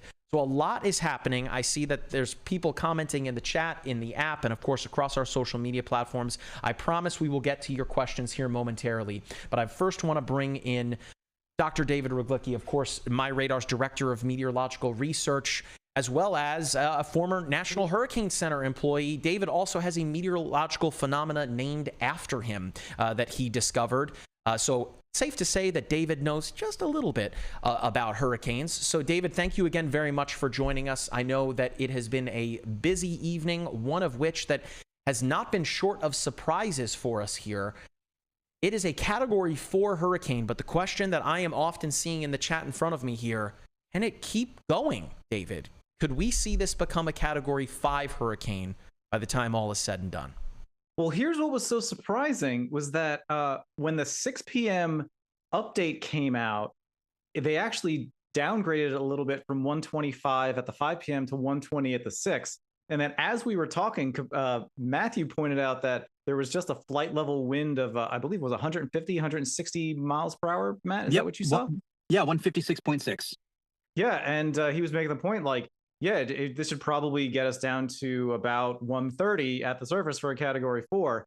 And then it was maybe 90 seconds, 60 seconds right after that, a 6:20 p.m. update came out. So what seems to have happened was that they were basing that intensification off of radar and some other observations to make that 120 call. And then they pointed out that the Hurricane Hunter had actually made it into the core and measured flight level winds and surface winds with the SMRF, the observation platform they have on the plane, and they measured with a dropson, like a dead center. So yeah, this was a surprising that this thing had continued intensifying. One of the things we were pointing out before is that the eye wall has closed off. It had been a partial eye wall for quite a while as we were talking, and then all of a sudden it closed off, and we see this pop in intensification. I don't believe that is, Mike, I don't believe that is a coincidence at all. So, David, as we're running out of water here and running out of forward momentum over the Gulf of Mexico, of course, landfall set to come here, let's say, relatively within the next 3 hours. Do you think that we may see this tick upward and reach Category 5, or would that be a surprise to you? That would be a surprise. I mean, I know we talked about this before, but you're talking like Otis or Patricia levels of rapid intensification when it's already a Category 4. I think it's running out of water. I think that's just really it's running out of runway. So, Mike, I don't. A Category 5 at this point would genuinely surprise me. And I want to give a shout out to forecaster John Cangelosi. When they had the 3, he said in his discussion, he's like, "This is probably going to become a Category 4." He nailed it. Yep. Another update for the record on power outages across the Sunshine State of Florida. We are now up to 271,000 customers without power. For folks in the chat that are asking what all of the little polygons are on the map, or what the blue and the orange is, those are power outages, and you can see those for free in the app. You click on the layers menu. It looks like the stack of cards, or of course tap on it on the toolbar. It's under power outages. All you have to do is turn it on, and you're able to see them. Coincidentally, we are dealing with some big power outages here over DeSoto County in Florida. 48% of total customers there without power. Of course, remember, a customer is not a person, that's a building, right? It's not representative of the true human impact. Sarasota County as well. This is Ian territory, folks. This is 2 years ago that this part of the state was absolutely smashed by Hurricane Ian.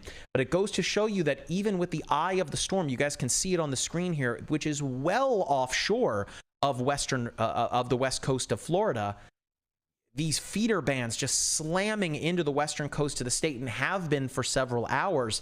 It has just been a relentless amount of strong wind and rain falling over this part of the state. Of course, the city of Tampa and St. Petersburg also now seeing numerous power outages. I would really not be surprised to see that number really continue to tick up here over the next couple of hours. Let's bring in meteorologist Erica Lopez next. I can see her editing some graphics here over to my side here. Erica, we were looking at a lot of the model runs up to this point, shifting things just a little bit more to the east each and every time now. And it seems like the National Hurricane Center has kind of followed suit, where they removed, of course, the path of uncertainty over the top of Tallahassee. What are you now seeing on the models? And of course, as the storm goes inland, we're dealing with a major league flooding threat for parts of Georgia, and especially as far north as North Carolina, where things could be quite historic. Yeah, I think in terms of model runs, we're kind of pretty much set on, where Helene is going to make landfall, especially, the National Hurricane Center has been doing such a great job of honing in on where the path of the storm will go. But if you want to see a future radar, we can show you that on here, because I know a lot of people are asking about impacts, what's going to happen here over the next several hours. Maybe you're just now joining us and you need some information on what's going on with Helene. So we'll play out this future radar for y'all, and I could overlay the tropical track here, so we get a little bit of a better idea. And the good news is we're also going to get hourly updates from National Hurricane Center. Like, they just updated it to a Category 4 hurricane, and so that is shown here on the track. But you can see as it makes its slow approach, or not a slow approach, but it's going to make its slow approach here over the next several hours across Florida, a lot of the impacts are going to start to increase. You're going to see that tornado threat as well, especially across Northeast Florida, start to increase over that area. And then eventually, as it makes landfall, so we could go back here, and I think I went a little too fast there, on landfall impacts here early, late tonight. And of course, our meteorologist Matthew Capucci's out there, and he's going to have a great view of what's going on. One of the things too is, this is going to make landfall at night, and so this, makes it even more dangerous, especially with that tornado threat and the evening hours. We could see all the rainfall that's going to start to increase over this area, and then eventually maybe a little bit more of an adjustment with the track as it makes its way inland. But you could see, Georgia, Atlanta, I think you're just on the outskirts of that track there. So those are the cities we're really watching for, especially along that I-75 corridor. If you live along there, in Georgia, something to keep in mind, this storm will be coming to you. You're going to get some significant rainfall and even some tropical storm force winds, even hurricane winds extending into parts of southern Georgia. But Atlanta, for example, you're going to be getting in on some of those tropical storm force winds as well. So a lot of impacts, not only for where we're expecting landfall, but also for parts of Georgia here over the next several hours. Thank you for that, Erica. And I want to remind folks that are watching us in the MyRadar app and across our social media platforms that, of course, you can download the MyRadar app for free. I'm using it here on Windows. You guys can see it behind me there. I've got it up here on an iPad. We are up. Of course, I turned the screen off as I hold it up. Give me 1 second here. There it is, right there, right? So it is available on all major mobile platforms, not Linux yet, to David Riglicki's dismay, maybe someday, but coming soon to Apple TV, mind you. I just saw a beta build of the app this morning. It is super cool. So, of course, you can download the app for free and track Hurricane Helene. Of course, we will notify you of any big changes to the active weather wherever you live. MyRadar does a lot outside of just letting you know if there's a hurricane coming your way. We'll let you know if it's raining or if there's a wildfire burning near you. It's a fantastic app to keep you in the know. Might I add as well, we have got over 1,000 people watching us on TikTok right now. Hey, and we crossed 77,000 followers. If you'd be so kind, for all of you in the chat right now, if you're enjoying this coverage, we've been streaming since around 2 o'clock this afternoon. Drop us a follow. It's totally free to do so. And of course, share the stream with your friends. That way they can get in the know as well. And hey, tap on the screen. Let us know that you're enjoying the stream on TikTok. We greatly, greatly appreciate it. All you folks as well that are giving donations. Again, y'all are too kind. The lightning bolt is pretty appropriate from Jade there. Appreciate it very, very much. All right. So again, MyRadar is completely free to download. You can find a link to download it in all of our social media platforms. And hey, if you're watching in the app right now, welcome. We look forward to doing more of this live coverage for any of these major, severe, or significant weather events through the rest of the year and through the rest of hurricane season. Let's bring in one of our global travelers who right now is here in the home of MyRadar in the Sunshine State, that being meteorologist Matthew Capucci, who has been on the ground. He has been just about everywhere, it seems like, in the state of Florida over just the past couple of days. Matthew, where are you now? Hey, so right now I'm in Perry, Florida, which is on the eastern end of the cone of concern. I think the eye may pass very near or just to my west, but truth be told, this is pretty much as bad a scenario as it gets for this part of the world. Very rarely do we see high-end storms making landfall in the Big Bend. And the other issue too, it's moving so fast that the conditions will deteriorate so quickly. It's raining right here, but if I look out the window, the trees are still, you can't tell at all that a hurricane's coming. You can't. And you probably won't know until like 9 o'clock. And by 10:30, 11 o'clock, you have that eye wall moving in. And so things will go from, it's kind of windy to, oh my gosh, parts of my house are falling off in, an hour, 2 hours time. And it's so imperative that people stay abreast of the forecast because it's increasing, it's upticking so much, and that's really the biggest concern here. As it is right now behind the scenes, I'm plotting my location to stay safe tonight. Basically, I'd like to chase in the eye of the storm, but not at the risk of being exposed to storm surge that's coming in. And so positioning is extremely key, extremely crucial. When we take a look at the satellites, we're seeing a hollowed out, perfectly punched out eye. When we saw those Hurricane Hunter observations, they flew through the storm. They found 156 mile per hour winds at flight level, which maps to about 130 plus mile per hour winds at the surface. We're still seeing a closed eye. It is a very neat eye. We're seeing lightning erupt in the eye, which indicates this might still be intensifying. And all told, there's really not that much to slow it down in the final 4 or 5 hours before it makes landfall and brings literally hell on earth to the places that are going to be hit. One concern I have, I was here last August for Hurricane Idalia, which was branded as a Category 4, but it rapidly weakened at the last minute and brought Category 1 to low on Category 2 impacts here. And I worry that people think the same thing's happening. I still see cars driving around. The lights are on. I still see people going to the gas stations. People need to understand that what they're going to encounter is something that will likely alter the landscape here for several years to come. Native trees will be destroyed. Much of the hardwood forest will be downed. We'll see road signs become missiles. I think people don't understand how significant the jump between a Category 3 and a Category 4 is. And I've chased both. And I can tell you a 3 is mean, a 4 is scary, and a 5 is terrifying. Earlier on, you asked if we could see a Category 5. And I want to echo Dr. Riglicki's sentiment in that, A, for a Category 5, everything has to be perfect, and you need enough time over the water. But B, we haven't really had a Category 5 that was named in real time or ascribed that reading in real time. Right. For generations and generations. Hurricane Andrew was only upgraded after the fact. Same thing with Michael. And so to that end, to even declare a Category 5, everything has to be perfect and without a shred of doubt.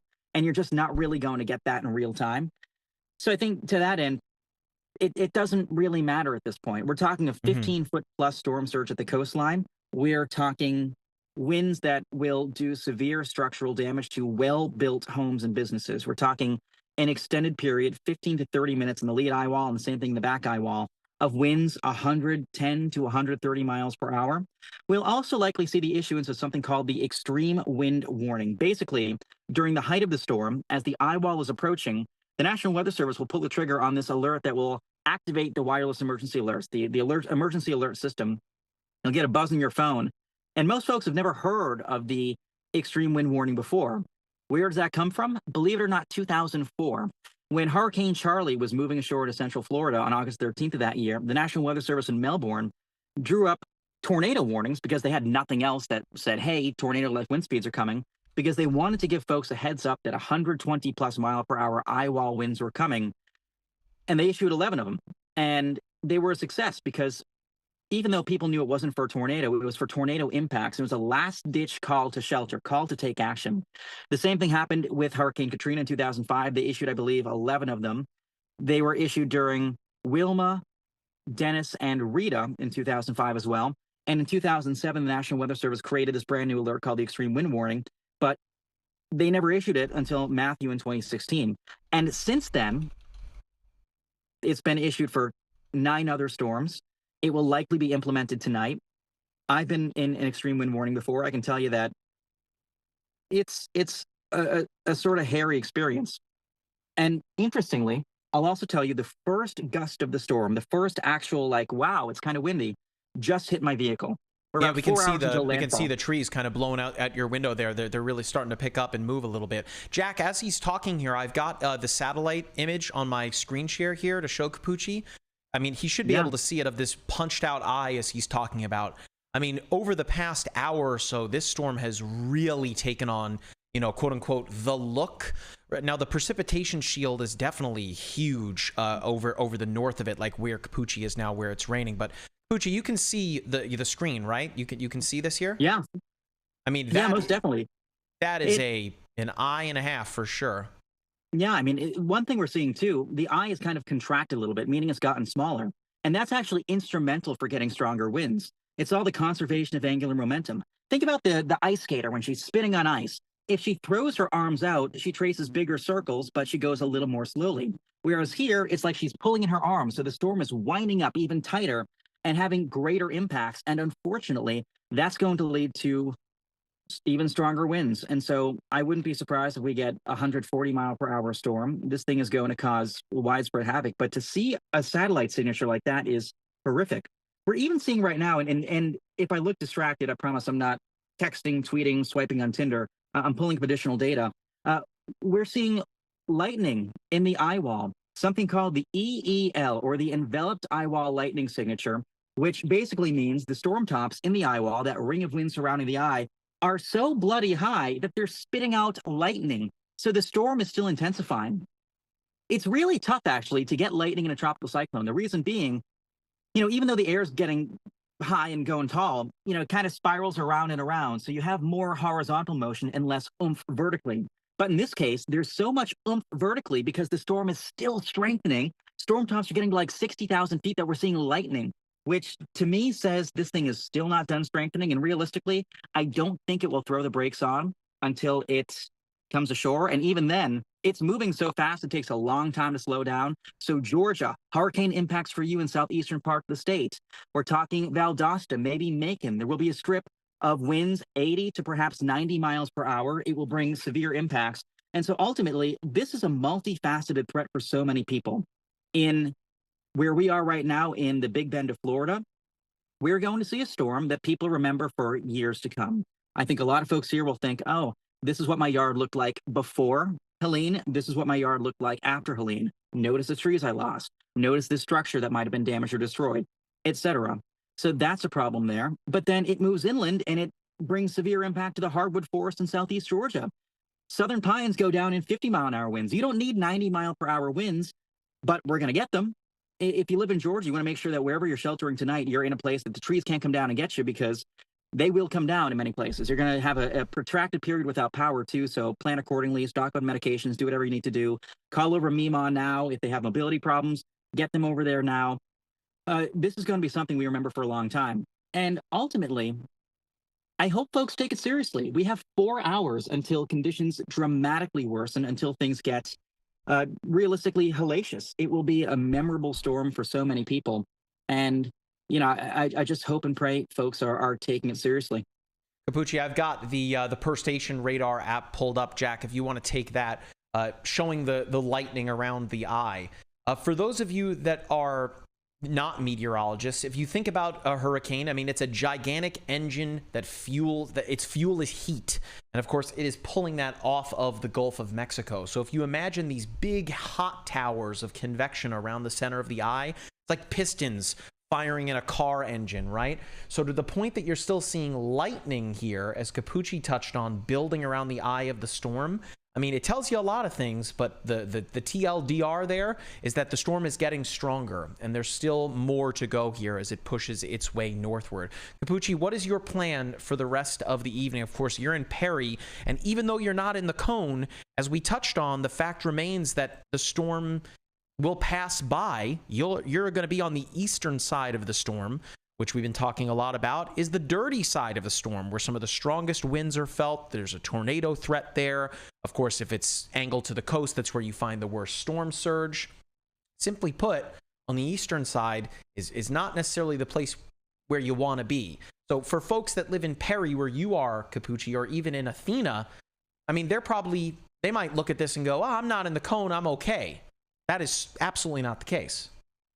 Yeah, you're exactly correct. I'm actually scouting locations right now where I may be able to either, you know, get a place of refuge or move and position for the eye. The eye is a tight eye. It's a narrow eye, which is all the more concerning.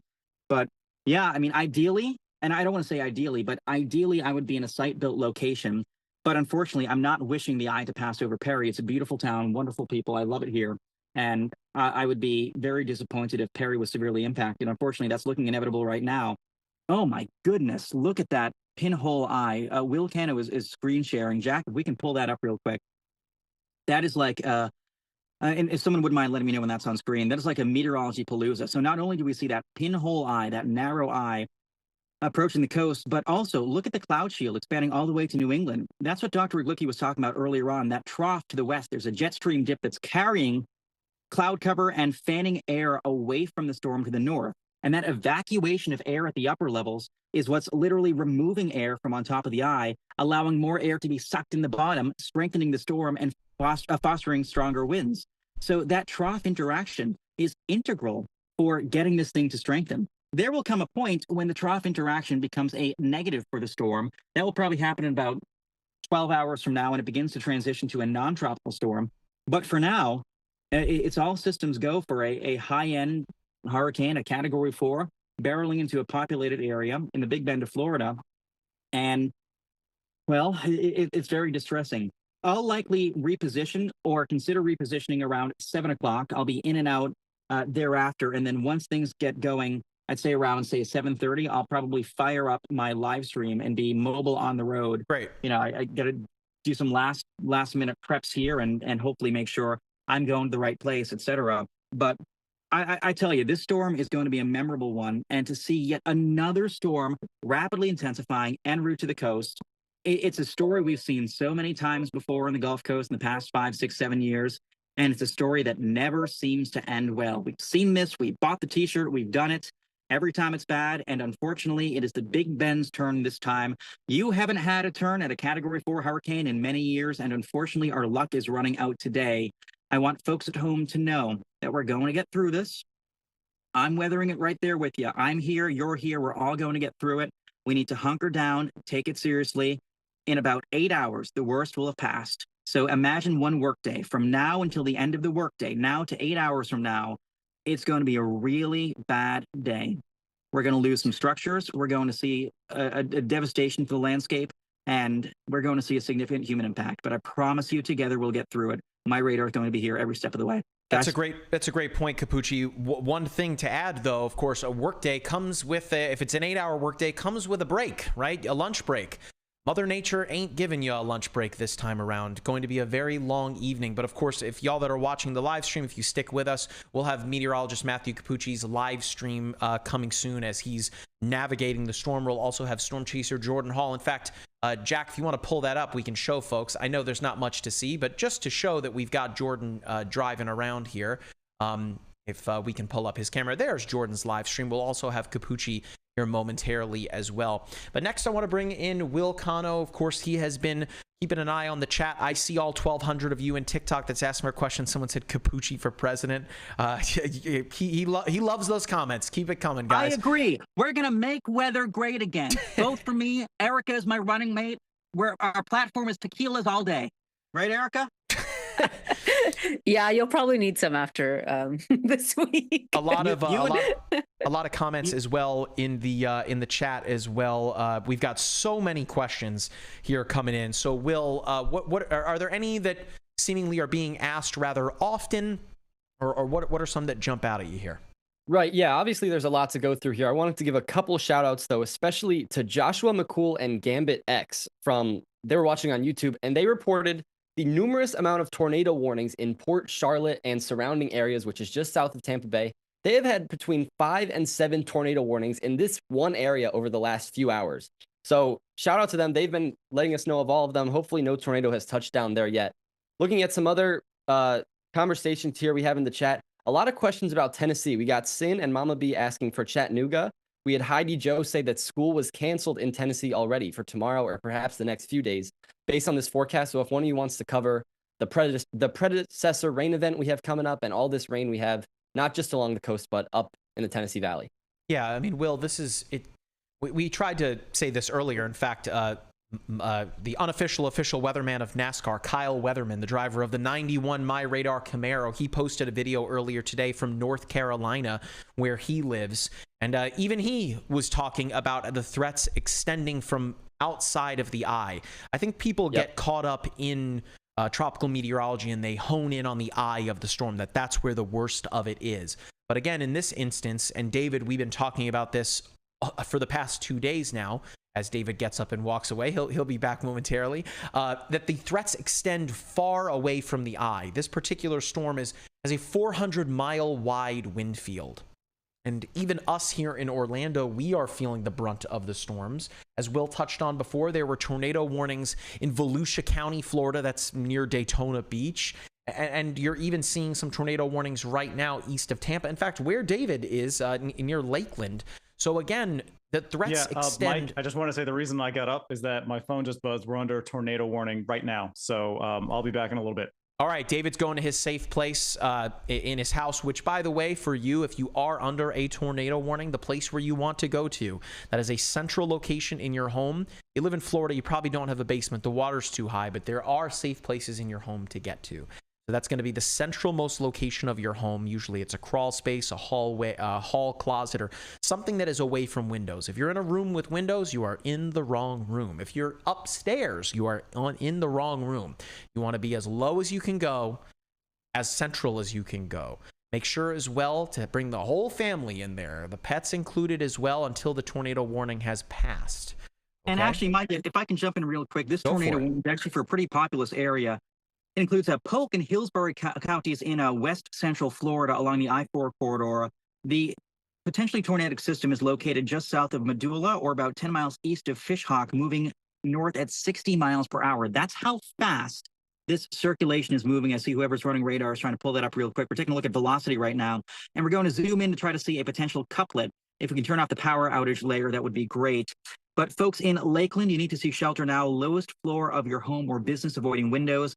Plant City, this will impact the airport as well, and Medulla all around 6:50 p.m., which is right now. So again, the potential circulation is directly over you. Crystal Lake, Lakeland Highlands, Mulberry, Winston, and Willow Oak. You guys are next in line for that as well. If we take a look at the radar, you can see a lot of chaotic colors, but look for any contrasts in the colors. Again, you know, we're not going to have perfect couplets, but actually that is a pretty. It was right there. Yeah, it's right here, Capucci, just to the south of Mulberry. Yeah, that green against red for the folks at home. Green is air heading towards the radar. Red is away. when you see air and going in two different directions over such a short distance, the inference is, of course, rotation. So we know there's a big change in wind direction over a short distance. That's where that possible tornado would be. So again, if you are near Medulla or Fishhawk, you got to seek shelter now. Same thing for Crystal Lake, Lakeland Highlands, Mulberry, Winston, Willow Oak, Plant City, the airport. Everybody there, be below ground if you can be. If you don't have a basement, be in your interior closet, bathroom, bathtub, whatever. And this will pass rather quickly. Again, it's moving at 60 miles an hour. So just, heed our warning for about the next, I'd say 5-10 minutes, and you should be good. But David did the right thing, and he's a meteorologist. He knows the danger there. So hopefully folks are seeking shelter right now. I will say where I am right now, by the way, in case you're wondering, definitely getting louder here.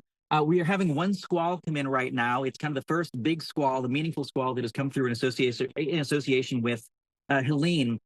And it's a pretty nasty one so far. Winds gusting around 30, 40 miles per hour. It's just a taste of what's to come. Every time we get another squall coming in, it's going to be all the more significant, all the more disruptive, all the more impactful, windier, and it'll keep building with gaps in between until suddenly we're in the eye wall tonight. And that will be a ring of hellacious winds, potentially topping 125 miles per hour. Someone on TikTok just said these guys know what they're talking about. Their app says it's going to rain in 5 minutes, and it does. Literally, our slogan, if you will, is keeping you ahead of the storm. We're not lying. That is our job. That is what we pride ourselves on. But again, the tornado warnings that you're seeing right now coming up the spine of the state, it just speaks to what we have continued to preach over and over again, that the threats expand so far away from the eye. And with this particular storm, given its sheer size, it's almost as if wherever you are in Florida, you could be seeing something. Again, even for the folks earlier today near Palm Coast, Daytona Beach, shoot, even in Jacksonville, where Erica is streaming to us from, Jacksonville has also been under the gun for tornadoes today. So again, we see a lot of your questions here coming in over TikTok, YouTube, Facebook, X, a bunch of places here. Let's take some time to answer some here. So Gambit asking, does the MyRadar Windows app have velocity? Yes, you just saw me pull it up there. So it is a premium feature under the per station radar product. Let's see what else we got. We have got a lot of folks asking in TikTok, is Tallahassee okay? So interestingly enough about Tallahassee, you're now on the western side of the cone, which doesn't mean that you are out of the woods by any stretch, but it does mean that if this were to verify this particular path, that more than likely you'd be on what we call the cleaner side of the storm. On the eastern side of a hurricane, at least in the northern hemisphere, with the way that it rotates counterclockwise, on that eastern side is where you typically find the strongest winds, the greatest storm surge, the tornado threat. So it doesn't mean that you're going to see nothing in Tallahassee. You absolutely will be getting some very powerful winds and a lot of heavy rainfall. But the worst of the worst will more than likely be on the eastern side. A great example of that, I'm going to show you here in the app. We're going to go to the layers menu. Looks like the stack of cards. I'm going to turn off the radar for just a moment, and we're going to turn on the winds here. So you have two options, ground-based and jet stream winds. So these are the ground-based winds. And wouldn't you know it, there on the eastern side, if we divide it into four here, the quadrants, on the eastern side, you have the right front and the right rear. And then on the opposite side, the western side, again in the northern hemisphere, you have the left front and the left rear. Okay? Go figure that here on the eastern half of it, the right front and the right rear, you have the strongest winds. Okay? We go to the jet stream here, which is again the air upstairs here. And you're going to see that as well, where, again, there on that eastern side, you are finding the stronger winds. So when you hear meteorologists talk about the dirty side of a hurricane or a tropical cyclone, it's on that eastern side. And of course, with the angle of approach that it's taking here up toward the Big Bend, I mean, just look at the way the winds are coming in, right? From the south to the north, over and over. It's been doing that all day today. So, of course, the storm surge threat for the eastern or for the western coast of the state has been quite high. In fact, I have not seen a forecast as high in quite a long time. I had to talk to Capucci earlier this morning and David earlier this morning. The last time we saw a storm surge forecast like this was Hurricane Laura. In fact, I'm going to pull it up, Jack, here on my browser screen, the peak storm surge forecast. me make sure that we have the latest. It is.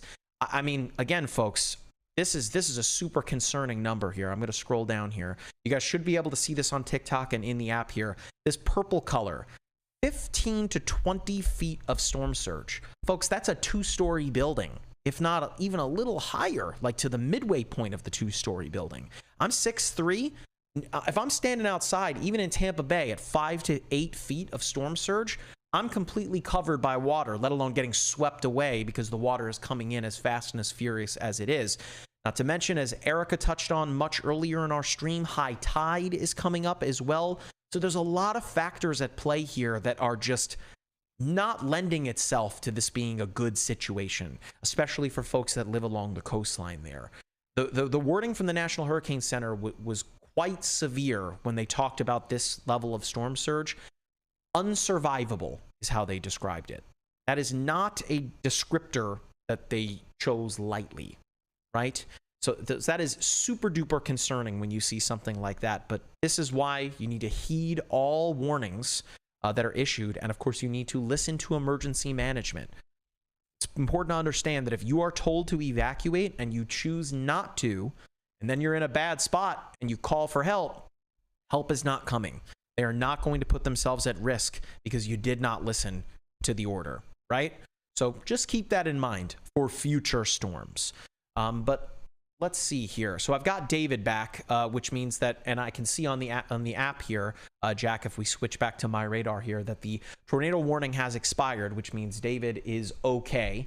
Again, as Capucci alluded to, I'm not sure if we still have Capucci. Are you still there too? Oh, I think we missed him. Oh, I see. He posted he's going to be back in 10 minutes. Great. So as Capucci alluded to, this was a situation that was going to move very, very quickly, and the tornado warning has now expired for Polk County. So David, as we advance toward landfall here, which looks to come within the next 3 hours here, I mean, is there anything that's jumping out to you in terms of this storm? I mean, look at the eye on radar. It's humongous, right? Yeah, and if I know we've talked about this, but it's currently drifting outside the cone. Yep. It continues drifting to the east. So yeah, this is Idalia. This is Idalia's Idalia path. music. Yeah, so I'm going to pull up the path here momentarily of the historic path of Idalia, which of course is a premium feature within the MyRadar app. Stand by. Let me pull it up for you guys here. So if I go into, let me make it full screen so everyone can see it. So this is the current path of the storm. I've got it above my head here too in the app on the satellite feature. But I'm going to go into the hurricane tracker layer here in the app, if it cooperates with me here. And effectively, Idalia's path, it made landfall, David, at Cedar Key. Put landfall at Cedar Key a year ago. I mean, pretty much a year ago to the day, almost seemingly. And of course, 2 years ago was Hurricane Ian. Of course, David, Idalia, a considerably different storm. For the folks at home that are trying to follow along here, why was Idalia so different, despite Idalia making landfall as a Category 4 as well? Well, it was smaller. That was one. Right. And its angle of approach was it was a lot closer to Tampa at the time. So the angle. Here you go. Of Here's approach, Idalia's right, path. You see it? Need some help. Can you zoom in a little bit more? Sure. Athena. I mean, it's basically the same thing. Yeah. Yeah, I think the major difference here is just, so Idalia actually had some serious rain bands with it. I remember we got a half a foot of rain here in central Polk County.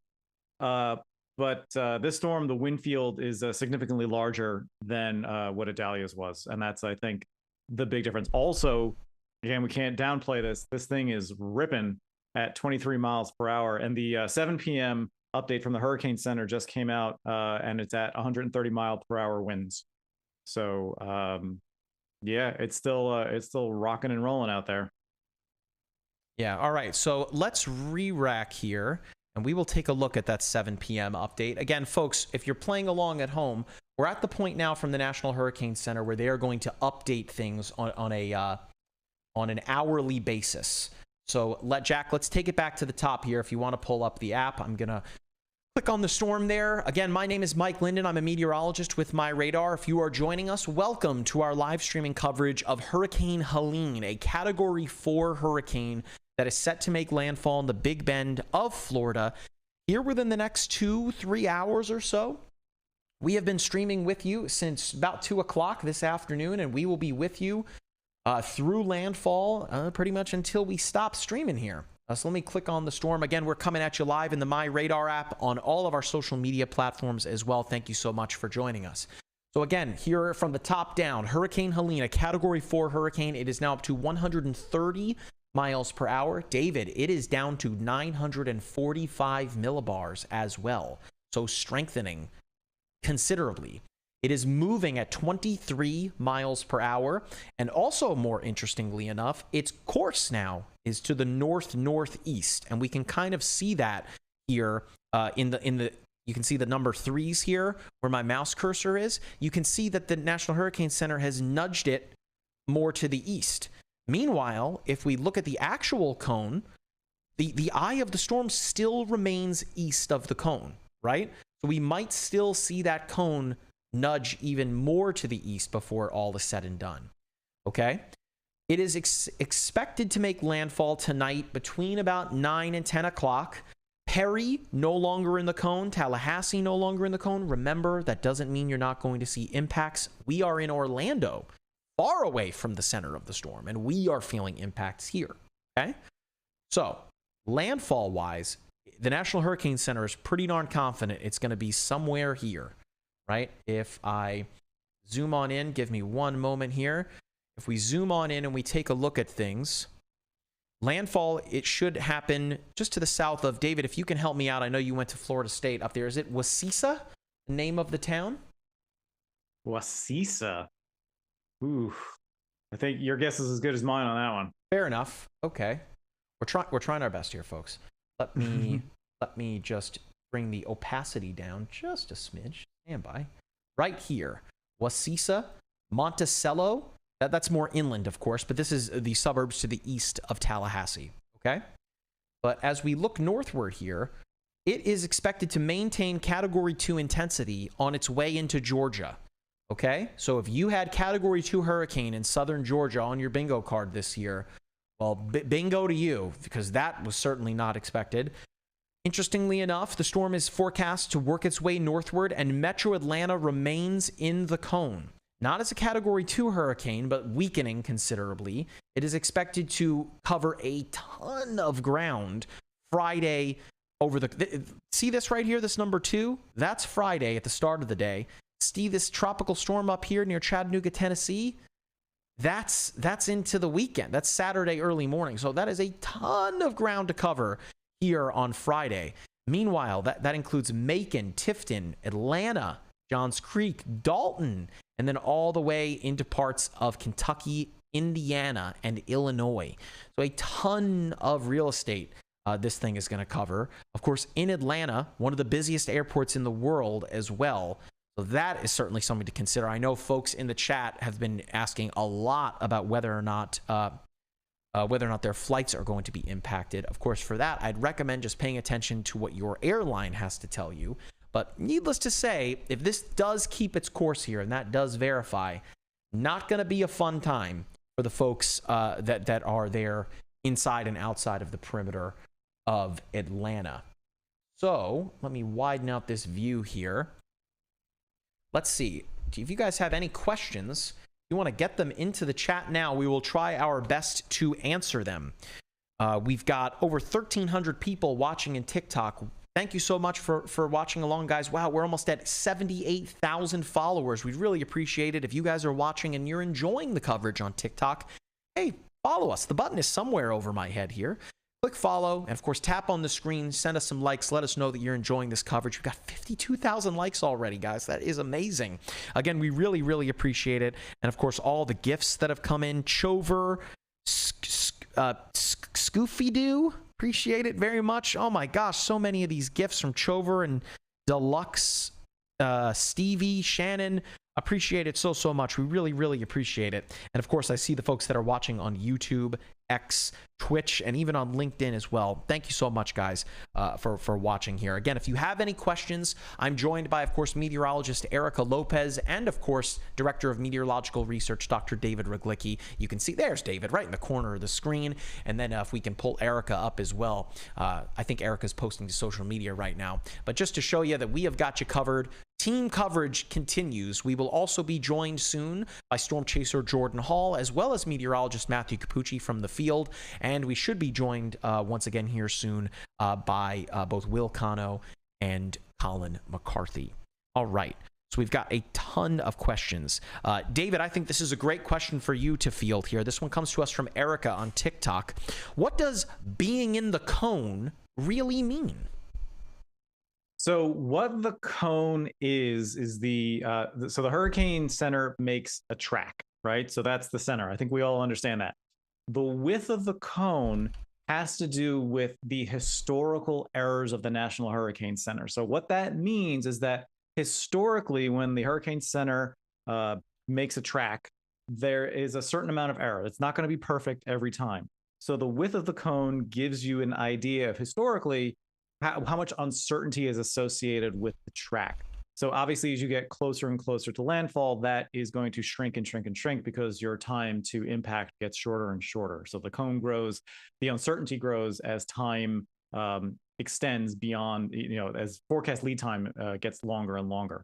So what that means is that when you're outside the cone, all that means is that based on historical statistics, the likelihood of whether or not you're going to be, and I believe it is within the cone, I believe it is a 66% chance that the center eye is going to pass over in that cone. One thing I also want to mention, I read this earlier today. I want to read it one more time for everybody. Of course, as we've been alluding to, the threats extend so far away from the center of the storm. If I zoom out here, you can see up here in North Carolina, where it has been raining, I mean, all day long. This is what we call a predecessor rain event. And what that means is prior to the arrival of the storm that it's raining. That's kind of the TLDR there. In fact, Jack, if you switch back to my web browser here, I'm going to pull up the rainfall potential image from the National Hurricane Center. So, of course, there's a ton of rain coming from this storm. But there's a distinct bullseye here over western North Carolina, parts of South Carolina, as well as North Georgia. This right here, this red and orange color here, that represents near 12 to near 20 inches of rain, folks. We're talking over a foot of rain in a roughly 2-day period from this storm. I want to read you a message here from the National Weather Service office in South Carolina that wrote, "This will be one of the most significant weather events to happen in the western portions of the area in the modern era. Record flooding is forecasted and has been compared to the floods of 1916 in the Asheville area.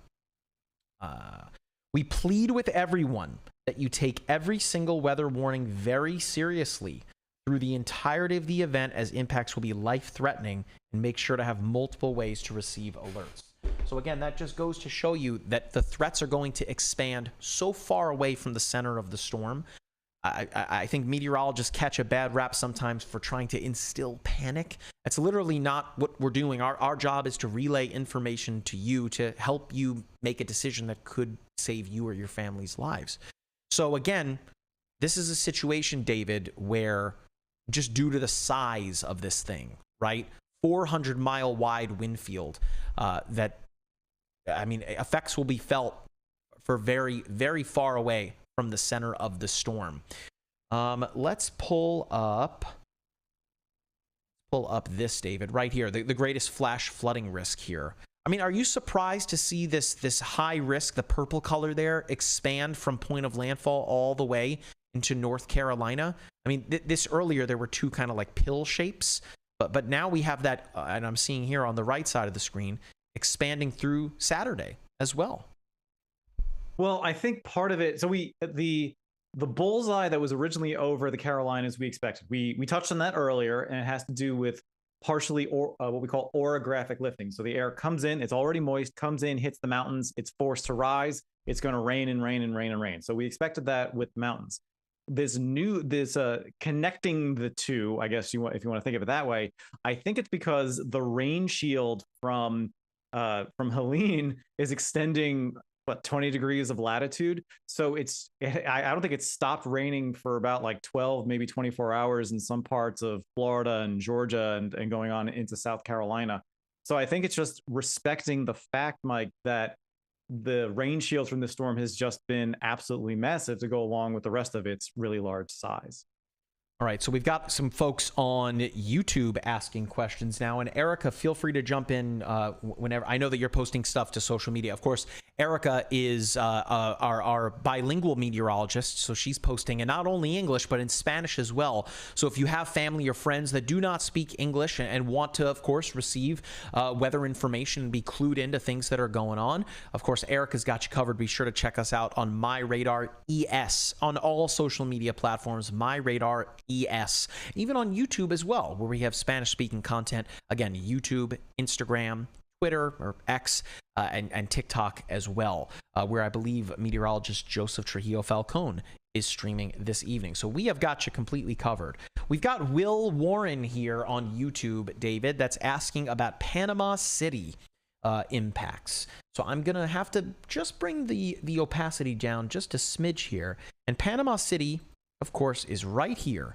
far to the west of the cone here. But as we've been preaching over and over again, that impacts will be felt away from the center of the storm. I mean, it is likely pouring right now in Panama City Beach. But David, with the continued trend of this thing moving more to the east, what can folks expect through the overnight hours in Panama Beach?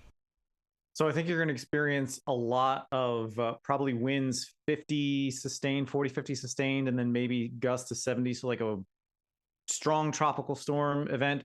And as you pointed out, Mike, there's going to be lots and lots of rain simply because the rain shield associated with this storm is so large.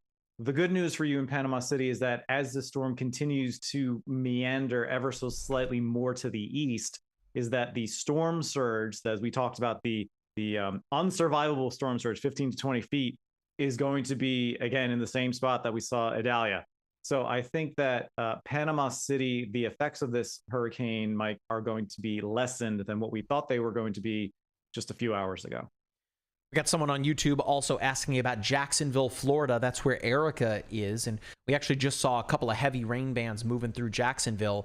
Jacksonville, of course, under a tornado watch, as is most of the state of Florida through the rest of the evening, of course, being on that eastern side of the storm, where, of course, you have that momentum of the storms just driving from south to north. I mean, David is in Lakeland. He was just under a tornado warning maybe 30 minutes ago. So Jacksonville, you're going to see the heavier rainfall here, likely through the overnight hours, and that tornado threat continues as well. So let's look at TikTok to see if we have any questions there. We've got Seth asking, is it getting stronger? David, is it getting stronger? It doesn't look like it. I don't think the 7 p.m. didn't indicate that it was strengthening. Now, we